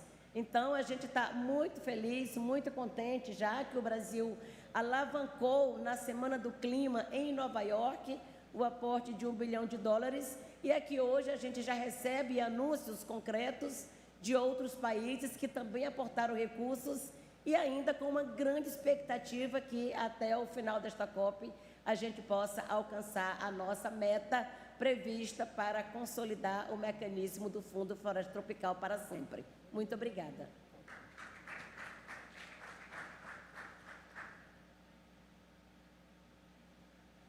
Boa tarde a todos. Eu farei a leitura da lista dos países que já endossaram a declaração que foi lançada hoje pelo governo brasileiro, que é a declaração para o início do funcionamento do Fundo de Florestas Tropicais para sempre. A declaração foi aberta a endossos hoje, no dia de hoje, e já temos até o momento o endosso de 53 países. Entre esses países, eu listarei aqueles que são potenciais investidores, porque não são detentores de florestas tropicais e, portanto, participam da declaração com apoio político, justamente porque têm em vista a possibilidade de atuarem como investidores, e depois eu faço a leitura dos países que detêm florestas tropicais. Potenciais investidores: Alemanha, Armênia, Austrália, Áustria, Bélgica, Canadá, China, Dinamarca, Emirados Árabes Unidos, Finlândia, França, Irlanda, Japão, Mônaco, Noruega, Países Baixos, Portugal, Reino Unido, Suécia e também a União Europeia. Países detentores de florestas tropicais. Como disse a ministra Marina Silva, é com grande satisfação que temos já nessa lista, no primeiro dia, países que detêm mais de 90% das florestas tropicais do mundo, incluindo países de todos os continentes e principalmente das 3 principais bacias que detêm as florestas tropicais, a bacia amazônica, a bacia do Congo e a bacia do Sudeste Asiático. São eles: Antigua e Barbuda, Bolívia, Brasil, Burkina Faso, Camboja, Colômbia, Costa Rica, Cuba, Dominica, Equador, Gana, Guiana, Guiné, Guiné-Bissau, Honduras, Indonésia, Libéria, Madagascar, Malásia, México, Mianmar, Moçambique, Panamá, Papua Nova Guiné, Peru, República Democrática do Congo, Ruanda, São Tomé e Príncipe, Serra Leoa, Suriname, Sudão do Sul, Nigéria e Zâmbia. Então, num total de 53 já endossos nesse primeiro dia do lançamento da declaração sobre o TFFF. Agora, com muita honra, eu passo a palavra ao ministro do Meio Ambiente da Noruega. Please, Minister, you have the floor. Thank you very much for that. And on behalf of Norway, allow me to start by commending the truly immense work conducted by Brazil to get to the point where we are at today. The main problem in international climate work these days are not that there are too many bold ideas on how we can take this work going forward. And the idea that you launched on the TFFF, it was truly bold, but it was exactly what the world needed where we stand right now. For Norway, we have been working on tropical forest protection together with Brazil and other countries since 2008, and much of our work has focused around reducing deforestation. But at the point where we are right now, reducing deforestation of tropical forests will not be enough. We need to create incentives for keeping the remaining tropical forests for all of eternity, for all the time that we have ahead of us. Thus, I can say very clearly that for Norway's part, we have liked the idea and the model of the TFFF from the outset. Because you create an economic value of not cutting a tree down, but allowing it to stand, to remain, to allow the tropical forest to be there over time and to create financial benefits from that. This is a model that we have supported on the technical work. It is a model that we in many ways know quite well ourselves, given our sovereign wealth fund. And it is now also a model I am very proud to say that we are ready to invest $3 billion in. Now, obviously, the launch today has taken us far, and many countries are aboard already. But we know that we need to do more going forward as well. I think it's great that we have seen so many positive signals throughout the day. That means that the work that we have ahead of us will be very possible to conduct. We have some requirements for our investment into the TFFF. For example, the fact that we need to be able to mobilize at least $10 billion to the junior tranche by the end of 2026, and the fact that Norway's contribution cannot conduct more than 20% of the total sponsor country funding. However, I think with the signals that we have had already, that is very possible to do. So we stand ready to take this bold idea one step further. We have great ambitions together, but we also need to have the right means of implementation to actually get there. The TFFF is one of the biggest and boldest ideas that have been launched in the field of climate for many years. We firmly believe that this model is going to work, that we can do this work going forward. The Brazilian presidency has launched the term mundial for the COP this year. And I think the mundial that has already been conducted on the work on the TFFF itself show how much we can do when we come together. But as all of us who have been participating in mundials all over the world know, just dreaming big and getting the first mile is not enough. You need to get everyone on board on the second phase as well, and this is what we will do together going forward. But we are very, very happy and proud to stand together with Brazil and all other countries committed to support the TFFF, stand ready to invest in TFFF, and to conduct the crucial work that we need to do going forward together. Thank you very much. Os ministros estão muito pressionados pelo tempo, então eu vou pedir, por favor, só que a gente seja sucinto nas perguntas. A gente vai abrir para algumas perguntas só, por favor. Vamos começar lá, por favor, com o João da Folha de São Paulo. Boa tarde, ministros, ministras, embaixador. João Gabriel da Folha de São Paulo. Ministro Haddad, uma dúvida só pontual antes. Os 500 milhões da França, se são euros, dólares ou enfim, do que é? E depois disso, inicialmente o discurso do governo era de que a gente ia conseguir chegar na COP, de que a meta era de 25 bilhões na COP. Isso mudou para 10 bilhões no ano da COP.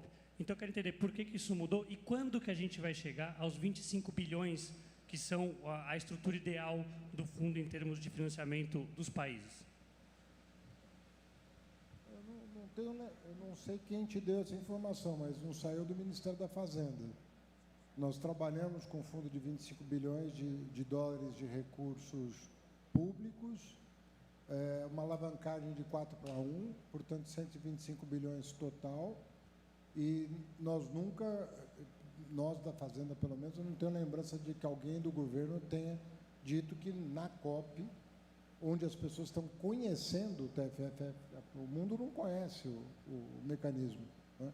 Nós fizemos algumas tratativas com alguns países, mas nós estamos falando de quase 200 países, né, no mundo, e nós falamos com uma dúzia de países até agora. Então, é um trabalho de convencimento explicando para as pessoas. Agora, evidentemente que o aporte inicial que está sendo feito é muito auspicioso. Quer dizer, você pode prever que, a partir desse primeiro aporte, e nós contamos com o anúncio da Alemanha amanhã, são 500 milhões de euros no caso da França, a gente tem uma largada muito boa, né? E podemos rever o cronograma, mas eu não esperaria nada melhor do que está acontecendo. No caso da Noruega, ela é um país que surpreendeu a todos ali na reunião, menos quem conhece a Noruega e que sabe que a tradição norueguesa na questão ambiental vem de longa data. E nós sabíamos que nós podíamos ter algumas boas surpresas nesse sentido no dia de hoje. Mas, enfim, a COP ainda tem um tempo para acontecer. Os países que anunciaram, que não anunciaram apoio, mas não anunciaram valores, certamente vão levar para os seus respectivos chefes de Estado, chefes de governo, as informações que colheram aqui, e possivelmente o próprio presidente Lula declarou no almoço que para preparar os chefes de Estado para receber o telefonema dele, pessoal. Então, eu acho que vai haver muita mobilização, não só dos Estados nacionais. Eu penso que vai haver mobilização das populações locais, porque há uma crescente consciência global de que esse é um problema que precisa ser resolvido. Então, vai ser muito, eu acredito que vai ser um tema recorrente nos processos eleitorais, o que cada país está fazendo para salvar o planeta. Então, eu acredito que isso tende a se transformar numa causa transnacional popular, não apenas dos especialistas, dos cientistas, dos políticos mais ilustrados, dos intelectuais, não. Eu penso que isso vai ganhar corpo no debate público e só vai ajudar essa ideia inovadora a ganhar tração ao longo dos próximos meses. E eu acredito que nós vamos integralizar esse valor. Eu estou muito confiante que nós vamos integralizar. Veja você tem o G20. Se cada país do G20 aportar o que o Brasil está aportando, você já praticamente fechou a conta. Quer dizer, nós não estamos falando de nada só por falta de consciência mesmo, né? Climática, que nós não vamos chegar nesse patamar. O presidente está indo para o G20 daqui 2 semanas. Certamente vai fazer um informe sobre o que aconteceu na COP. Todo mundo vai querer saber o que aconteceu na COP. Então, eu tô animado. Eu já estava muito animado antes, estou mais animado hoje e vou ficar mais animado amanhã, tenho certeza. Antes de passar, eu só queria dizer uma coisa, né? O Ministério do Meio Ambiente, o que nós afirmávamos peremptoriamente, era de que nós queríamos o TFFF operacional na COP. E isso foi um trabalho muito intenso das nossas equipes para que ele tivesse operacional. Então, a viabilização dos recursos, com certeza, é uma grata surpresa o que nós já conseguimos nesse primeiro dia, né? Porque o risco é de que essa arquitetura, a ponto de já receber os aportes, não tivesse pronta. E nós conseguimos, em um tempo recorde, numa articulação com 12 países e mais o Banco Mundial. Então, era isso que dizíamos e foi isso que cumprimos com louvor. Obrigado. A gente vai ter uma pergunta da nossa colega Sumini, do New York Times. Ali. Just to clarify, exactly how much money is committed right now? And do you expect China to commit some amount this week?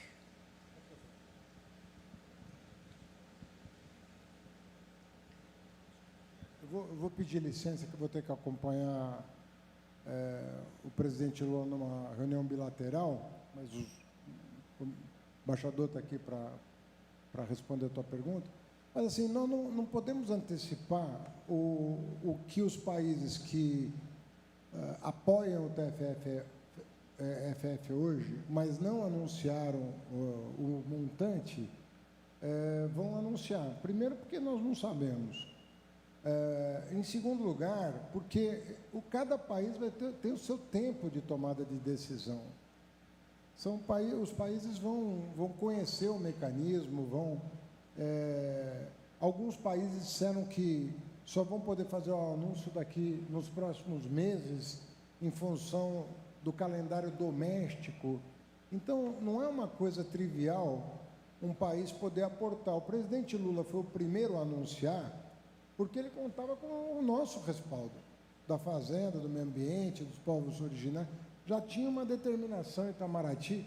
Nós já estávamos muito alinhados em fazer esse anúncio na COP. Então, nós trabalhamos praticamente durante 2 anos para poder fazer o anúncio. Você não pode exigir que, depois de tanto trabalho que deu para nós, um país que acabou de tomar conhecimento praticamente do mecanismo, anuncie já. O mecanismo é bom, nós confiamos que ele vai angariar muito apoio, mas os países têm a sua dinâmica. A Noruega tem uma tradição enorme na área. Deve ser muito mais fácil para o constituinte da Noruega assimilar rapidamente o que isso significa, do que para países que estão começando a pensar grande sobre esses temas. Então, nós vamos dar tempo ao tempo, mas conhecendo o presidente Lula, conhecendo o Itamaraty, eu sei que o nosso bloco vai para a rua e nós vamos colocar essa ideia Made in Brasil de pé, porque ela é realmente uma marca de tecnologia ambiental que vai ter muito apoio e precisa ter apoio.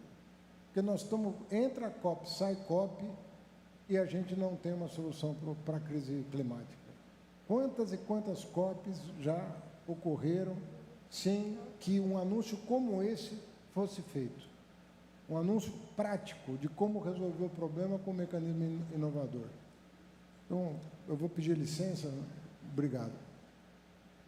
Eu também vou ter que me ausentar em função de outras agendas que já estão, mas eu peço ao diretor do Serviço Florestal Brasileiro que se junte aqui a ministra Sônia Guajajara a Andrés e eu fico um pouquinho mais, mas temos algumas bilaterais importantes que não temos como não participar.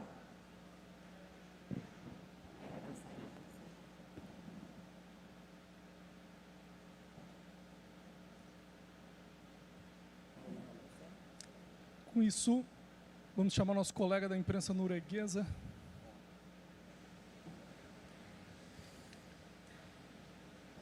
So I think the Ministry of Finance said that the donors are contributors are bold to contribute to this facility, and I was wondering if Marina Silva could describe what kind of risk this will mean for the countries that will participate in this.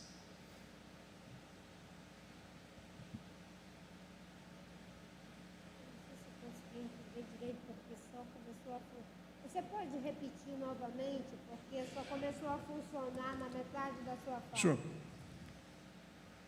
Okay. Your colleague, the Minister of Finance, said that the countries that are contributing are bold. So I was wondering what we would say to Norwegian taxpayers about the risk of contributing to this facility. Thank you.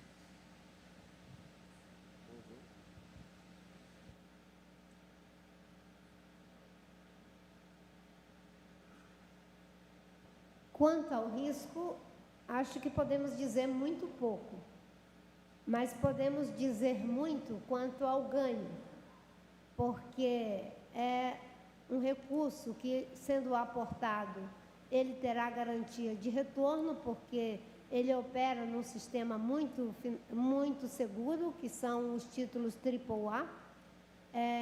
O outro aspecto importante é que o retorno é garantido e é garantida também a vantagem do ponto de vista ambiental, pelo fato de que, ao proteger a floresta, você está evitando a emissão de CO2.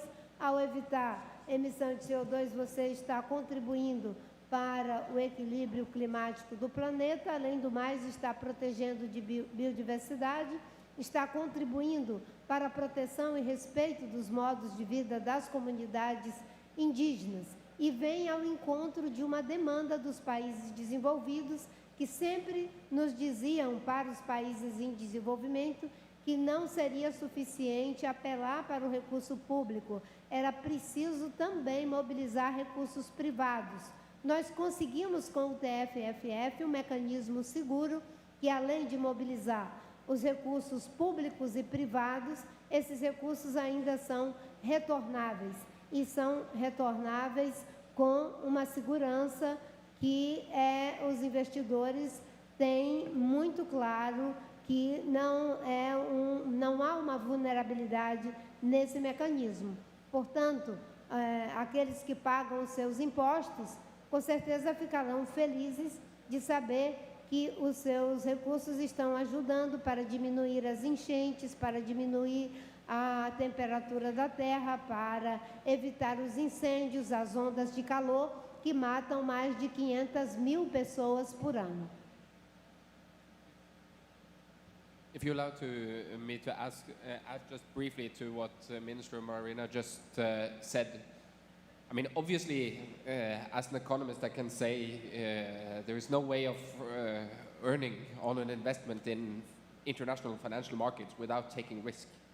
And that is, of course, also a prerequisite for the TFFF inherently.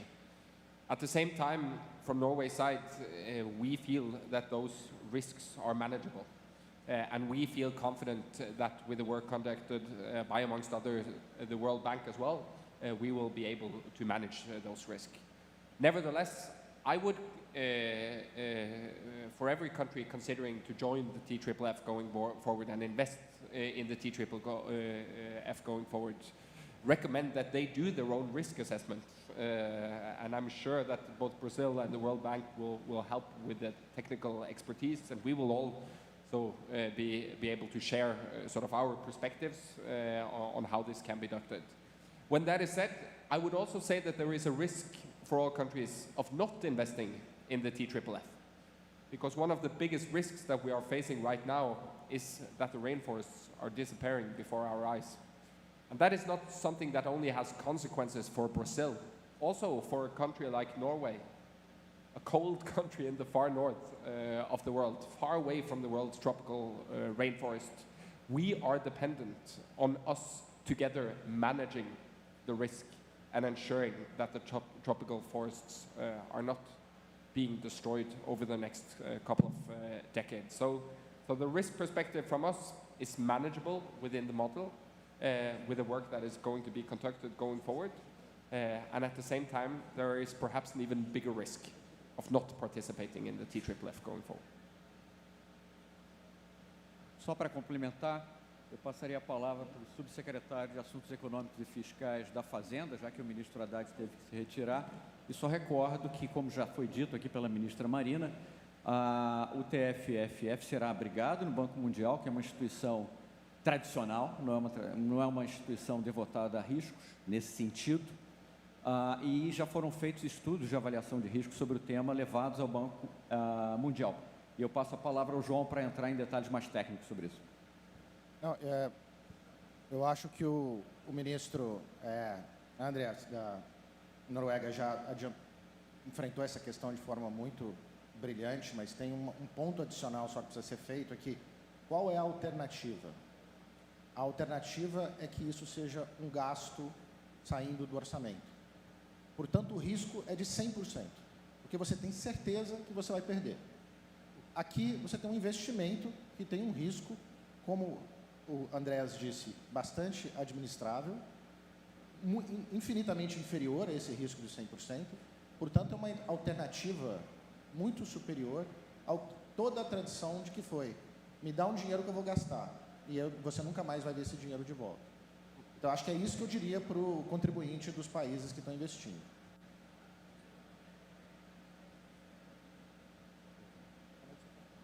Se juntaram a nós aqui, pessoal, na mesa, então, o diretor-geral do Serviço Florestal Brasileiro, Garo Batmanian, e também o subsecretário do Ministério da Fazenda, João Paulo Rezende. Vamos ter uma última pergunta, pessoal, só para a gente entender aqui, das agências, então, a Reuters. Boa tarde, ministro. Lisandra Paraguaçu, da agência Reuters. Lisandra Paraguaçu, da agência Reuters. Eu tenho uma questão, eu queria entender, as promessas foram feitas agora por uma França que falou em 500 milhões de euros, mas em algumas condições até 2030. A Noruega também tem algumas condições, outros países estão colocando condições. Então, assim, na verdade, nesse momento, agora nós temos investimentos futuros.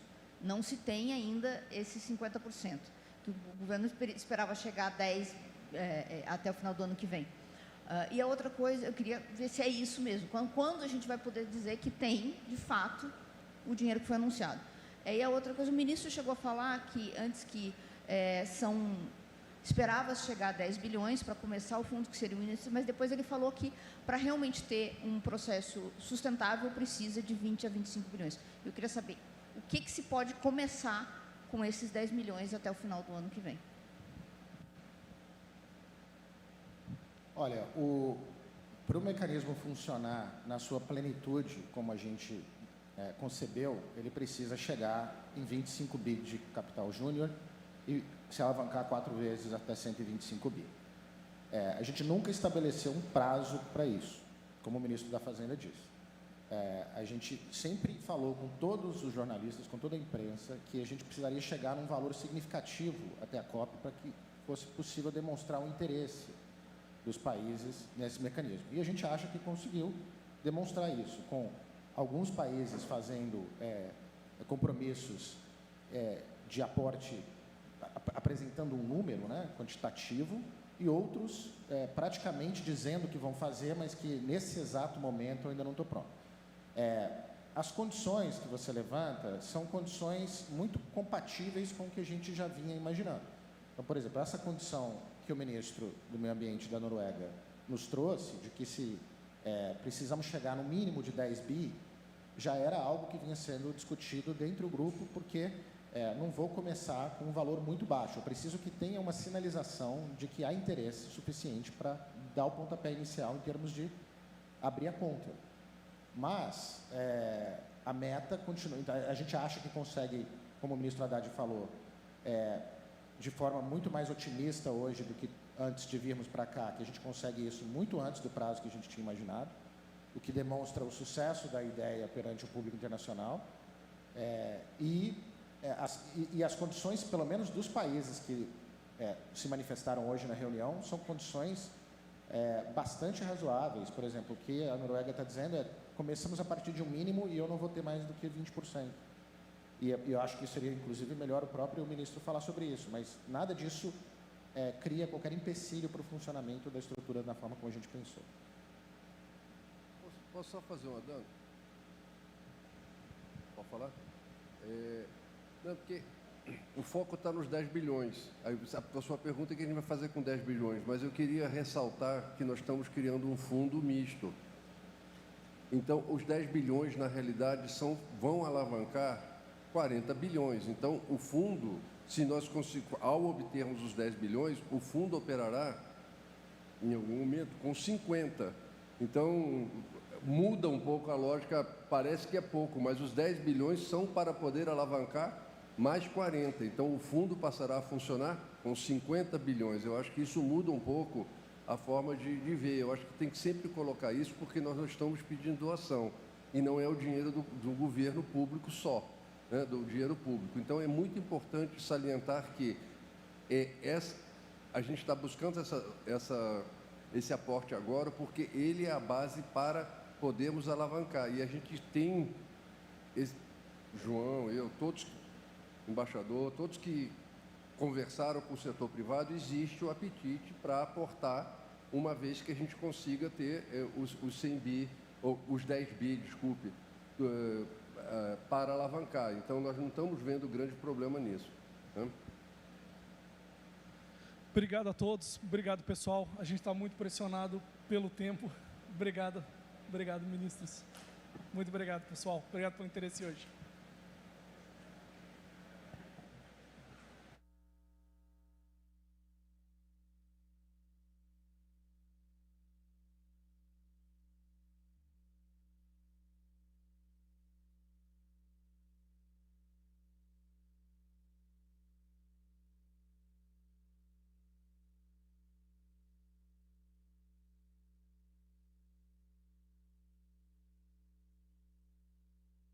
Our sister island Barbuda, a mangled wreck, destroying lives and livelihoods overnight.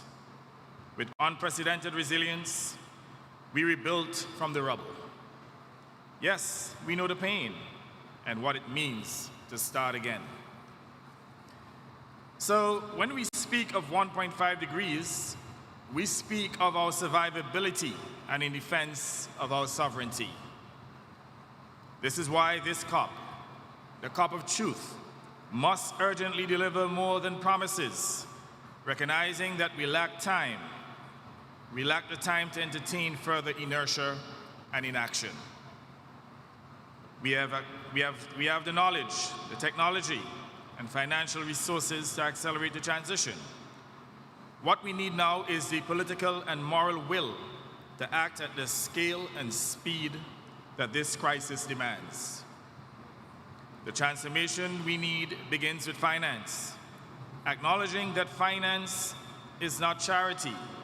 That is, climate finance is not charity. It is climate justice. Climate justice means that the polluter pays. Those who cause this crisis must lead in fixing it, and the benefits of the green economy must reach those who bear the greatest cost. We must move beyond outdated ODA rules and adopt the Multidimensional Vulnerability Index, directing support where it is most needed to invest in mitigation, adaptation, recovery, and resilience. We must move from debt dependency to development justice, from incremental pledges to predictable flows to assist vulnerable nations to plan, invest, and ultimately to thrive. All polluting countries must take urgent, decisive action to disincentivize emissions while concurrently incentivizing the climate transition that is quintessential to the planet.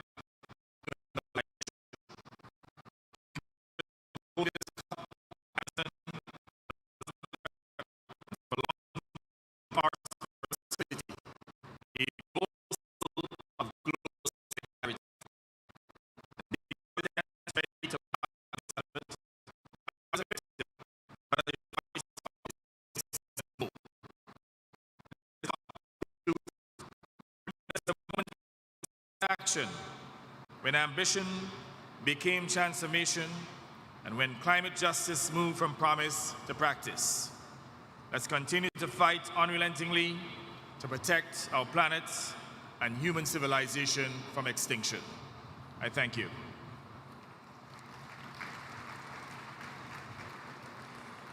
Convido agora o enviado especial para o clima da Indonésia, senhor Hashim Joyo Hadi Kuzumo.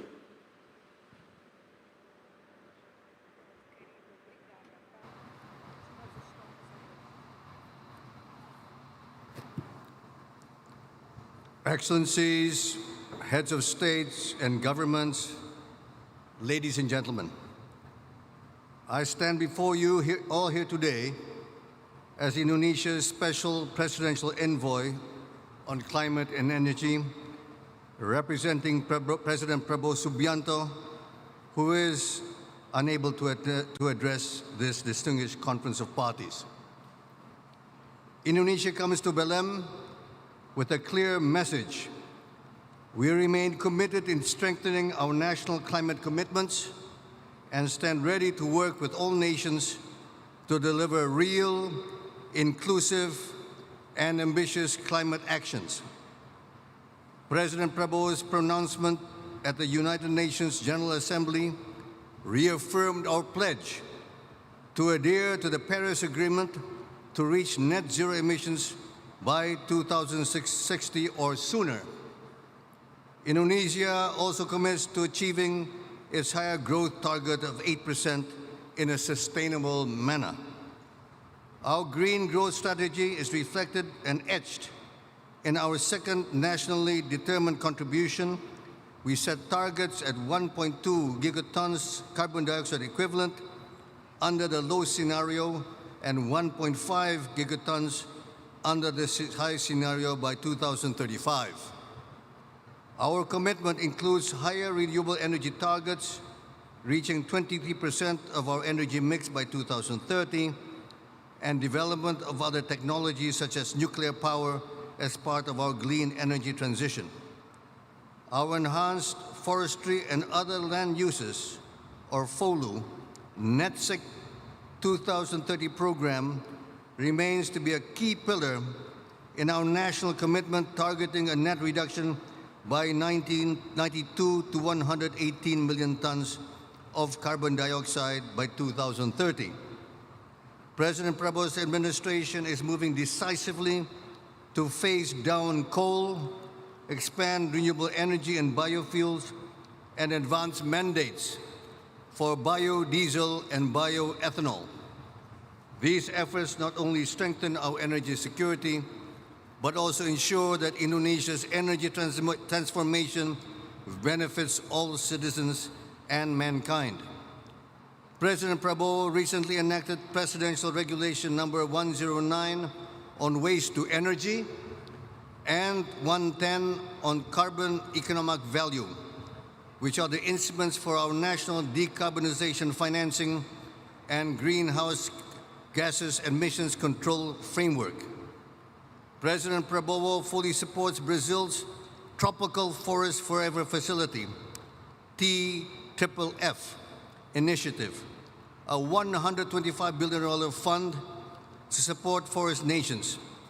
Indonesia will actively participate in it and has committed to match Brazil's contribution of $1 billion. Indonesia's record shows strong progress. Our average annual deforestation rate has fallen to the lowest level in 2 decades, representing a 75% reduction since 2019. We are also investing in wildlife protection by developing elephant corridors and community-based conservation programs in collaboration with international and local partners. This resonates with our call for closer integration of climate and biodiversity agendas, consistent with the joint climate-nature declaration of COP28, to which Indonesia is a proud signatory. Indonesia also holds around 17% of the world's blue carbon reserves, 3.4 gigatons of carbon dioxide. Protecting and restoring these ecosystems is essential, not only to sequester carbon, but also sustain coastal livelihoods, enhance fisheries productivity, protect shorelines from erosion and sea level rise, and conserve marine biodiversity. Indonesia emphasizes that climate action must be just, inclusive, and people-centered. We recognize the disproportionate impacts of climate change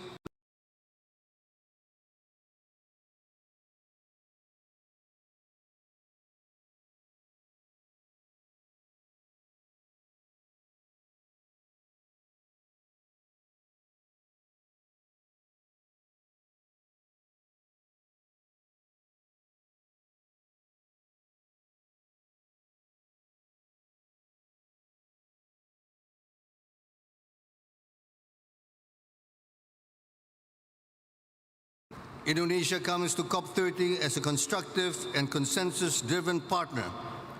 The themes of this conference, forests, critical minerals, finance, biodiversity, and adaptation, align closely with our priorities. We are determined to help shape a balanced and forward-looking global agreement. Indonesia stands ready to lead, cooperate, contribute, and support all other climate action programs so that together we can build a climate-resilient world where no one is left behind. The long and tedious negotiation period is over, and this is the time for action to take place.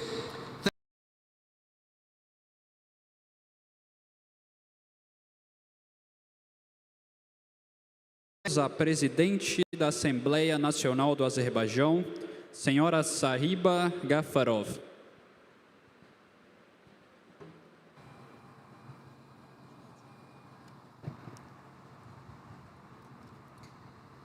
Excellencies, distinguished delegates, ladies and gentlemen. It's a privilege to speak here today, 1 year after the successful convening of global leaders at COP29 in Baku, where we united decisively to confront the most urgent challenge facing humanity. Despite overwhelming obstacles, uncertainties, and deep-rooted mistrust, Azerbaijan, under the leadership of President Ilham Aliyev, hosted one of the most successful COPs and guided the process with determination. At COP29, we bridged divides among parties and forged historic consensus on issues that had eluded resolution in previous negotiations. We maintained a strong focus on finance and adopted the Baku Finance Goal, a landmark commitment to mobilize $300 billion annually for developing countries by 2025. It is the largest United Nations negotiated financial package achieved to date. We also set a goal to scale up climate finance to $1.3 trillion per year by 2035.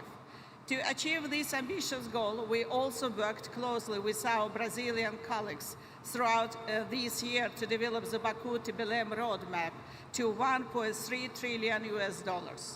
COP29 also delivered on several other key mandates, including the completion of rules governing the carbon market under Article 6 of the Paris Agreement, making it fully operational almost a decade after its adoption. We also ensured that the fund for responding to loss and damage became fully operational and ready to disburse resources starting in 2025. The enhanced transparency framework was also activated, which is a crucial step in ensuring clarity and accountability in global climate action.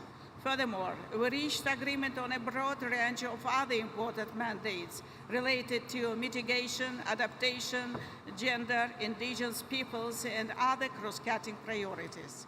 Ladies and gentlemen, Azerbaijan has placed strong emphasis on supporting the most vulnerable, making this commitment a core element of this COP29 presidency. To this end, Azerbaijan provided financial support to enable representatives from small island developing states and least developed countries to participate at COP29. Azerbaijan convened a dedicated conference for seats during the Leaders' Summit at COP29, creating a platform for their specific concerns and priorities to be heard at the highest political level. Distinguished delegates, parallel to the negotiated track, the COP29 presidency developed a comprehensive action agenda comprising 14 initiatives that address all pillars of the Paris Agreement. The goal was to ensure that we not only set targets but also build the infrastructure and implement the practical measures required to achieve them. But beyond these outcomes, COP29 also restored faith in the multilateral system. It showed that even in a time of geopolitical tension, lack of trust and economic uncertainty, countries could still come together and act collectively for the common good. This was a true testament to the triumph of multilateralism that Azerbaijan was able to revive despite being continuously tested. Excellencies, Azerbaijan has demonstrated strong commitment to promoting ambitious, nationally determined contributions together with the COP28 and COP30 presidencies. We have shown the same dedication in preparing our own NDC by bringing forward our 2050 target by 15 years, now aiming to achieve it by 2030, the next NDC cycle.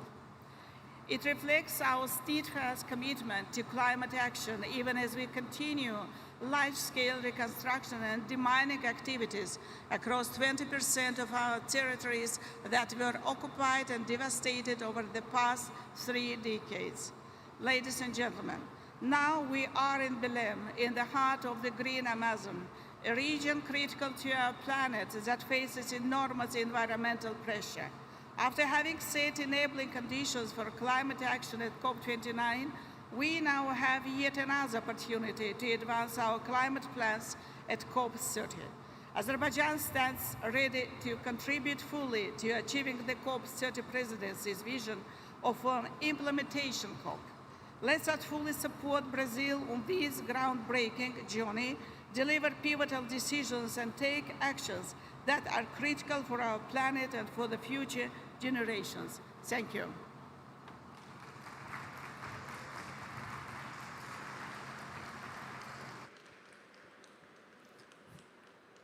Convidamos o presidente da Comissão da União Africana, senhor Mahmoud Ali Yusuf. Excellences, Mesdames et Messieurs les chefs d'État et de gouvernement, distingués délégués, Mesdames et Messieurs, nous sommes venus à Belém pour défendre une cause planétaire, celle d'un environnement et d'une nature fragilisée par les activités humaines, un déséquilibre poussé à l'extrême, un monde au bord de la rupture. En effet, depuis Rio 1992 et puis Paris 2015, à ce jour, il est question d'action, de plans, d'objectifs et d'impératifs. Du Sahel africain à l'Amazonie, des îles du Pacifique à l'Arctique, nos communautés vivent la dure réalité des dérèglements climatiques. Rien qu'en 2024, plus de 340 millions de personnes dans le monde ont été touchées par des catastrophes liées au climat. La température mondiale a atteint 1,48 degrés au-dessus des niveaux pré-industriels, le niveau le plus élevé jamais enregistré. Sécheresse, inondations et incendies ont cessé d'être exceptionnels. Ils sont devenus le langage d'une planète en détresse. Je crois que personne n'est venu ici pour parler du déclin, mais pour reconquérir notre avenir commun.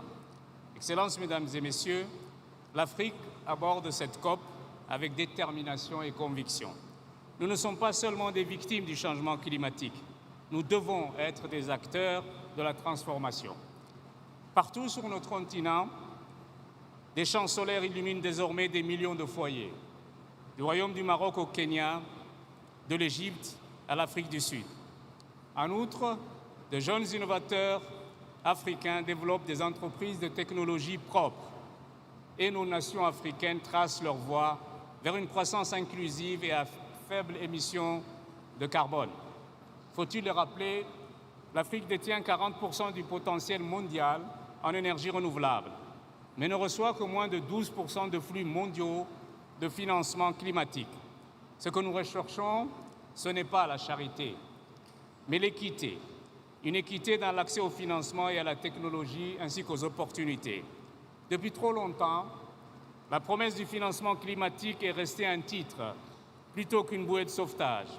Il est temps de combler le fossé entre les paroles et les actes. La transition énergétique ne peut être financée par l'endettement et les inégalités. Elle doit être fondée sur la solidarité, la justice et la reconnaissance partagée. L'Afrique est responsable pour moins de 4% des émissions mondiales et ne doit pas en supporter le fardeau le plus lourd. La responsabilité restera collective, mais les obligations sont différenciées. Par ailleurs, la lutte contre le changement climatique est indissociable de la lutte pour la dignité et les droits humains. La récente affirmation de la plus haute juridiction mondiale nous rappelle que l'inaction climatique n'est pas seulement un échec environnemental, mais c'est aussi une faute morale. Protéger les populations et protéger la planète constituent en définitive une seule et même exigence. Your Excellencies, ladies and gentlemen, let us therefore shift the narrative from pledges to progress, from vulnerability to vitality. Africa stands ready to work with all partners to unlock solutions that serve both people and the planet, transforming agriculture to feed a growing population sustainably, building resilient cities that can withstand future shocks, restoring our forests, oceans, and savannas, and empowering Africa's 600 million youth and women to lead the green transformation. In this city that breathes with the spirit of the Amazon, let us choose courage over caution. Let us make COP30 the moment when the world decided that justice, solidarity, and shared prosperity are the only foundation for a livable future. The time for half measures has passed. The time for bold, united, and decisive action is now. Thank you very much. Obrigado.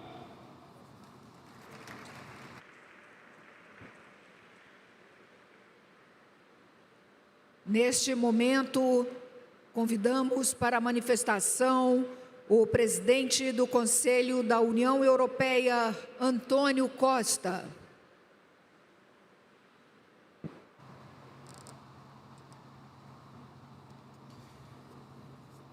Excelências, queria começar por felicitar o Brasil pela organização desta COP aqui na Amazónia, uma das principais fontes de vida do nosso planeta. E é para mim um enorme prazer partilhar os 5 minutos da União Europeia com a minha amiga e Presidente da Comissão Europeia, Ursula von der Leyen. A COP realiza-se num momento decisivo da nossa luta contra as alterações climáticas.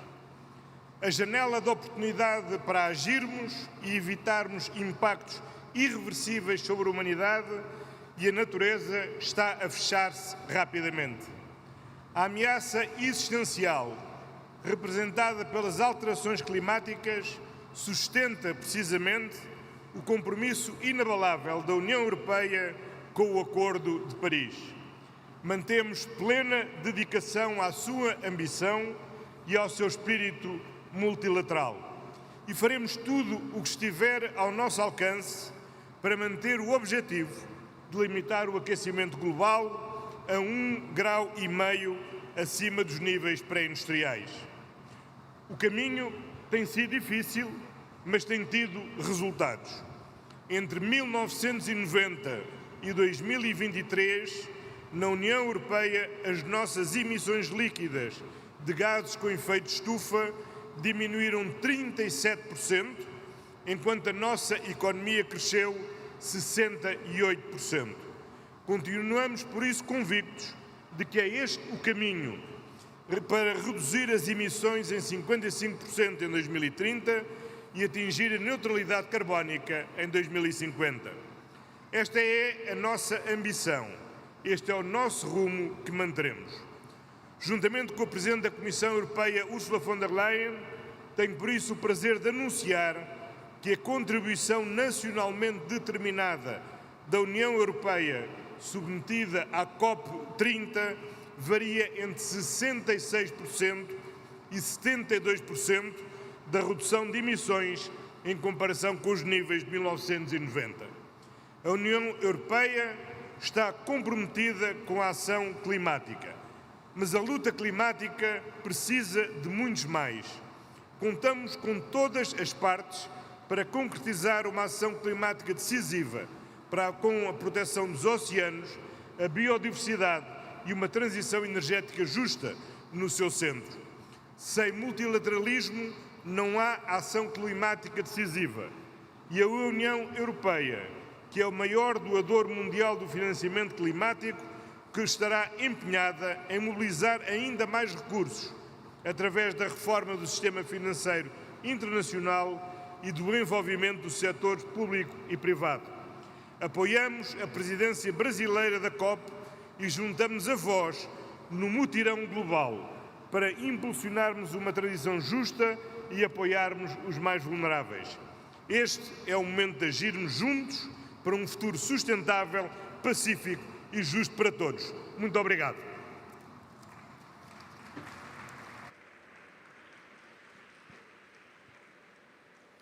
Convidamos agora a presidente da Comissão Europeia, Ursula von der Leyen.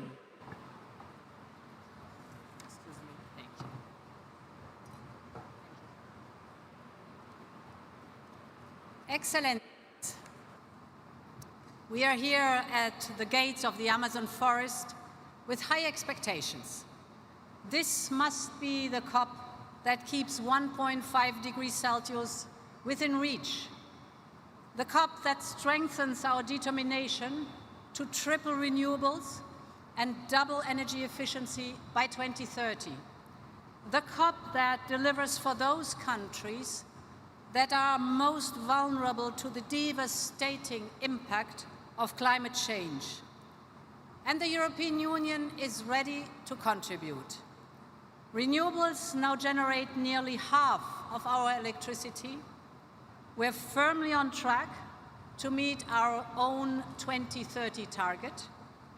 As my friend Antonio Costa just said, we have our NDC for 2035, the second most ambitious one of major emitters. And yesterday our member states also agreed on a 90% reduction target for 2040. This is in line with the Paris Agreement, so my message is very clear. Europe is staying the course. And we offer our support to our partners to do the same, because the whole world should reap the benefits of the clean transition. And let me give 3 examples very briefly. First, over the last 4 years, we signed more than 40 bilateral clean transition partnerships worldwide. They deliver jobs and growth in partner countries while bringing clean products to our markets. Second, we remain the largest contributor to climate finance in the world. Last year, we contributed more than 34 billion euros in public climate finance, an increase of more than 10% compared to the year before. And through Global Gateway, we will continue to mobilize investment in the clean transition worldwide. And my third point is that with our carbon pricing task force, We're supporting partners to build their own emissions trading systems because carbon pricing has proven to be the most powerful tool in the climate arsenal. So, Excellencies, as European Union, we will do our part to make this COP30 a success. We're here to double down on our commitments, strive to further accelerate our implementation, close the remaining gaps, strengthen our partnerships, and deliver real progress. Thank you and obrigada.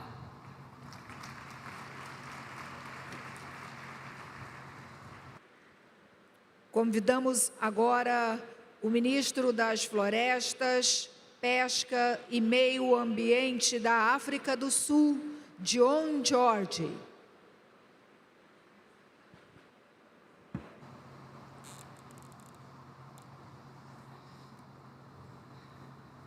Distinguished delegates, South Africa thanks the government and people of Brazil for their hospitality and leadership in hosting this historic COP in the heart of the Amazon, the lungs of our planet. We meet at a moment of global uncertainty and inequality. This is a time that demands courage, solidarity, and multilateralism in action. World leaders have a moral duty to close the gap between ambition and finance in the fight against climate change. Climate change is the defining crisis of our time. No nation can face it alone. South Africa reaffirms its commitment to the Paris Agreement and to the principles of equity, as well as common but differentiated responsibilities and respective capabilities in the light of differentiated national circumstances.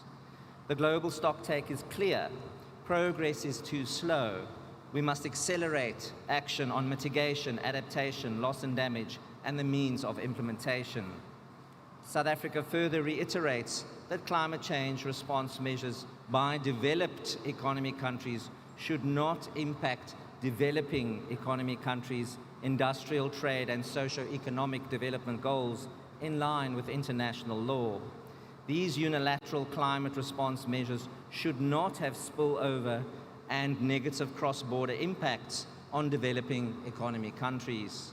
Our firm view is that the unilateral trade measures which aim to achieve unbalanced climate objectives outside the framework of the multilateral process or unfairly restrict global trade in green technology will only serve to hinder our ability to achieve a just transition and slow the global effort to address climate change. In fulfillment of our commitments, South Africa has submitted its second nationally determined contribution. It includes a new mitigation target for 2035 of between 320 and 380 megatons of carbon dioxide equivalent, showing clear progress from our 2030 range. Our updated adaptation communication identifies our support needs for finance, technology, and capacity building. South Africa's expectations for COP30 are clear.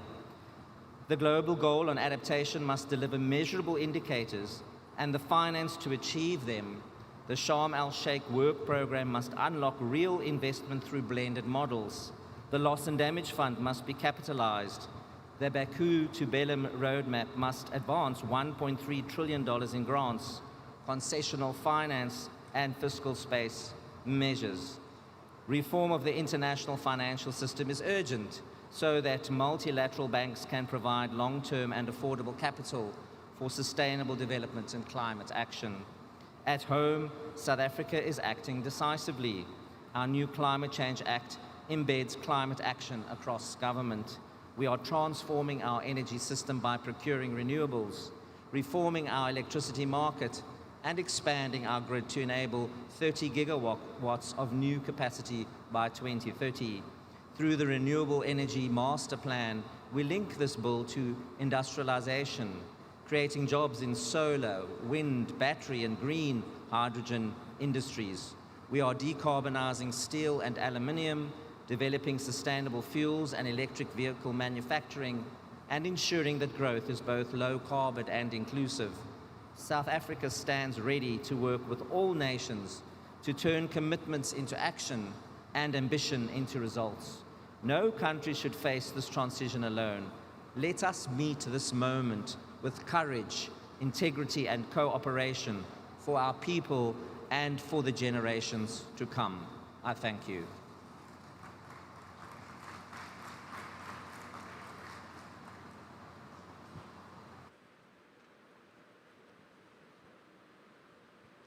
Nesse momento, chamamos a primeira ministra de Barbados, Mia Amor Motley.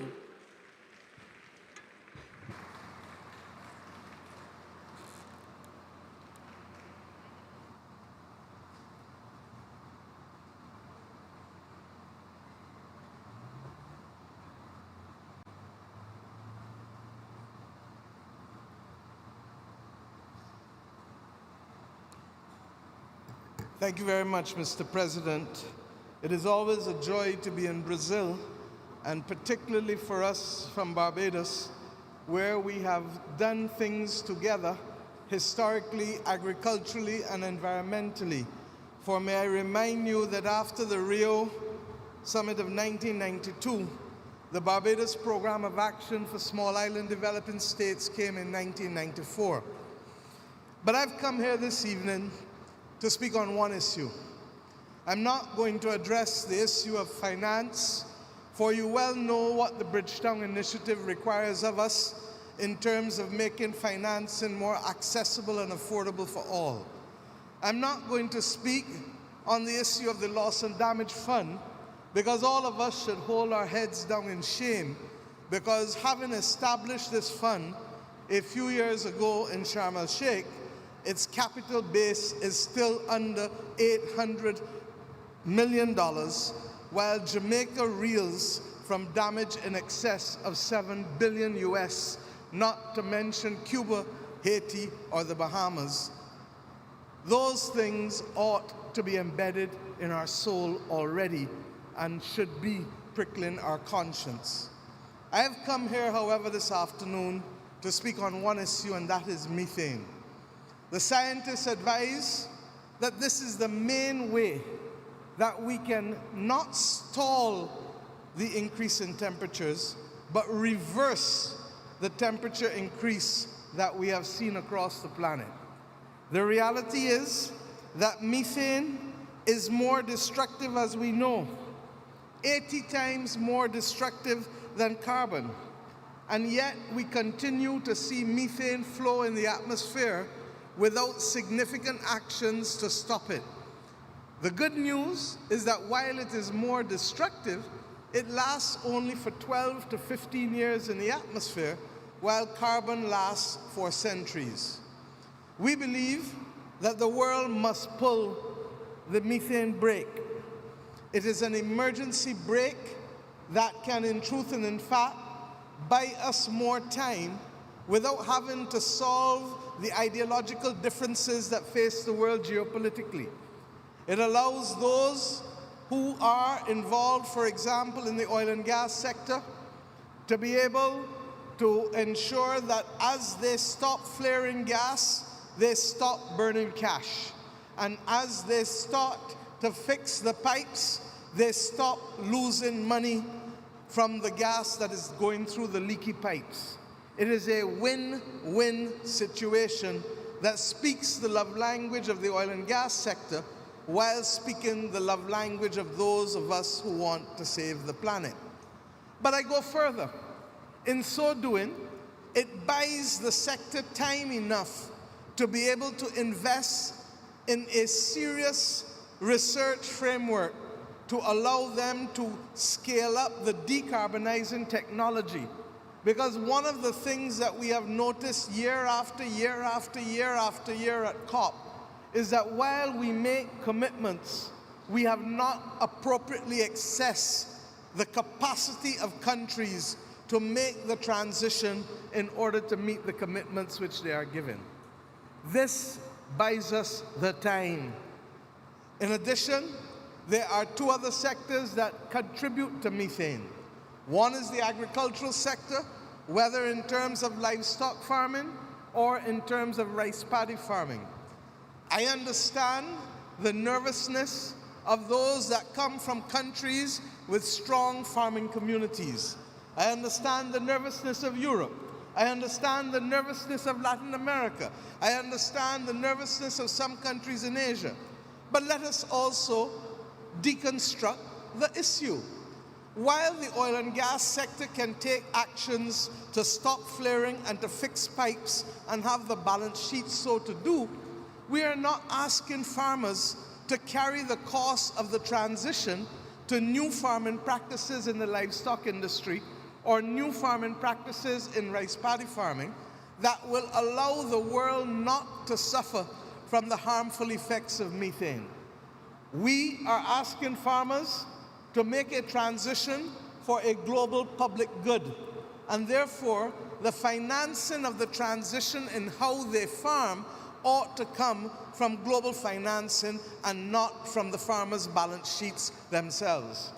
And the third sector, of course, is waste management. And we all know that we can convert waste to gas, whether we do it after it goes into the ground, or better still, whether we can convert it to avoid it going into the ground. We have a unique opportunity that by COP31, we don't only rest on the voluntary agreement that was made in Dubai by the oil and gas sector to be able to start to control methane. We need a global agreement like the Montreal Protocol, which allowed us to fix the issues of the ozone. It is perhaps the most successful climate agreement ever, and the only thing that stands in our way from dealing with this is the political will of countries and companies to make it happen. This is the only chance that we have to reverse the temperatures. And the world, my friends, has never been changed by spectators and naysayers. The world is changed by people of action. Do we need everybody acting at the same time? That would be ideal. But if we don't, then we must construct a coalition of the willing and show everyone what they stand to benefit while we fight for the prosperity and stability of people and planet. I'm obliged to you. Thank you.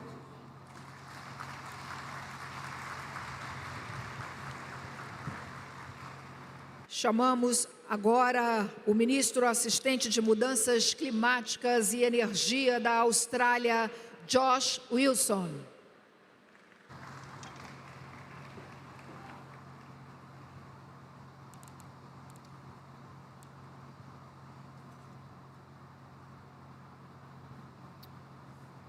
Good evening, colleagues. Boa tarde.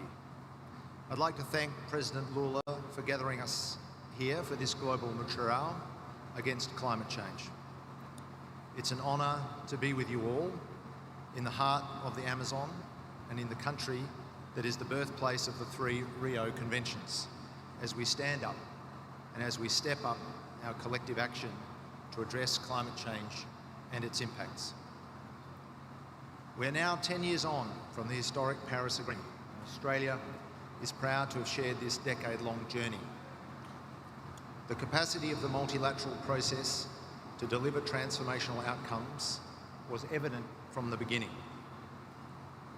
The importance of that very same system has never been greater than it is today. When we act concertedly and when we act in good faith, we can make transformative, necessary, positive change together. And the progress made over the 10 years of the Paris Agreement proves that to be true. We have brought our projected global emissions down from 4 degrees of warming to between 2.3 and 2.5 degrees. We've seen global investment in clean energy reach over $2 trillion, double the investment in fossil fuels. But there is no doubt that the current global environment is challenging and even frightening, especially for young people.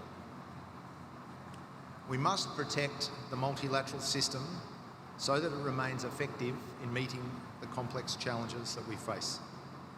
And what we absolutely need is continued leadership on climate in the form of advocacy and in the form of action. And we've seen Pacific nations deliver this leadership again and again. Because for the Pacific, climate change is not one subject among many for gradual negotiation, but a present and existential threat.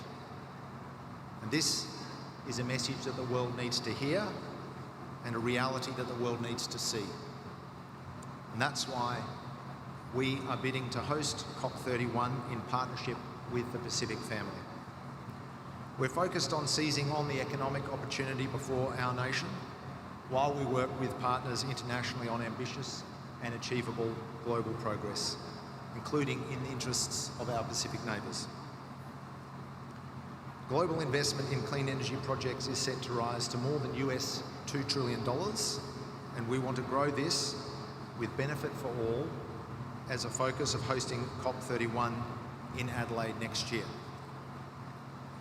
One way to do this is through practical implementation of ambitious and achievable NDCs, grounded in scientific evidence and geared toward attracting investment in the transition. And that's exactly what Australia is doing. In September, we announced our latest nationally determined contribution to reduce emissions by 62 to 70% on 2005 levels by 2035. This is unquestionably a major step up in our climate ambition, and to meet this target, we will need to reduce emissions over the next 10 years by more than...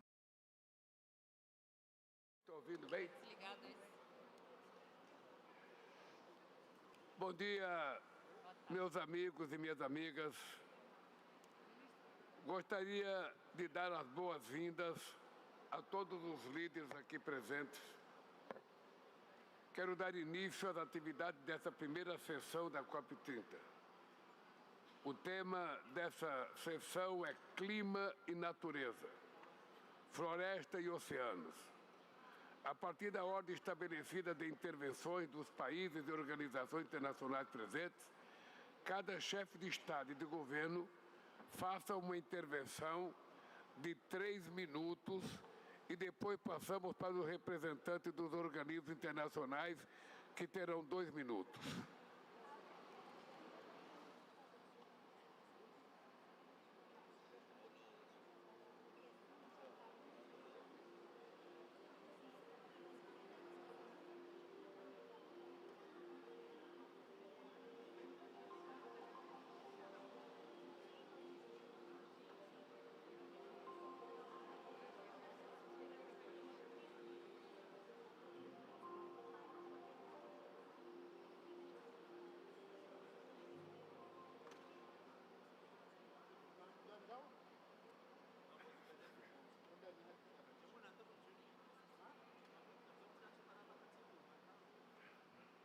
Bem,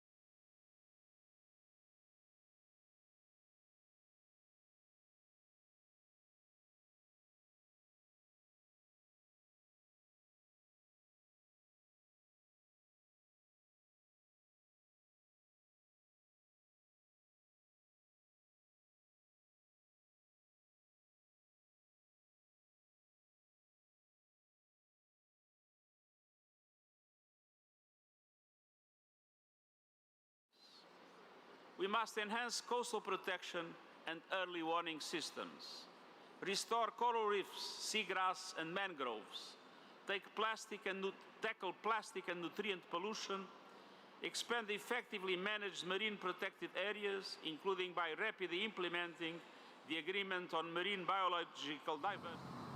10 years on, the Kingdom of Bahrain remains firmly committed to Paris Agreement.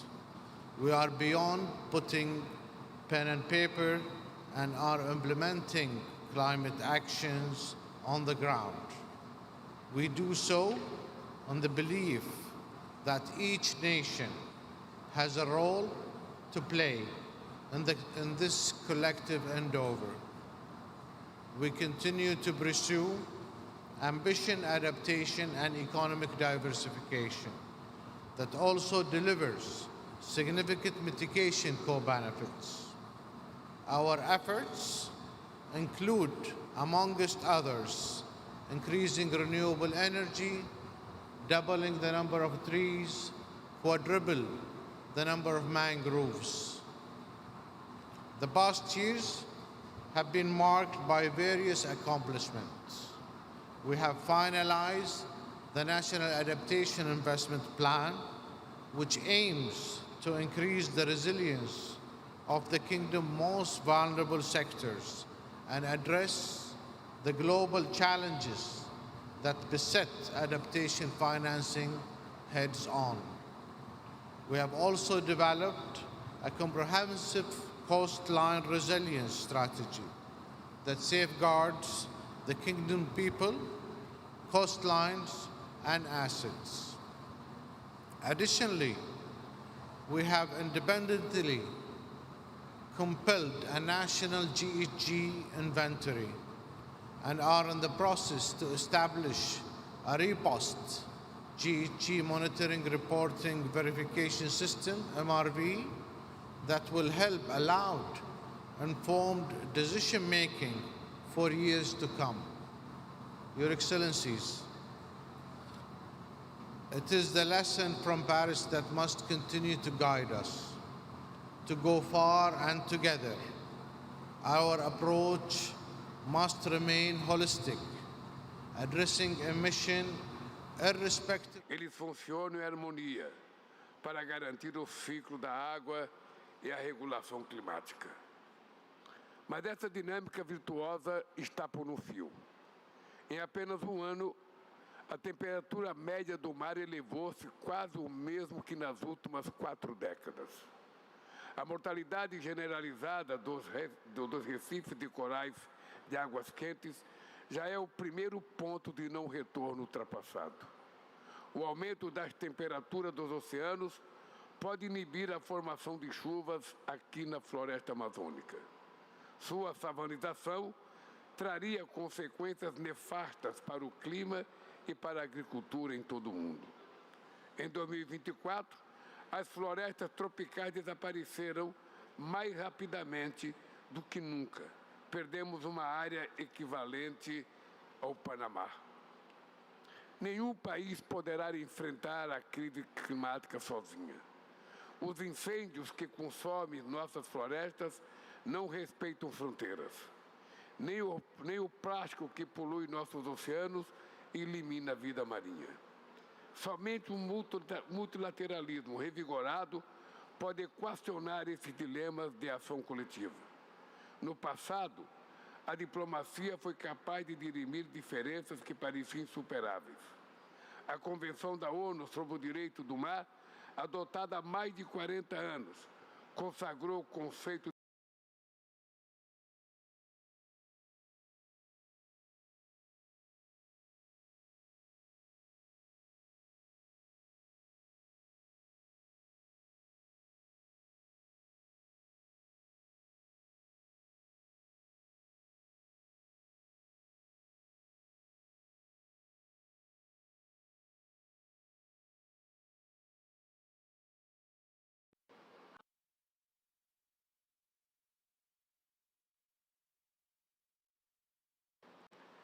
É hora de unir forças novamente e deliberar sobre a sinergia dessas três convenções. O Tratado de Alto Mar vai proteger e garantir o uso sustentável da biodiversidade marinha nas áreas fora de jurisdição nacional dos países a partir de 2026. O Brasil vai ratificar esse importante instrumento até o final deste ano. A Conferência dos Oceanos em Nice, fizemos um chamado para que as partes incorporem os oceanos nas suas contribuições nacionalmente determinadas, as conhecidas NDCs. O Brasil vai proteger a Amazônia Azul, com planejamento espacial, marinho e proteção de mangues e corais. Vamos ampliar de 26% para 30% a cobertura de nossas áreas marinhas protegidas, cumprindo a meta do Marco Global para a Biodiversidade. Antes de explorar recursos minerais de áreas semidimentares, realizaremos estudo para medir os impactos ambientais e criaremos unidades de conservação na região. As florestas foram reconhecidas como parte da solução climática no Acordo de Paris. Na COP de Glasgow, concordamos com a meta de desmatamento zero até 2030. Esse é um dos principais compromissos do meu governo. Já reduzimos o desmatamento em mais de 50%. Registramos a menor taxa de desmatamento na Amazônia em anos e anos. Vamos recuperar 40 milhões de hectares de pastagens degradadas em 10 anos. Mas a floresta não é só feita de flora e fauna. 50 milhões de pessoas vivem no território amazônico da América do Sul, em metrópoles como Belém ou Santa Cruz de la Serra, em vilarejos, comunidades ribeirinhas e aldeias. Aqui vivem 400 povos indígenas que falam mais de 300 idiomas. Nenhuma floresta tropical vai contribuir para o enfrentamento da mudança do clima se não for capaz de gerar soluções para quem vive nelas. Por isso, valorizamos o papel da Organização do Tratado de Cooperação Amazônica. O Centro de Cooperação Policial Internacional da Amazônia está inaugurando uma nova era no combate a ilícitos transnacionais e crimes ambientais. A bioeconomia ajudará a garantir florestas produtivas. Também lançamos hoje uma ferramenta inédita, o Fundo de Florestas Tropicais para Sempre. É um mecanismo financeiro que vai remunerar investimentos ao mesmo tempo em que gera renda para os países que preservam as florestas em pé. Somente uma arquitetura financeira robusta e equitativa pode garantir que a conservação dos nossos maiores ecossistemas tenham recursos. Mecanismos de contabilização de carbono transparentes e coletivamente acordadas também serão centrais para impulsionar a descarbonização e estimular a restauração florestal. As declarações de manejo integrado do fogo, de garantia de meios para a posse de terras indígenas, são ações que renovam nossos compromissos com a preservação das florestas. Caros amigos e amigas, essa COP, que é a COP da verdade, propõe um pacto pela vida das florestas, dos oceanos e da própria humanidade. É hora de transformar ambição em ação e de reencontrar o equilíbrio entre o crescimento e sustentabilidade. Muito obrigado.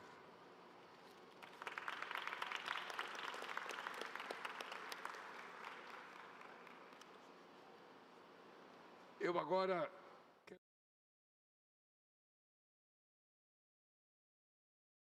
Manifestação, o ministro da Ecologia e dos Recursos Naturais do Cazaquistão, Yerlan Nissambayev.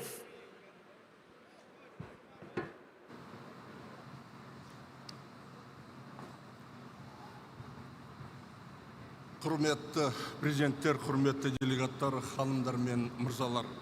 Ең алдымен Бразилия Федеративтік Республикасының үкіметіне климаттық өзгеру туралы біріккен ұлттар ұйымының негіздемелік конференциясы тараптарының конференциясы аясында әлемдік көшбасшылар саммиттің өткізгеніне үшін өз алғысымды білдіруге рұқсат етіңіздер. Бұл іс-шара тұрақты дамудың жаһандық архитектурасын қалыптастыру және өсіп келе жатқан климаттық қиындықтарға жауап ретінде бірлескен іс-қимыл жасау жолындағы маңызды кезеңге айналды. Біз үшін климаттық мақсаттарға жетуге біртіндеп жылжу маңызды. Осылайша біз шығарындыларды азайту және климаттың өзгеруіне бейімделу бойынша ауқымды мақсаттарды қамтитын жаңартылған ұлттық деңгейде анықталған үлесті және ұлттық бейімделу жоспарын әзірледік. Осыған байланысты климаттық қаржыландырудың айтарлықтай көлемін жұмылдыруға бағытталған климаттық қаржыландыру бойынша жаңа ұжымдық мақсатты іске асыруға және 2035 жылға қарай жылына 1,3 триллион долларға дейін тартуды көздейтін Баку-Белем 1,3 триллион жол картасын қабылдау дамушы елдер үшін өте маңызды. Сонымен қатар Қазақстан климаттық қаржыландыру көздерін кеңейтуді маңызды деп санайды. Ең алдымен жеке сектордың, халықаралық қаржы институттарының, тұрақты инвестициялық қорлардың және жаңа жасыл облигация құралдарының белсенді қатысу арқылы мемлекеттің, бизнестің және қоғамның күш-жігерін біріктірмей жасыл өсімге жаңа серпін бере алатын инновациялар мен технологияларсыз әділ көшу мүмкін емес. Қазақстан дамудың бөлінбейтіндігіне мен әділ көшу идеясын көрсететін Белемнің аштық пен теңсіздікке қарсы күрес туралы декларациясын толық қолдайтынын білдіреді. Біз қоршаған ортаның тұрақтылығы, әлеуметтік әділеттілік және экономикалық интеграция азаматтың болашақ әл-ауқатын үш тірегі екенін сенімдіміз. Бүгінгі таңда теңіздер мен мұхиттарды сақтау жаһандық экологиялық күн тәртібінде ерекше орын алады. Қазақстан бұл мәселені Каспий теңізінің таяздауынан бастан кешіруде. Оның су деңгейі соңғы 10 жылдықтарда 2 метрден астамға төмендеді.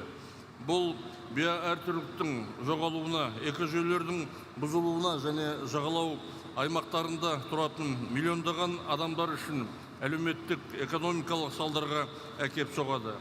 Қазақстан серіктестіктерін осы саладағы бірлескен күш-жігерге қосуға шақырады. Осы бағытты жалғастыра отырып, Қазақстан 2026 жылдың сәуірінде Біріккен ұлттар ұйымымен серіктестікте аймақтық экологиялық саммит өткізуге дайындалып жатыр.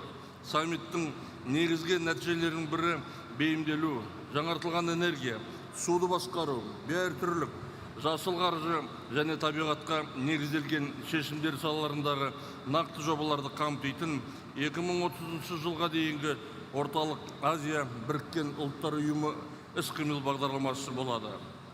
Климаттық саясатты елдерге бөлу емес, біріктіру керек. Ешбір ел мұны жалғыз өзі жасай алмайды. Қазақстан COP30 төрағалығының Мутирауа ұжымдық іс-қимыл рухындағы бастамасын қолдайды. Бұл қағида біздің дәстүрлерімізбен үндеседі.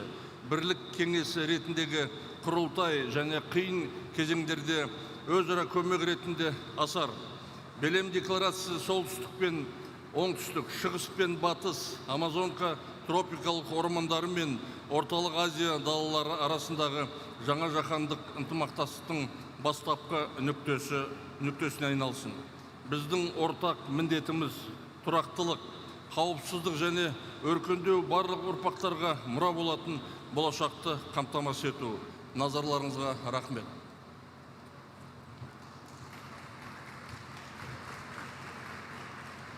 Teremos nesse momento a manifestação de Côte d'Ivoire com o ministro dos Negócios Estrangeiros, da Integração Africana e dos Marfinenses no exterior, Leon Kaku Adon.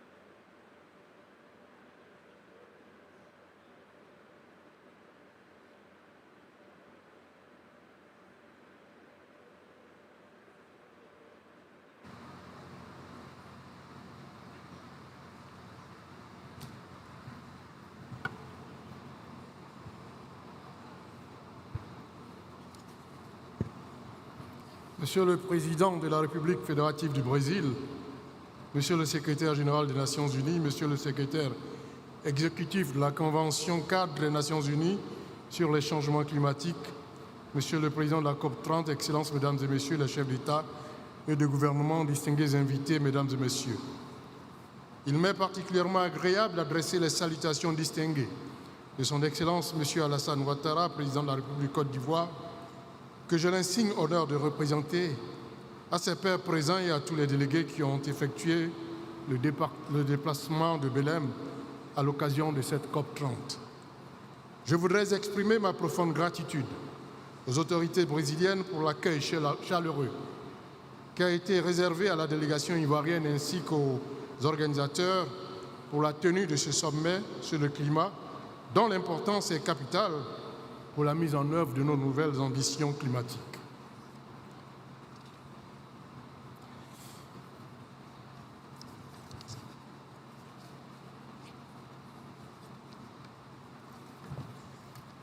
La Côte d'Ivoire, comme beaucoup de pays en développement, subit fortement les effets du changement climatique, alors que ses émissions de gaz à effet de serre ne représentent que 0,1% du total mondial. Ce paradoxe traduit l'injustice climatique qui frappe les nations les moins responsables du réchauffement climatique. Mais notre pays a choisi l'action à travers le renforcement de son cadre juridique et institutionnel, se traduisant par l'adoption d'une loi nationale sur les changements climatiques, par la création d'institutions dédiées comme le Bureau du marché carbone et la Commission nationale de lutte contre les changements climatiques. De plus, la Côte d'Ivoire est le premier pays africain à avoir soumis son premier rapport biennal de transparence et adopté une stratégie nationale sur les pertes et préjudices. À travers sa troisième contribution nationale déterminée 3.0, la Côte d'Ivoire s'est fixé l'objectif de réduire de 33,07% ses émissions de gaz à effet de serre en mettant l'accent sur un accroissement de la part des énergies renouvelables à 46,3%, l'augmentation de 12% des véhicules électriques dans le parc automobile, l'amélioration de 30% de l'efficacité énergétique, la restauration du couvert forestier à 20% du territoire national, tout en accélérant la mise en œuvre de stratégies de promotion de l'économie circulaire et une agriculture durable. Notre objectif demeure la résilience de nos populations et de notre économie face aux effets néfastes des changements climatiques. Ainsi, nous nous sommes engagés sur une trajectoire ambitieuse, avec notamment 80% des exploitants agricoles qui devront utiliser des pratiques climato-intelligentes, 75% des bassins versants devraient avoir des plans de gestion intégrés des ressources en eau, 90% des établissements sanitaires dotés de systèmes opérationnels de surveillance épidémiologique, 70% de couverture de zones côtières critiques protégées par des ouvrages de protection adaptés et 60% des collectivités locales disposeraient d'un plan directeur vert. À cet égard, la Côte d'Ivoire soutient l'initiative brésilienne du Fonds des forêts tropicales qui permettront le financement de la préservation des forêts. 10 ans après l'accord de Paris, le bilan reste contrasté. En effet, des progrès notables ont été enregistrés, notamment avec la montée en puissance des projets d'énergie renouvelable et la mobilisation des financements. Cependant, l'écart demeure considérable entre les ambitions affichées et les résultats concrets, nous mettant sur une trajectoire au-delà de 2 degrés Celsius. Ce sommet sur le climat qui se tient à Belém doit donc marquer un tournant décisif en transformant les engagements de la 3e génération de nos contributions déterminées au niveau national en actions mesurables et en accélérant la mise en œuvre des réformes financières en vue d'atteindre les objectifs que nous nous sommes fixés dans l'optique d'inverser de manière durable le réchauffement climatique. Excellences, Mesdames et Messieurs, la Côte d'Ivoire, sous le leadership éclairé du président Alassane Ouattara, réaffirme son engagement à œuvrer avec la communauté internationale pour transformer l'urgence climatique en une opportunité de coopération, de justice et de prospérité durable. Ensemble, conjuguons nos efforts pour garantir à tous un avenir meilleur dans la justice, dans l'équité et dans la solidarité agissante pour la construction d'une résilience climatique pérenne. Et je vous remercie.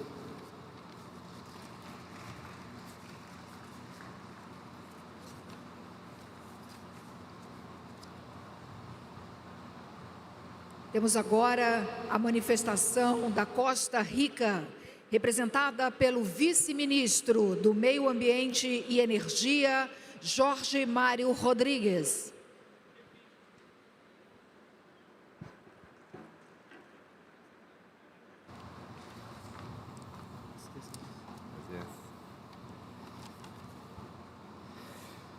Muy buenas tardes, señores jefes de Estado, ministras, ministros, presidencia de la COP y distinguidos delegados.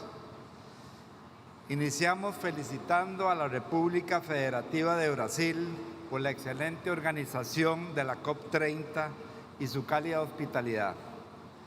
Asimismo, destacamos todas las iniciativas que se han presentado para la conferencia, entre las cuales tenemos la iniciativa de los bosques tropicales para siempre, la cual ha sido debidamente endosada y apoyada por Costa Rica. Hablo hoy en nombre de un país pequeño en territorio, pero inmenso en convicción. Costa Rica no ha sido parte del problema climático global, pero desde hace décadas ha decidido ser parte activa de la solución. En un mundo donde las emisiones históricas y las responsabilidades diferenciadas son ineludibles, Costa Rica ha demostrado que la ambición no depende del tamaño ni del poder económico. Con recursos propios, voluntad política y una ciudadanía comprometida, hemos logrado hitos que muchos aún los consideran aspiracionales. Más del 98% de nuestra electricidad proviene de fuentes renovables. Hemos revertido la deforestación y duplicado nuestra cobertura forestal en menos de una generación. Hoy decimos con gran satisfacción que tenemos hoy más bosque que el que teníamos ayer. Hemos abolido el ejército para invertir en salud, educación y sostenibilidad. Y con un gran sacrificio fiscal estamos tratando de revertir la matriz de emisiones en el transporte. Estos logros que les he contado no son casualidad. Son el resultado de una visión de país que entiende que la prosperidad no puede construirse a costa del planeta. Y no nos detenemos ahí. Costa Rica viene a esta COP con la misma ambición que nos ha caracterizado históricamente. En esta COP presentaremos nuestra NDC 3.0, que incluye 5 metas específicas de las comunidades y territorios indígenas, así como que incorpora acciones en juventudes, género y transición justa. Pero queremos hacer más. Queremos acelerar la transición hacia una economía circular, fortalecer la resiliencia de nuestras comunidades costeras y rurales y contribuir con soluciones que, basadas en la naturaleza, beneficien al mundo entero. Pero también venimos con una demanda legítima, que la acción climática sea justa, que los países que han contribuido más al problema asuman su responsabilidad y que los mecanismos de financiamiento reconozcan el valor de los que han hecho mucho con muy poco. Costa Rica no pide privilegios, pide coherencia, pide que se reconozca que la acción climática debe ser universal, pero que el apoyo debe ser proporcional. En esta COP reafirmamos nuestro compromiso con la acción, con la ciencia y con la equidad. y extendemos nuestra mano para construir alianzas que aceleren la transformación que el mundo necesita. Porque si un país como el nuestro ha podido avanzar con los recursos ilimitados que hemos tenido, imagínense lo que podríamos lograr si la cooperación internacional estuviera a la altura de los desafíos. Finalizamos celebrando 10 años desde que acordamos y ratificamos el Acuerdo de París durante la COP21. Continuemos con una mayor ambición, compromiso y solidaridad requeridos para lograr mantenernos en la ruta de los 1.5 grados para el bienestar y la sobrevivencia de la población y naturaleza de nuestro planeta. Muchas gracias.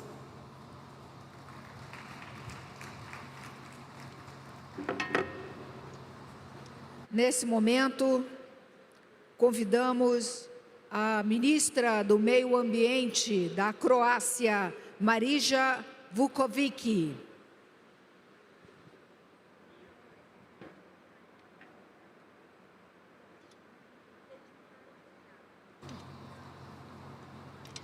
Ladies and gentlemen, allow me to express Croatia's appreciation to His Excellency President Lula and the Brazilian presidency for the warm hospitality and the drive behind preparation for the Leaders Summit at COP30.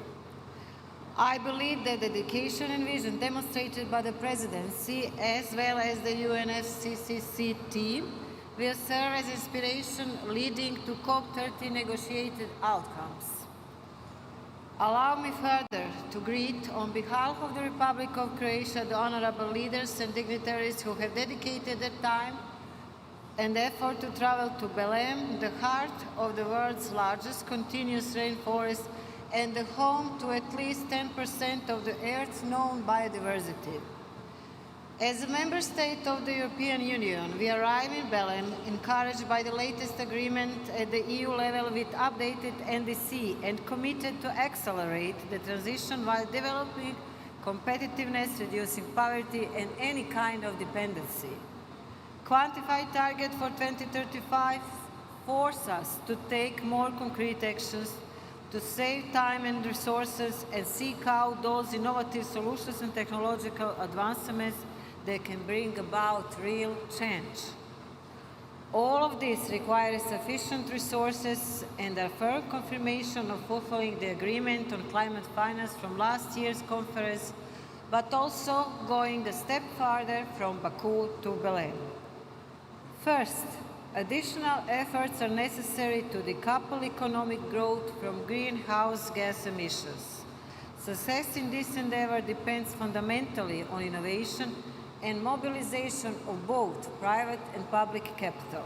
Second, the transfer of funds to developing and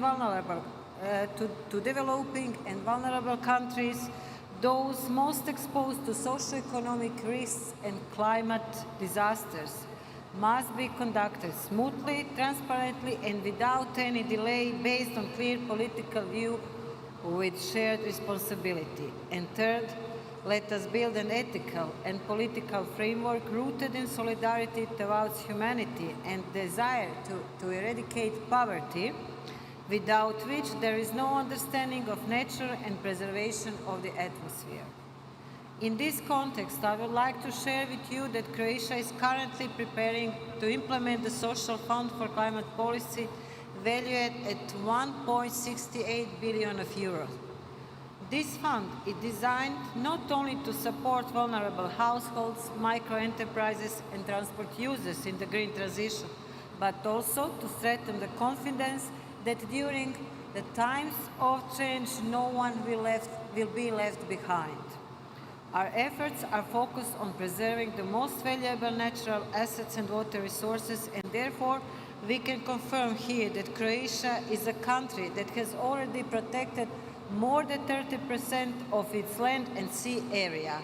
At the national level, we are currently investing almost €1 billion in water purification, desalination and irrigation. On the one hand, it is always an investment in the health of our ecosystem. And on the other hand, it is the way to make drinking water available to any man in any part of Croatia and to support sustainability of agriculture aligned with nature. There is no problem in relations between humanity and nature in general.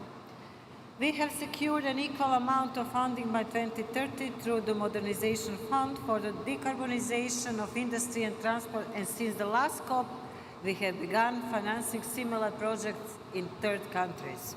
Finally, besides discussing climate goals, reducing inequality, and supporting the strengthening of well-being, each conference is always remembered for something special. And following the messages from the Brazilian presidency and the substantive discussions of previous speakers, this COP reaffirms the importance of measurable goals that drive us to achieve results. However, on this place, it also liberates us from any indifference toward distant parts of the world. We can fully understand the principle of common responsibility for humanity's most valuable heritage that gives us oxygen and fresh water, and we can recognize a strong connection between biodiversity and human diversity, particularly when we talk about indigenous people, and that is also at the roots of the efficient and just transition of the energy system. Thank you.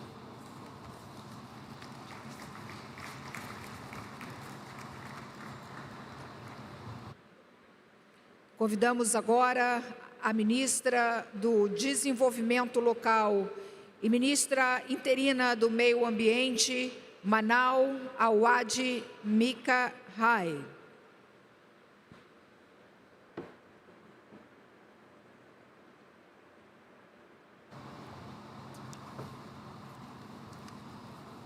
أصحاب المعالي، السيدات والسادة، يشهد النظام متعدد الأطراف اليوم تحديات غير مسبوقة تهدد الثقة وروح التعاون التي قامت عليها اتفاقية الأمم المتحدة لتغير المناخ. ومن ثم يجب أن يشكل مؤتمر بليم رسالة أمل وتجديد للثقة في قدرة المجتمع الدولي على التوافق والعمل المشترك من أجل مستقبل أكثر عدلاً واستدامة. يأتي اجتماعنا هذا متزامناً مع مرور 10 أعوام على اتفاق باريس، وهو إنجاز نفخر به، لكنه أيضاً محطة لمراجعة صريحة، كما زالت الفجوة بين التعهد والتنفيذ واضحة، والتمويل المناخي دون المستوى المطلوب. ومن هنا تدعو مصر إلى إحياء روح باريس القائمة على العدالة والثقة والمسؤولية المشتركة.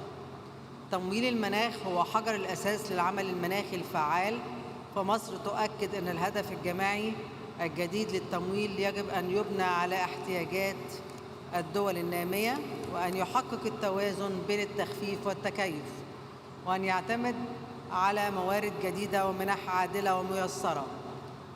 أما التكيف مع تغير المناخ فهو أولوية وجودية للقارة الأفريقية، حيث يهدد الجفاف وندرة المياه وارتفاع مستوى البحر حياة الملايين. لذلك نؤكد ضرورة الوفاء بتعهد مضاعفة تمويل التكيف وتفعيل الهدف العالمي للتكيف بما يضمن الدعم الفعلي للمجتمعات الأكثر هشاشة.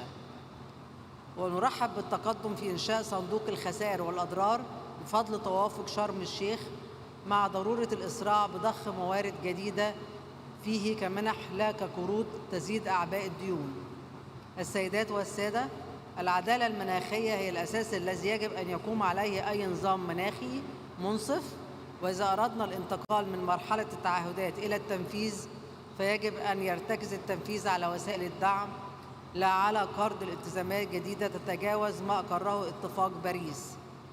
فالإسهامات المحددة وطنيا تظل حقا سياديا لكل دولة تحددها وفقا قدرتها وحقها في التنمية والقضاء على الفقر. وفي سياق التحول العادل تؤكد مصر أن الانتقال نحو اقتصاد منخفض الكربون يجب أن يكون فرصة للتنمية لا عبئا على الدول النامية، ولا يجوز أن تؤدي سياسات مثل آليات تعديل حدود الكربون إلى فرض أعباء جديدة أو تقويض مسارات للتحول العادل. وأخيراً، تؤمن مصر أن التنفيذ مسؤولية جماعية تتطلب شراكة الحكومات والقطاع الخاص والمجتمع المدني والشباب، ونقدر جهود رئاسة المؤتمر البرازيل في إطلاق أجندة تنفيذ واقعية تضع الإنسان في قلب العمل المناخي. السيدات والسادة، إن نجاح مؤتمر بليم سيقاس بقدر ما يعزز الثقة في العمل الجماعي الدولي وبقدر ما يوفره من تمويل حقيقي وما يسفر عنه في تنفيذ فعلي للتعهدات على أرض الواقع. ومصر ملتزمة بالعمل البناء مع كل الأطراف للإسهام في هذا النجاح من أجل مستقبل أكثر عدلاً واستدامة للبشرية في كل مكان. وشكراً.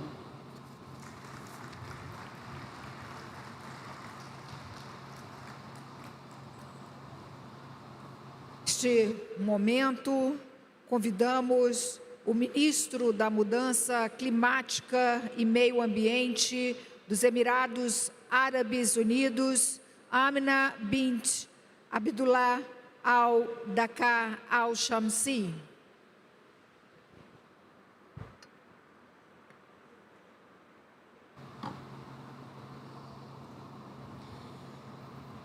أصحاب المعالي والسعادة، الحضور الكرام، نيابة عن صاحب السمو الشيخ محمد بن زايد آل نهيان رئيس دولة الإمارات العربية المتحدة حفظه الله، نتوجه بتهنئة خالصة إلى جمهورية البرازيل حكومة وشعبا على استضافتهم لهذه القمة التاريخية التي تجمعنا اليوم في قلب غابات الأمازون، مما يعكس رؤية قوية مفادها أن الطبيعة يجب أن تكون جوهر جهودنا المناخية. وفي دولة الإمارات نتشارك مع جمهورية البرازيل الشقيقة والعالم بأسره رؤية نفسها، فالعمل المناخي يعكس مسيرة تمتد لأكثر من 50 عاماً من الريادة في الحفاظ على البيئة والاستدامة والعمل المناخي. تلك المبادئ والأسس التي أرساها الوالد المؤسس المغفور له الشيخ زايد بن سلطان آل نهيان طيب الله ثراه، الذي غرس فينا إيماناً عميقاً بأن ازدهارنا يعتمد على سلامة بيئتنا البرية والبحرية. هذا الإيمان الذي يوجه استراتيجيتنا الوطنية، فقد كانت الإمارات أولى دول المنطقة التي تصادق على اتفاق باريس، وأول من أطلق هدفاً طموحاً لتحقيق الحياد المناخي بحلول عام 2050. واليوم يتجلى هذا الالتزام واضحاً في سياساتنا ونهجنا لبناء اقتصاد صديق للمناخ معزز للنمو. في مؤتمر الأطراف COP28 الذي استضافته دولة الإمارات، رسم العالم مساراً جديداً للعمل المناخي، حيث تمكنا من تفعيل التقييم العالمي لرصد مدى التقدم للدول في تنفيذ التزاماتها بموجب اتفاق باريس. وللمرة الأولى أظهرت الدول التزاماً عالمياً بالتحول بعيداً عن الاعتماد على الوقود الأحفوري في مجال الطاقة من خلال تبني نهج منصف ومنظم. وقدم اتفاق الإمارات الذي حاز حينها على دعم 198 طرفاً في مؤتمر الأطراف COP28 خطة عمل واضحة شاملة للحفاظ على مستوى متوسط ارتفاع درجة الحرارة العالمية دون 1.5 درجة مئوية من خلال تفعيل التعاون والتنسيق العالمي، لتطلق بذلك عهداً جديداً للعمل المناخي. ويقدم الاتفاق إطار عمل ملموس وقابل للتنفيذ له أهداف طموحة تتمثل في مضاعفة القدرة الإنتاجية للطاقة المتجددة 3 مرات، مضاعفة كفاءة استخدام الطاقة بحلول عام 2030. وعلى الصعيد المحلي نعمل على تحويل هذا التوجه إلى واقع ملموس من خلال مضاعفة قدرتها على إنتاج الطاقة المتجددة 3 مرات، وضخ استثمارات بقيمة تتراوح بين 150 و200 مليار درهم في مجال تقنيات الطاقة النظيفة والبحوث والبنية التحتية بحلول 2030. خير مثال على ذلك هو محطات براكة للطاقة النووية التي تساهم على خفض الانبعاثات الكربونية لدولة الإمارات بمقدار يصل إلى 22.4 مليون طن سنوياً. كذلك تلعب مشاريعنا لتوليد الطاقة الشمسية دورا بالغ الأهمية، مثل محطة الظفرة للطاقة الشمسية الكهروضوئية، أكبر محطة مستقلة في العالم لإنتاج الكهرباء من الطاقة الشمسية ضمن موقع واحد بقدرة إنتاج تصل إلى 2 جيجا وات. وبلغت حصة الكهرباء المولدة من مصادر نظيفة منخفضة الكربون في دولة الإمارات أكثر أكثر من 30% في عام 2024، إنجاز يعكس ريادة الدولة وتقدمها الملموس نحو تحقيق الحياد المناخي بحلول 2050. وبالتأكيد نحرص على أن يكون ذلك في صميم التزاماتنا المناخية وضمان أعلى درجات الشفافية. وفي هذا المجال تقوم دولة الإمارات بحصر الغازات الدفيئة الستة في تقرير الشفافية الخاص بها، ما يعزز استجابتها لتغير المناخ بفاعلية. وإدراكاً منا للعلاقة التي تربط بين المناخ والأمن الغذائي، نعمل على تحويل أنظمتنا الغذائية من خلال الاستثمار في حلول مبتكرة مثل الزراعة العمودية، الزراعة المائية، وتربية الأحياء المائية المستدامة. وتعد استضافتنا للمؤتمر العالمي للحفاظ على الطبيعة في أبو ظبي في شهرنا الماضي دليلاً راسخاً على اهتمامنا الكبير بالحفاظ على التنوع البيولوجي كجزء لا يتجزأ من العمل المناخي. وتؤكد كذلك استضافتنا القادمة لمؤتمر الأمم المتحدة للمياه بالتعاون مع السنغال في عام 2026 عزمنا على تعزيز الجهود العالمية لتحقيق الهدف السادس من أهداف التنمية المستدامة. تلعب الإمارات دورا محوريا في هذا الملف من خلال جهود استثنائية أبرزها مبادرة محمد بن زايد للماء الرامية إلى مواجهة التحدي العالمي لمعالجة ندرة المياه على مستوى العالم ودعم تطوير وتطبيق الحلول الفاعلة والتقنيات المبتكرة. السيدات والسادة، إن التقاعس عن مواجهة التغير المناخي قد يكلف الاقتصاد العالمي خسائر هائلة، وهنا تبرز أهمية ترويكا رئاسات مؤتمر الأطراف. هذه الشراكة بين دولة الإمارات وأذربيجان والبرازيل، فمنذ الإعلان عنها خلال مؤتمر الأطراف كوب 28 أثبتت لترويكا أنها شراكة ناجحة.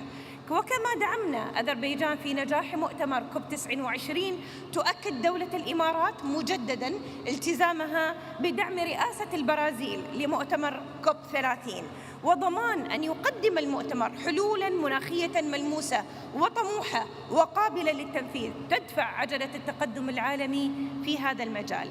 مهمتنا المشتركة هي بناء طريق باكو بلم ليكون جسراً للعمل المتواصل. ولقد دعت دولة الإمارات بقوة إلى إتاحة التمويل وجعله متاحاً وميسور التكلفة. ونجح مؤتمر الأطراف كوب 29 في باكو في إقرار الهدف الكمي الجماعي الجديد للتمويل المناخي.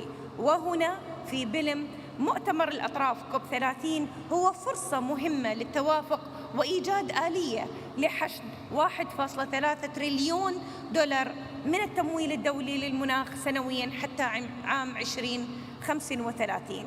وهنا أود أن أشير إلى أن دولة الإمارات تواصل ريادتها كنموذج يحتذى به في هذا المجال.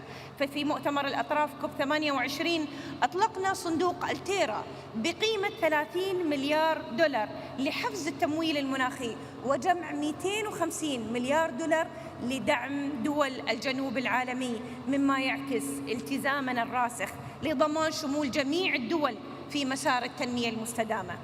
الحضور الكريم، من هذا المنبر أدعو الجميع للانضمام إلينا في هذا المسعى ومواجهة التغير المناخي بالتزامنا الجماعي بالشفافية ورفع سقف طموحاتنا المناخية من خلال المساهمة المحددة وطنياً. وندعو جميع الأطراف لاعتماد مؤشرات لقياس تقدمنا الجماعي في التكيف بشفافية ووضوح، والأهم هو زيادة قدراتنا على تحقيق الأهداف المناخية لعدم ترك أحد خلف الركب. السيدات والسادة، هنا في بلم وفي قلب غابات الأمازون رئة الأرض نستطيع معاً بناء مستقبل تكون فيه الاستدامة أساساً راسخاً لبناء حياة أفضل للأجيال القادمة. وتدعو الإمارات كل دولة وكل قائد وكل مواطن في العالم للانضمام إلى رحلة تضمن مستقبلاً مستداماً تكون فيه الجهود المناخية محركاً لنهضتنا وازدهارنا جميعاً. شكراً لكم.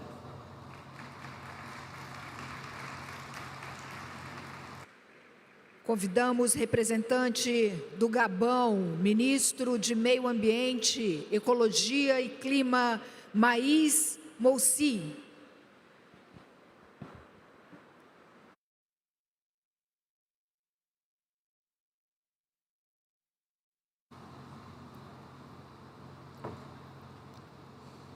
Excellences, Monsieur le Président, Excellences, Mesdames et Messieurs les chefs d'État et de gouvernement, distingués délégués.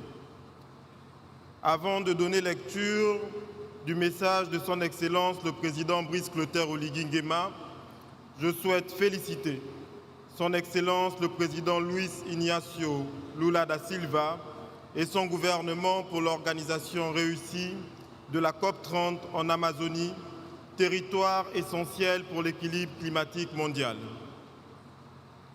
Monsieur le Président, Excellences, Mesdames et Messieurs, à l'entame de mon intervention, permettez-moi d'exprimer ma profonde gratitude à la République fédérative du Brésil ainsi qu'à son peuple pour l'accueil fraternel et chaleureux qui nous a été réservé.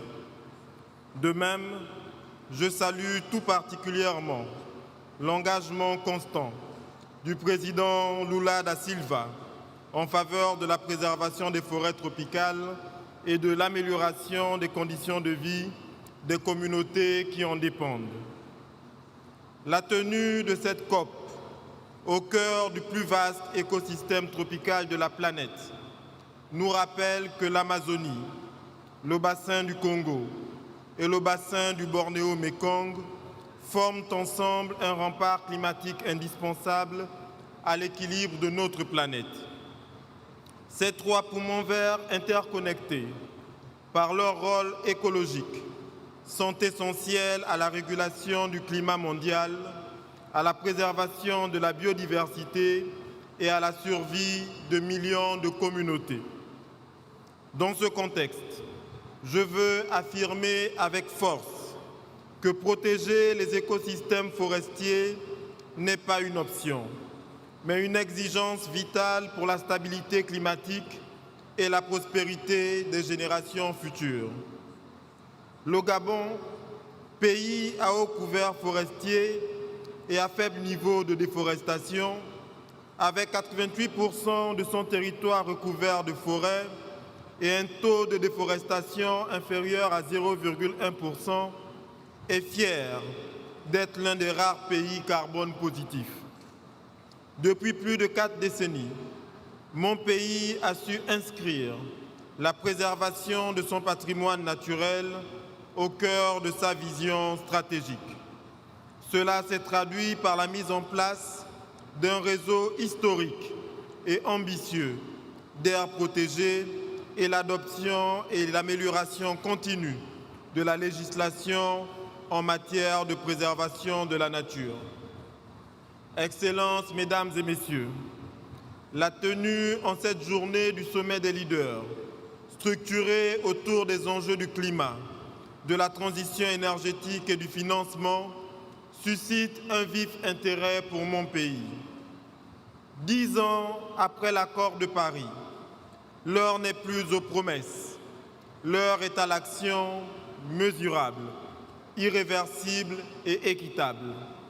Car nos populations vivent déjà les effets du changement climatique, notamment les conditions de vie fragilisées, les migrations forcées, les conflits liés aux ressources, les économies menacées. C'est fort de ce constat qu'ici à Belém, le Gabon ne vient pas demander, mais plaider pour un changement transformationnel dans la gouvernance climatique mondiale. En effet, les efforts souverains des pays en développement, et particulièrement des pays africains, sont constants et ambitieux. C'est la vision que j'ai portée dans le programme de développement sur la base duquel le peuple gabonais m'a élu en avril dernier, à savoir notre souveraineté ne se limite pas à nos frontières. Elle inclut aussi notre capacité à préserver nos ressources, à protéger nos populations et à définir notre avenir. Toutefois, ces efforts ne suffisent pas face à l'ampleur des risques climatiques, face à la dynamique historique des émissions de gaz à effet de serre et face aux priorités de développement de nos nations. À cela s'ajoute une architecture financière mondiale inadaptée, un désintérêt croissant de certains partenaires pour le financement du climat et un marché du carbone à géométrie variable. Il nous faut donc ici et maintenant prendre les décisions qui feront de cette décennie celle d'une action ambitieuse et concrète en faveur de la résilience des peuples, des économies et des pays aux crises environnementales mondiales en cours. C'est pourquoi il apparaît indispensable de prendre des décisions claires et précises pour la reconnaissance des forêts tropicales, en particulier celles du bassin du Congo, comme bien public mondial en vue de leur rémunération juste et effective. La mobilisation du capital privé via les garanties, la sécurisation des investissements verts, l'alignement des flux financiers à nos objectifs, la démocratisation des instruments financiers verts, comme le projet de financement pour la permanence, les obligations pour la nature, les paiements pour services environnementaux et la conservation et les conversions dettes nature. Et enfin, la valorisation équitable des crédits carbone et biodiversité. À cet égard, nous saluons l'initiative TFFF portée par la présidence brésilienne et soutenant sa mise en œuvre dans un cadre juste, inclusif et équitable. Le Gabon soutient également la coalition United for Our Forests qui unit nos 3 bassins tropicaux autour d'un engagement partagé qui est de protéger, valoriser et restaurer. Toutefois, la lutte pour le climat ne se limite pas aux forêts. La transition énergétique doit s'accélérer avec des partenaires solides pour développer les énergies renouvelables et garantir un accès équitable à l'énergie propre. La transition énergétique doit s'accélérer grâce à des instruments adaptés et à des incitations positives. Excellences, Mesdames et Messieurs, ici, au cœur de la plus grande forêt tropicale du monde, nous avons l'occasion d'écrire une nouvelle page de l'histoire climatique.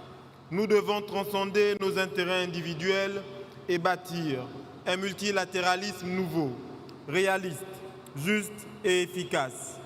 Faisons de Belém le point de départ d'un ordre climatique équitable et durable pour les générations futures et pour l'humanité tout entière. Je vous remercie. Chamamos agora o ministro das Terras e Recursos Naturais de Gana, Emmanuel Armah Kofi Boah.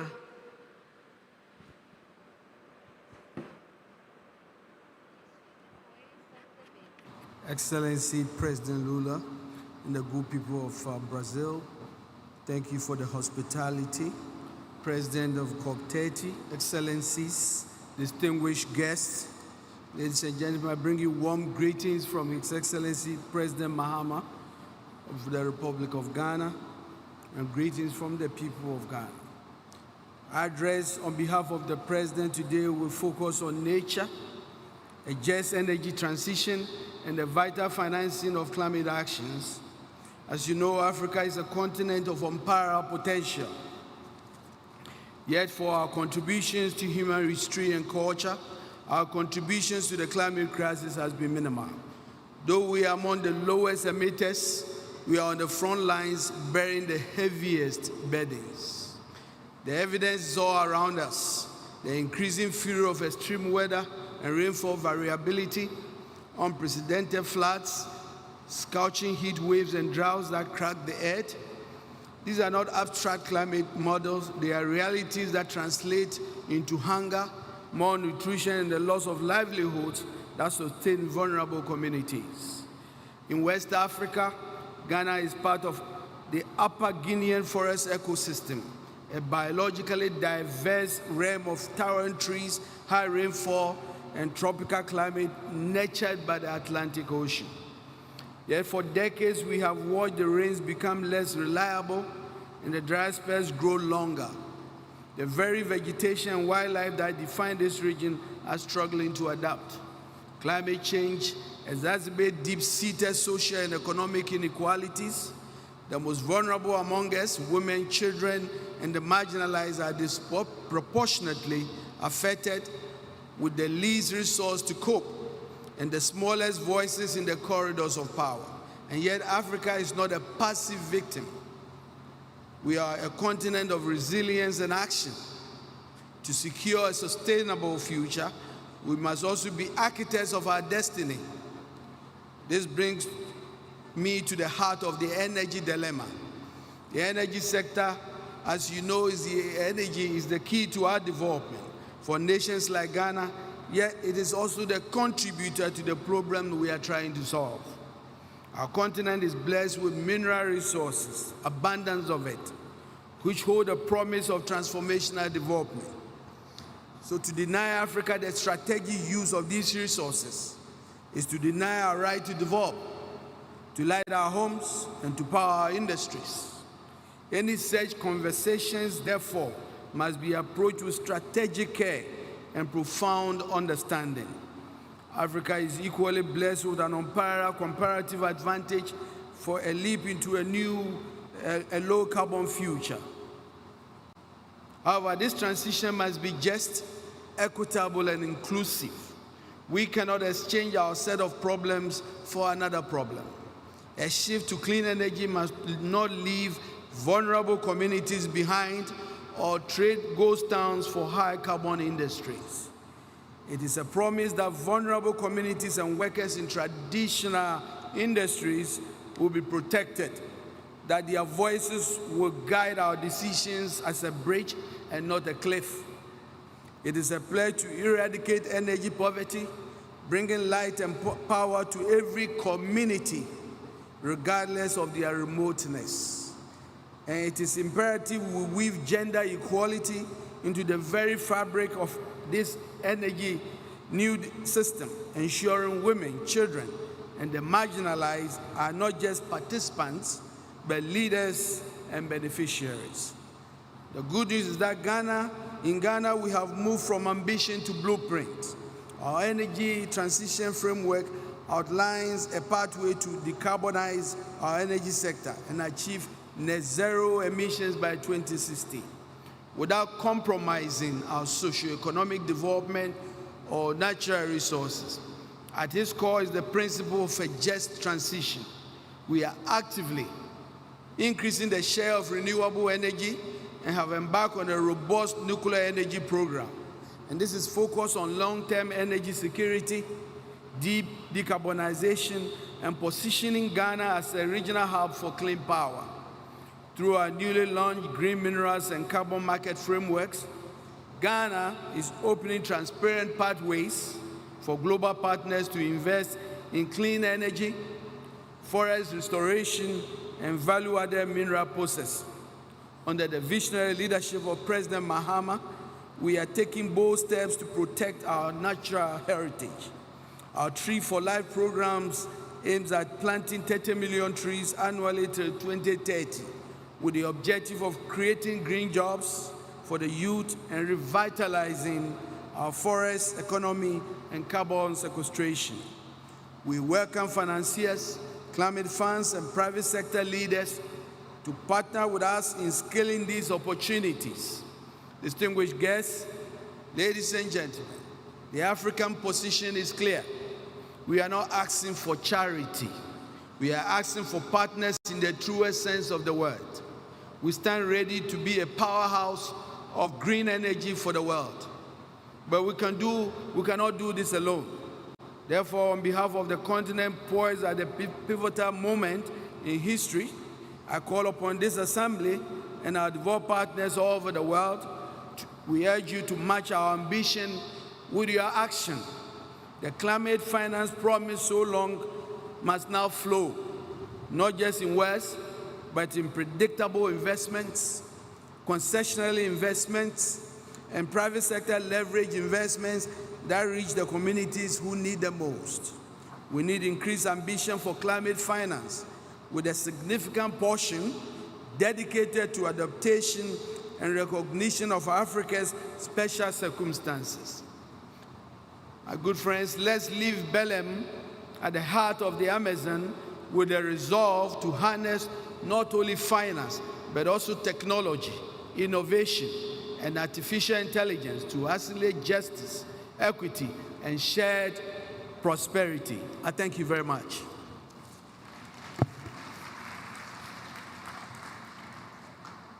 Convidamos a presidenta do novo Banco de Desenvolvimento, Dilma Rousseff.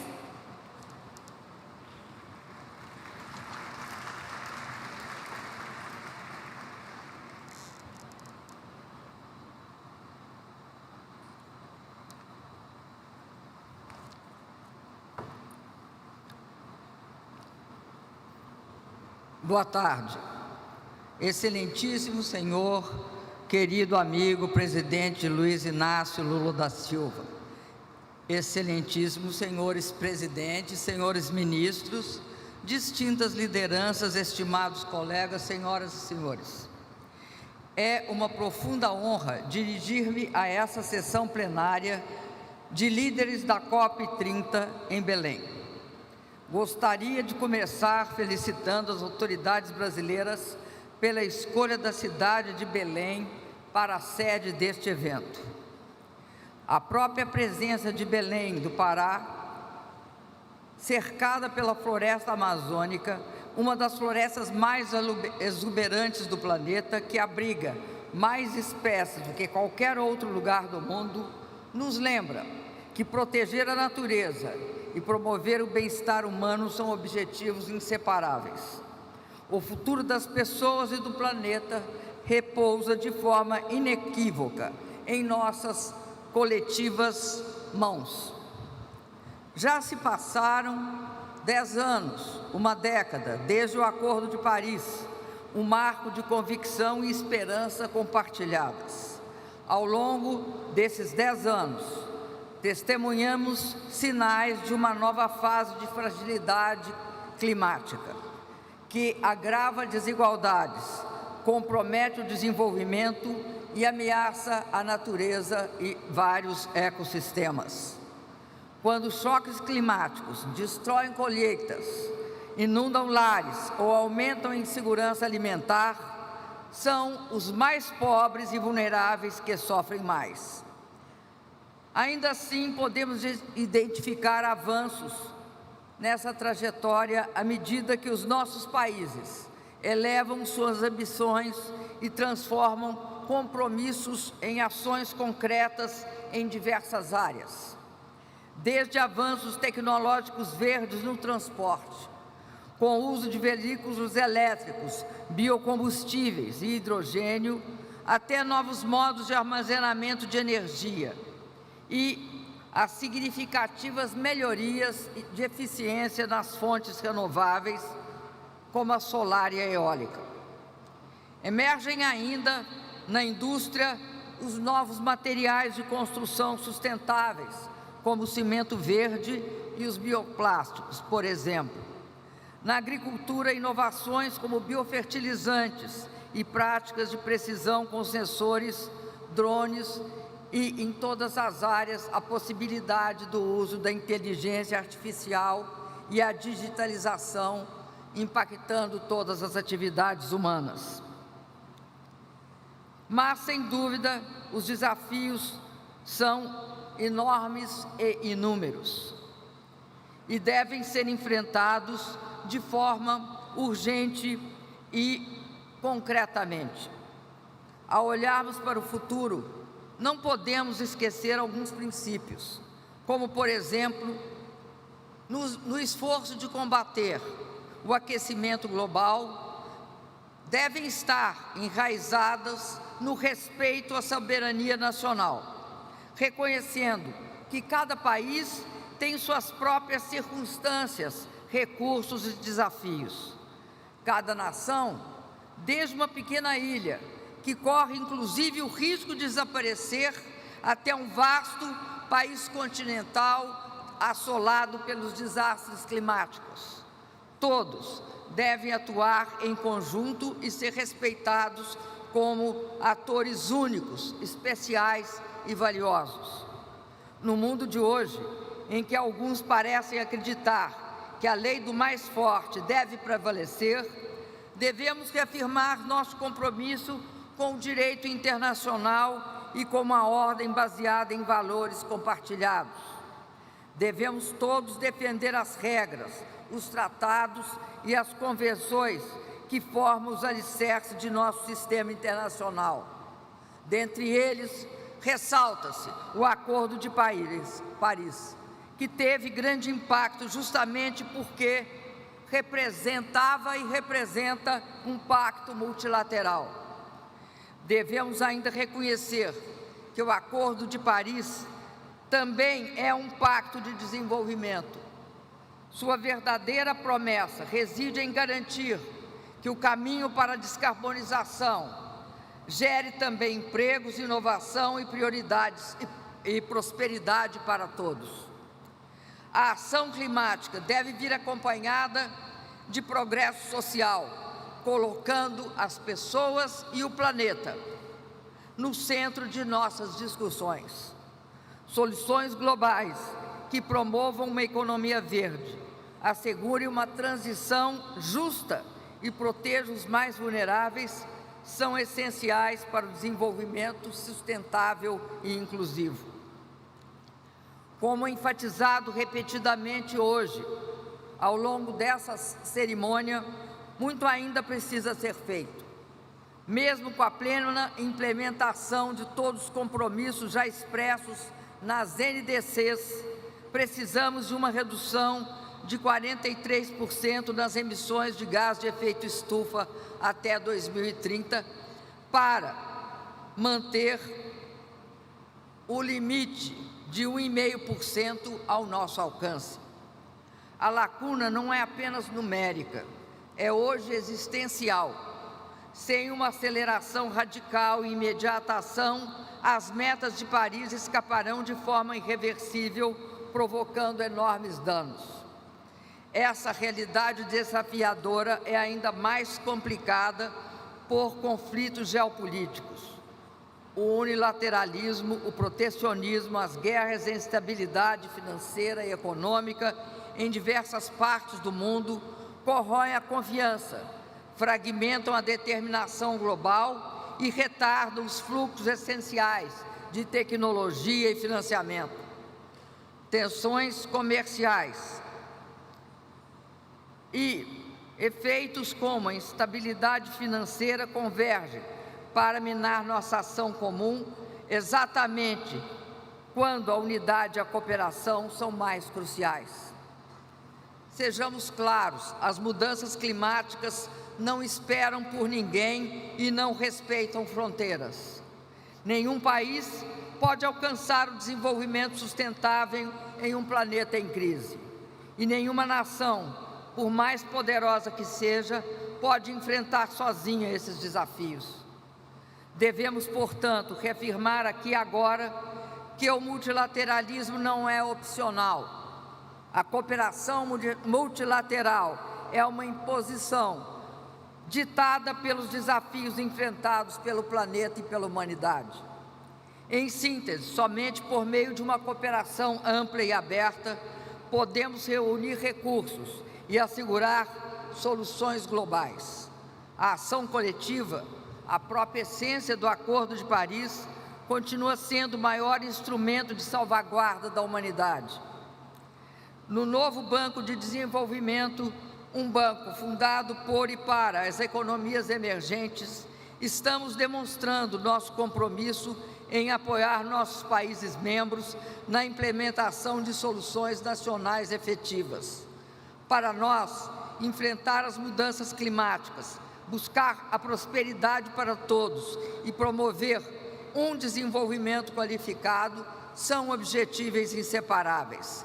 Cada megawatt de energia limpa que financiamos, cada hectare de terra que ajudamos a restaurar, cada escola e hospital construídos, cada acesso à água e ao esgoto tratados, e cada comunidade que retiramos da vulnerabilidade reforça a resiliência ambiental e a dignidade humana.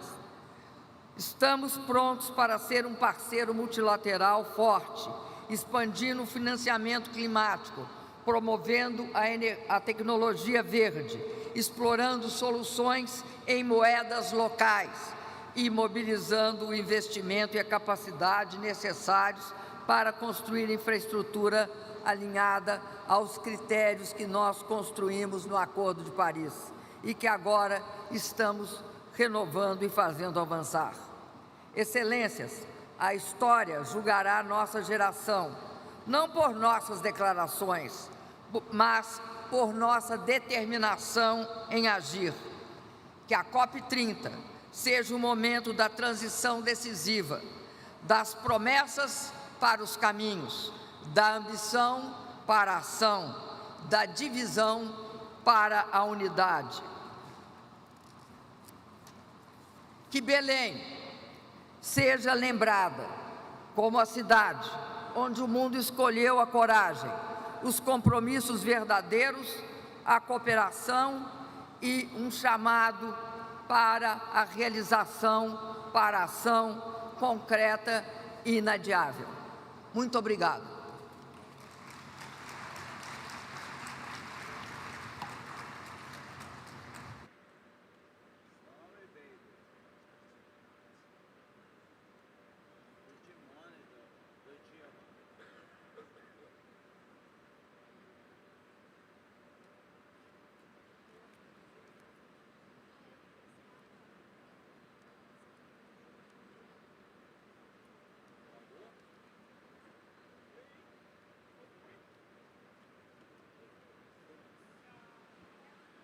Levar o microfone, será?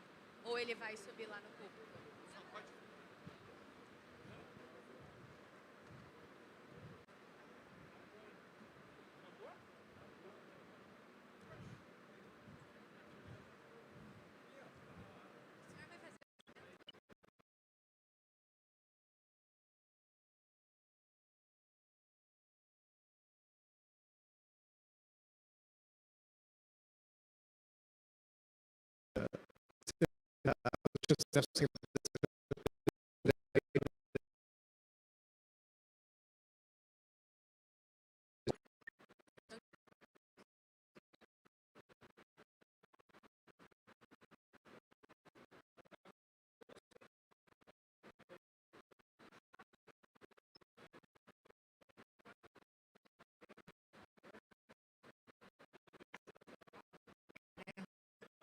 Agradecemos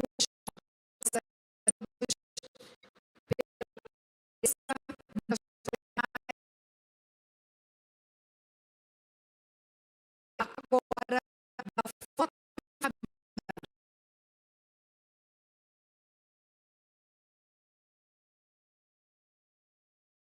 esquerda que não local desta foto. Realizada, que o presidente Lula chegue até lá. Uma boa noite a todos e todas. Até amanhã.